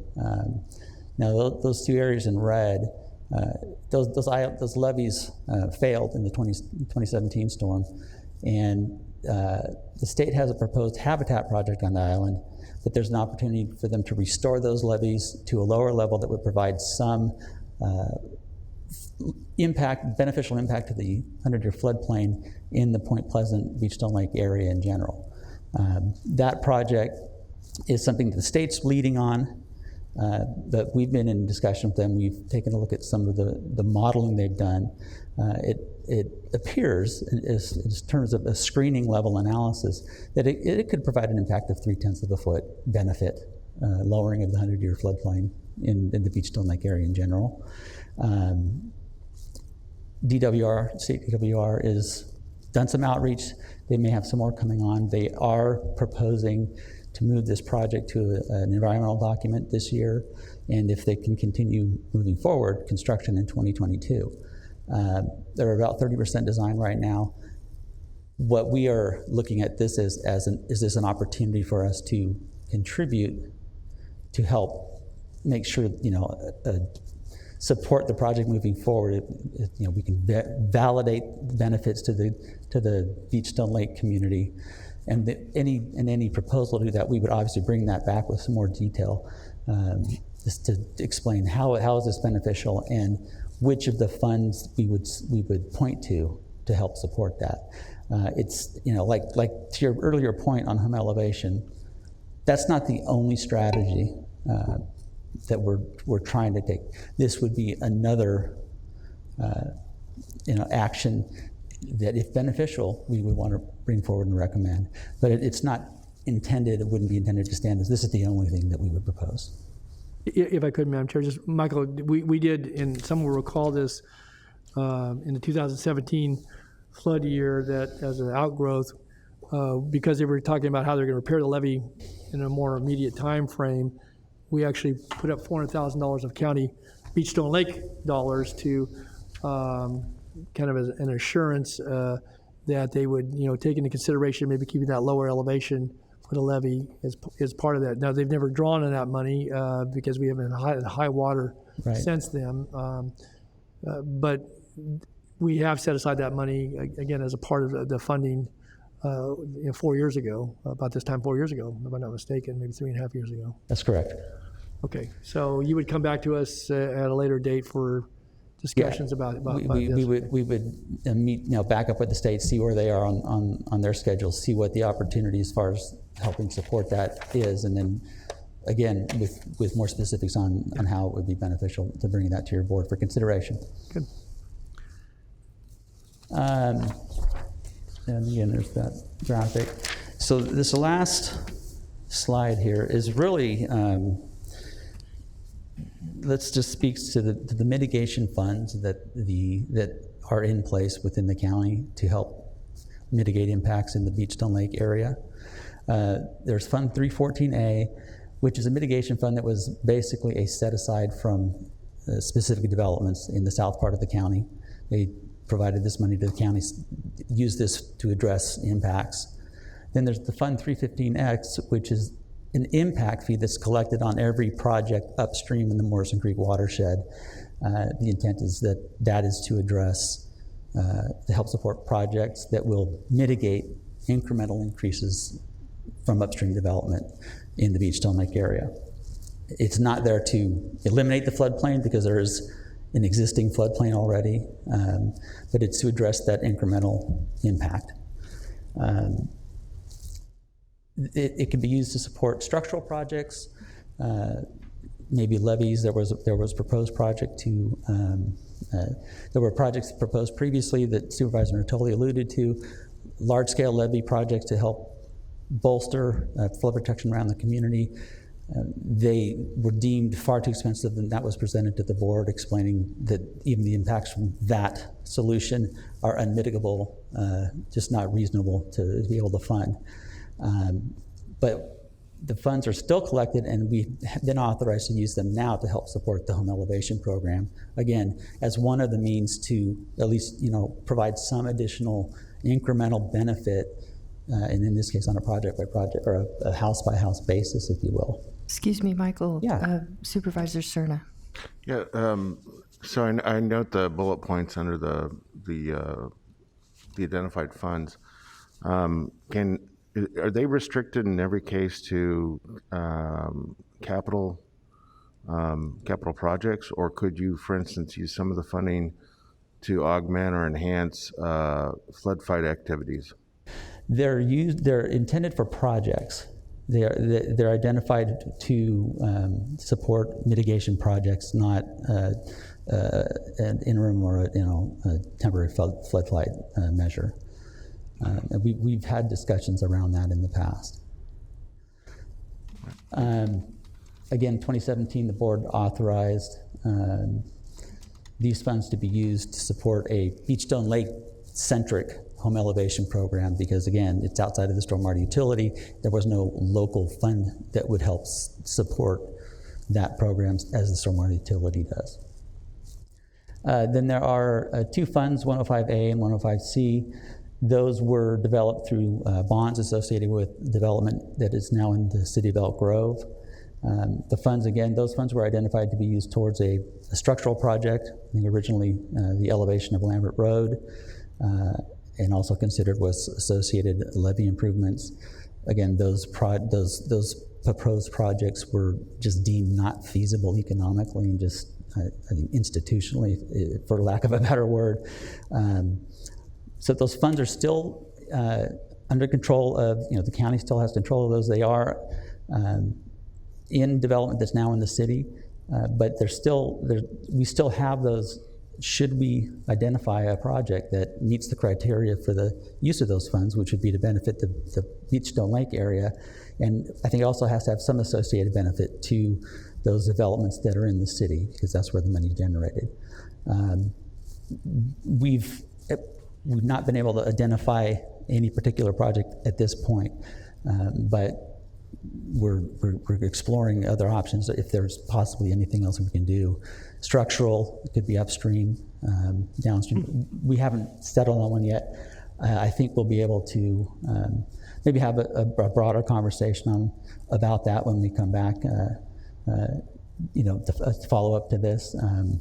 That's been a tough nut to crack, is finding something that would be that all-encompassing solution. If I could, I'm not so certain it had to be attributable to what's now in the city of Elk Grove. It was obviously Laguna Lake West, lakeside development, but they constructed their levees, and this was for the impacts of elevating in that location which they built, and displacement of that, the funds, you have to go to a physical project, but I don't think it necessarily has to, unless there's been some other legal interpretation around that it has to accrue. I'm speaking from my memory of how the documents were worded, so that's because they got basically they were able to levy up and to be outside the floodplain, and obviously those communities have been in place now 20, 25 years or longer. But I don't think there has to be a nexus to. Yeah, right in the area, right to the overall floodplain. But if I could, just as you touched on it, though, I think, again, I would anticipate we could have a report back, in a fairly short amount of time that, you are looking at some other things that are kind of midstream that maybe you're not able to report in a day, but also in the upper part of the watershed, Michael. So maybe before you complete your presentation, that's part of it. Is that we're now contemplating. We've had 2 projects before this board, and we've got 2 that are still in the pipeline, large general plan developments that are in this watershed, Mather South and Newbridge both, and certainly the other 2 proposals in that area.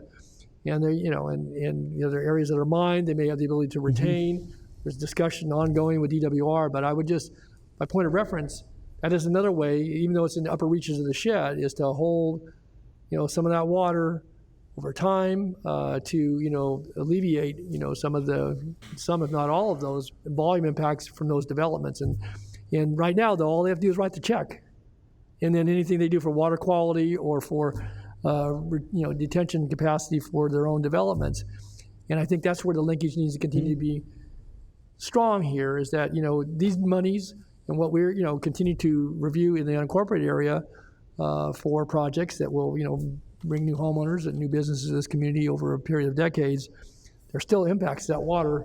Ultimately, if it moves surface-wise, it ends up sometime down in Point Pleasant, Beachstone Lake area. So, so I think it's important, and maybe that's, again, by way of reference, they're on different timelines here, but again, these dollars, I assume, could be used for something upstream that accomplished. Yes, if it could accomplish that same benefit. And I think what's key is understanding that there's the incremental impact that the county has acknowledged that it's obligated to address in whatever fashion, but there's still an underlying flood risk there. So, which is why we really move forward with home elevation, because that, at least for an increment of the property, the house, it's fully protected, versus reducing a number of tenths of a foot off of everything, then you're still in a floodplain. So we're pushing against both of those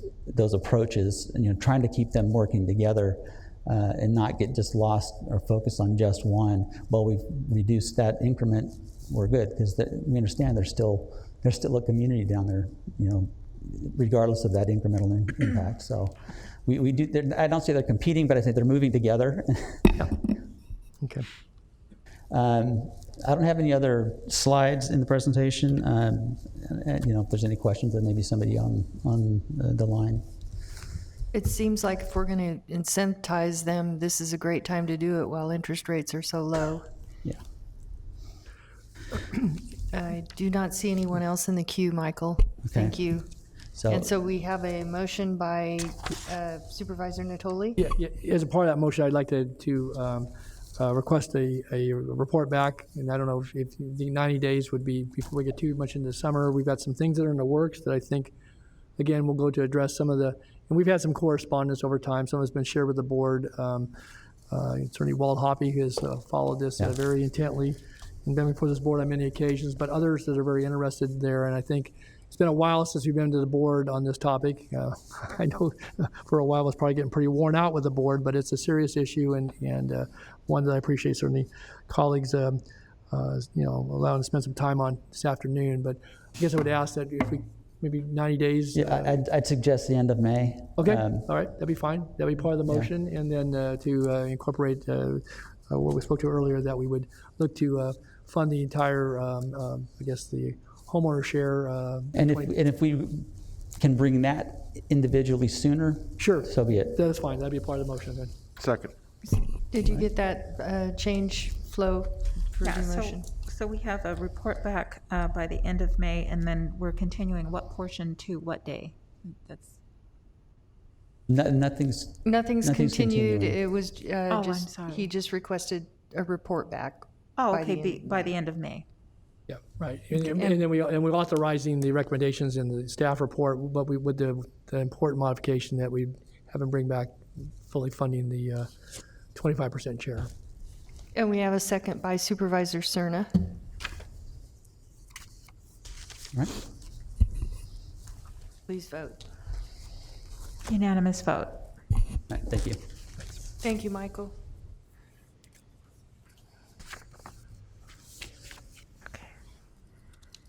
Next item, please. Okay, for item 34, I do need a motion to continue this to February 24th at 9:30 a.m. This is Sure. the fiscal year 2019-20 Transient Occupancy Tax Grant Program. Chair will move it. Need a Second. Second by Supervisor Natoli. Please vote. Unanimous vote. Next item, please. Okay, and then your next item is the authority to execute retroactive amendment to agreements with HF&H Consultants for preparation of a solid waste rate study and financial plan to increase compensation by $100,000 and extend the term to June 30th, 2022. Good afternoon, Chair Frost, members of the board. Doug Sloan with the Department of Waste Management and Recycling. Thank you for the time today. We're here with a recommendation to extend the contract with HF&H Consultants. As you know, we came to the board on January 12th for a rate increase. Part of the financial study in that rate increase was done by HF&H. They're very familiar with our financial condition and statements. At that time, we received authority to raise some of the residential rates, but we were asked to come back in 2 to 3 months with a report on our financial condition. And so we have that tentatively scheduled for March 23rd, but in order to really fairly and accurately present the financial information, we needed HF&H to continue working on the financial information. And so this request is to extend the contract. I will tell you that we are not looking for this kind of money. This is not a $100,000 project, but we put in extra money and extended the time because as part of the discussion that we'll have in March will involve where we're at with rate setting in the future, and should that happen in the next year, we would already have money in the contract with HF&H to help us with that rate study and Prop 218 notice that we need to go out. So I expect that we will spend probably around $20,000 to $25,000 of this for this study for March 23rd. Definitely issues that we know are not going to go away. Yes. So I'd be happy to entertain any questions that anybody has. I do not have any questions. So we could entertain a motion. Move the item. Motion by Supervisor Cerna, second by Supervisor Kennedy. I don't know if we have public comment on this. No, we do Public not. comments. Thank you. Please vote. That was easy and quick. Unanimous Thank you vote. very much. Before he gets away, though, could I just... Oh, I'm sorry. Wasn't that easy and quick? Supervisor Natoli. Yeah, just as I know you're coming back with a number of items, and Doug, I've spoken with you, and again, this is not actionable, so I at least today, but the amount of illegal dumping and debris in the unincorporated area, at least in the district I represent, it's ramped up. I know you're maybe the calls to 311 and so forth that you said to us when we had discussion here a few weeks ago, and just the general litter and unsightliness. I would invite anyone on one of these nice late winter days, take a drive, and I'm sure you can go through other districts as well, and it's just a mess. And I know there's a specific issue I raised with you, but again, I don't put it all on you. I think DOT has some responsibility, maybe water resources, but it's an issue that we've got to come to grips with. And we're grappling with rates and, all the various incumbent parts. That's what we just authorized to do the study. But I would just make the point that if we got to show some pride in the way our streets and our rights of way are maintained in this county, and if others, are contributing to the mess, I get it. You're not going to force their hands, but we just can't let it stay like it is. And so, again, your crews have been responsive. I thank you. They get the big stuff, but take a drive while it's nice and green and all that. Those plastic bags and white paper and God knows whatever else is out there in the ditches and roadways and so forth. So I just would ask that, as you're coming before the board, again, I'll sound like a broken record on this one, but we got to figure something out. I think we have an obligation, not just to your department, but as a county to do better in our, in the way we present ourselves and our road rights away. And I'm getting a lot of complaints about it. I trust my colleagues are, and if not, I'll just refer calls to you. So, no. Anyway. And we are prepared we will be prepared on the 23rd because part of that is the funding for our budget, and part of that is the funding that comes out of the SWA.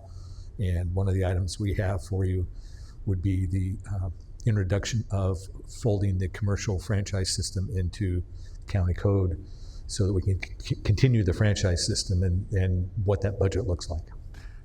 And we do have a SWA contract right now. I don't know if we exhausted the monies we put in last year, put $100,000 into roadside cleanup, not for the big stuff, but for the litter and debris and all the stuff that sorted other items that ended up in the rights of way. So, and again, there are some limitations in the pandemic, but if we can, I'll give you a list, that'd be pretty exhaustive. But at any rate, I just want to make a comment. Thanks for being here today. Thanks, Supervisor Natoli. Supervisor Kennedy. Thank you, Chair. I'm just, I wasn't going to say anything, but I thought I'd pile on with Supervisor Natoli. Matter of fact, just at break, we were talking about it up in our office. It's worse than I've ever seen it. And I'm not blaming you, Doug, by any means, but I think we need to talk about it as a community and as a board and with our staff, that it's just become unbearable in District 2, I can tell you, and I'm sure it's the same in everybody's district, in that as soon as we clean it up, it's back again. And, we've had limited success with placing of cameras, but they just move. They just literally move down the street. I can tell you, at a time when we're looking at contemplating it, going out and talking about rate increases, when the people drive by that every day, they don't feel all that overwhelmed to support our decisions. It's really, really at a tipping point as far as, so to speak, as far as illegal dumping goes. Well, I would encourage board members, if they have specific areas, to let us know. Oh yeah, we do when you guys respond, but you could respond today and I'll be calling you again tomorrow. I know. But there are some streets that we drive down every day without a work order, yes. Right? So we could certainly look at that if there are high priority areas. Thank you. Thank you, Doug. Thank you for your time. Next item, please. Okay, your next item, 36, is the nominations. That's item 36, if you guys need to grab your notes. We're continuing to March 23rd, the Rio Linda Alberta Community Planning Advisory Council. You're continuing to April 6th, the Area for Agency on Aging Advisory Council, the Human Services Coordinating Council, the Lock Management Association, the Sacramento Housing and Redevelopment Commission, the Sheriff's Outreach Community Advisory Board, and the South Sacramento Area Community Planning Advisory Council. And for your first item, you have the Carmichael Recreation and Park District. Supervisor Desmond. Please nominate Christopher Ives, I-V-E-S, and I request the process be waived. Second.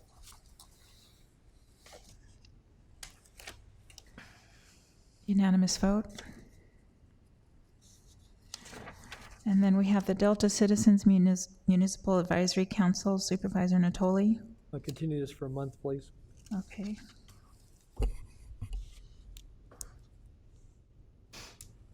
And Elk Grove Casumna Cemetery District. Nominate the two incumbents, Dennis Busher and Jessica Green, for reappointment. Okay. The Galt Arno Cemetery District. Would nominate the incumbent Manuel Rocha, and then to fill the vacancy, Eldamira Freeman. Awesome. And then the Law Library Board of Trustees. Chiefs recommend nominating June Coleman. Yes. And then we have the North Highlands Foothill Farms Community Planning Advisory Council. Please nominate Suzanne Yule and Crystal Harding Jenkins and continue the remainder to April 6th. And then Supervisor Cerna. Please continue to April 6th. And then Supervisor Frost. Please nominate Max Semenenko. Yes. Okay, and then we have the Recreation and Park Commission. Please continue to March 23rd. Yes. Okay, Sacramento County Youth Commission. Supervisor Frost. Please continue to March 23rd, please. Okay, and that concludes your nominations. And then we're on to the county executive comments. No comments, thank you. You coming back tomorrow? I'll be back tomorrow. Good job on timing, by the way. I love the way you managed the agenda these meetings. And we also have board comments. Yes. And I have Supervisor Desmond punched in. Thank you, Madam Chair. One thing I just want to mention, so we all agreed to add sideshow activity to one of our legislative priorities because we've been seeing an increase. And just because of by virtue of my past employment, I've talked to some of my friends in the Highway Patrol about this issue. Specifically, as you know, my district, all an unincorporated area, and so we rely almost exclusively on the CHP for traffic-related law enforcement. So I was going to actually write a letter to either the CHP commissioner or the chief who oversees this geographical region, and Supervisor Frost and even Natasha suggested, hey, would you be willing to write a letter, and maybe all of the board members might consider signing on to a letter. So I just want to throw that out there and see if there's any interest in doing that. I'm happy to kind of work on something with Natasha, and I don't know what the process is. If we put a letter together, does it have to come back to the board for everybody to approve it, or? It's nice to be able to say we know people now that are connected to It's not going to get you very far, Phil. I just want to also thank Natasha Drain for arranging a meeting with Assemblyman Cooley's staff, who have agreed to take this as a budget request at the legislature, and I think that's like next week. So if we can put it, if everyone's willing, we could. And Rich has the relationship with CHP, but did you want to describe? I think strategically, when you talk to Natasha, I think she's going to, as part of the legislative ask, I think we'll go to the legislative delegation and maybe get a budget play. You see if Mr. Cooley might support something like that. The letter I was thinking about writing was more just to ask the Highway Patrol to do more on our unincorporated roadways here. Sacramento County, I think, is unique in the state of California because of all the urban, unincorporated roadways we have. And so it'd be just kind of an appeal to CHP internally to do more. I think it's a great idea. While at the same time asking Mr. Cooley. So that's what I'll work on if that's, Well, if it's consistent with already with our legislative position, we can do a letter with 5. It doesn't require board action, I don't believe. Yeah, so let's do it. Okay, I'll work on it. Thank you. I think also was there a timeline on the legislative thing with Assemblyman Cooley's office? Maybe we should ask if Natasha can reach out to us if there needs to be. I think if it's a budget ask, there was a couple more weeks, I think. Because we were going to also I was also going to approach CSAC around this issue to see if there's other counties that would want to write a letter and advocate for something in the budget, funding in the budget for this also. So maybe Natasha, because I don't know if there was a timeline on that.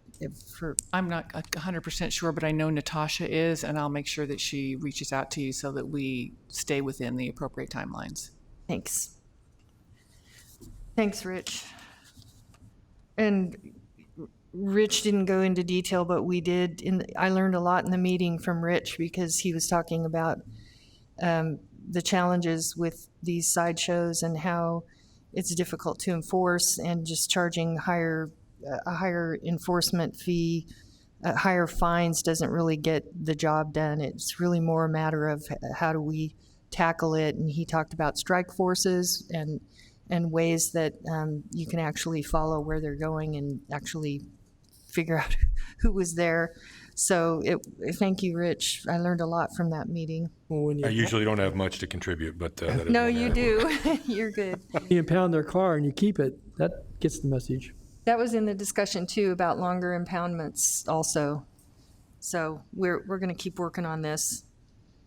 I don't see any other supervisors in the queue, so I do have a couple of questions, and then I have a in memoriam to close with. I'll try to be quick. The first one is regarding agritourism and small rural commercial uses. And I've been working with my staff over time. We have some issues in my district whereby we have some small businesses in some of those more rural areas that have been working over time. And it seems the community plan has certain areas that are ag res, but they have a preservation overlay that limits commercial activities in those areas. And we have some businesses that have been around forever and become part of the community. And I know Supervisor Natoli is going to, I'm hoping he'll comment on this too, because he has these issues too, and he was also in the meeting with me. But basically, what I wanted to do is, number one, thank Leanne for working.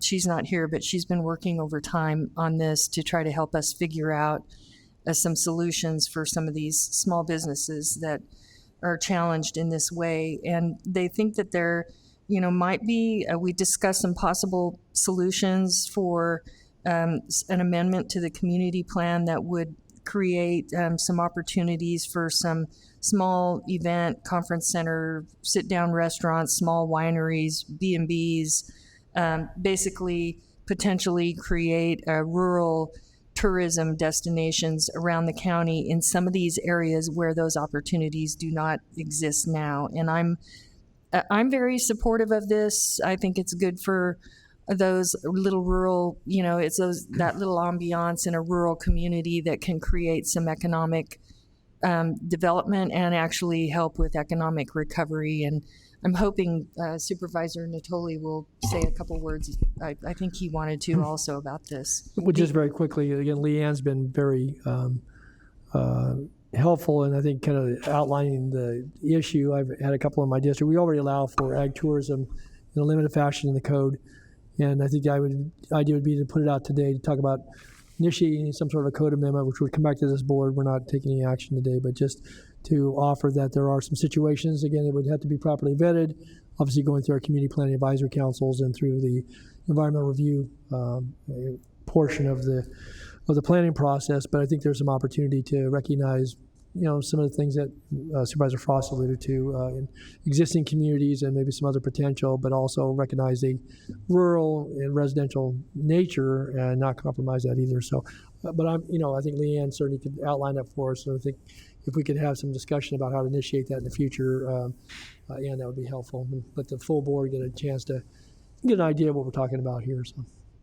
We actually have some ongoing problems around this, and so my ask is that planning will prioritize this. I know that there's like 3 or 4 different things that they really need to do yesterday, and so asking this is a big ask, but they said if I asked, they would respond, and so I'm asking. Funny how that Ask and ye shall receive. I'm hoping, I don't think they can put it to the top, but maybe they can find a way to make it a priority. I don't know what the timeline is, but to prioritize it. Sure, I will work with Leanne to see if we can make that happen. Thank you.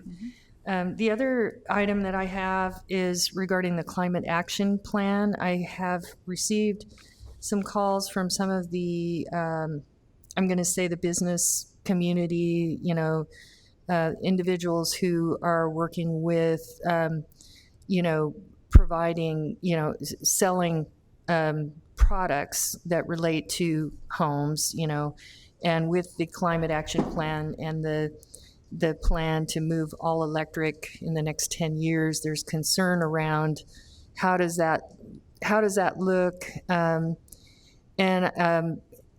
how does that work? It's easy to see how these kind of things, like how all electric can work with new construction, but with retrofitting or rehabbing, how, you know, the businesses are looking at this and saying, how do we make this work? What is the cost benefit, and how do we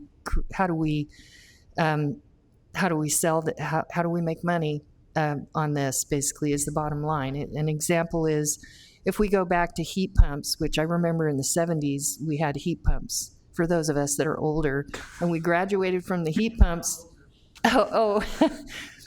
We graduated from the heat pumps because there were other options that were less expensive. So electric is going to possibly be a little more expensive.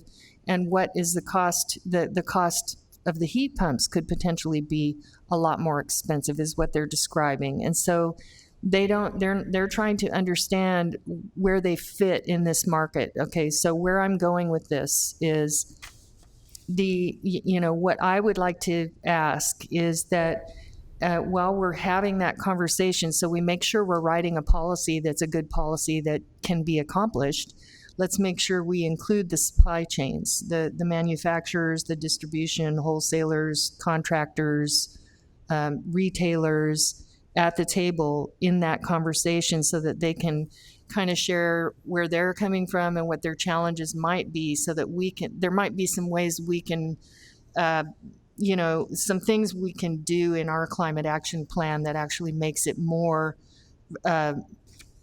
friendly to the consumer and to the providers who are making this transition. So that was the ask, and I was wondering if you could, I don't know where the staff are with the climate action plan, if they're almost done with it. I think it is getting close. I will follow up with Leanne on this item as well, because she's working on that. So okay. I actually meet with her this week, and so we can talk about both of these items. Yeah, maybe you can have a meeting or a workshop and invite their association, or, find ways to include. They were going to send to my office maybe some possible associations that could be contacted that we could reach out to for a meeting, that anyone who wants to come could come, so we can at least have open communications and let them be in that conversation with the planning. Thank you. And finally, I am closing in memory of a very special person in my district. And I think, Flo, did you have yeah, you did. This gentleman is Paul Anthony Hayes Jr. He was born July 6, 1962, and passed away on February 13, 2021. Paul A. Hayes Jr. entered peacefully into the presence of his Lord and Savior, Jesus Christ, at home on February 13, 2021, at the age of 58. He fought a 6.5 year battle with colorectal cancer with dignity and courage. Those who knew him were always astounded by his smile he possessed during most of the difficult times under chemotherapy. Paul was a loving husband to Folsom City Council member Rosario Rodriguez, his wife of 14 years, and a dedicated Papa Paul to Antonio Velasquez, 15, a grandson he raised. Paul is a native of Sacramento. He attended Valley High and Sacramento State University, obtaining a degree in civil engineering. He was employed with the California Department of Transportation as a professional engineer up until his death. Along with his wife, Rosario, Paul was the owner of Sutter Street Taqueria in historic Folsom. Together, they built a small business that has flourished into an icon in historic Folsom. Paul is a veteran of the United States Coast Guard and was stationed in Coos Bay, Oregon. He was a conservative and didn't miss an opportunity to support Republican values. I want to extend my deepest sympathies to Rosario Rodriguez and her family. I'm so sorry for your loss. Losing Paul is a loss for all of us. He was a friend to all of us, and may Paul rest in eternal peace. And with that, I close this meeting in memory of our friend Paul A. Hayes, Jr.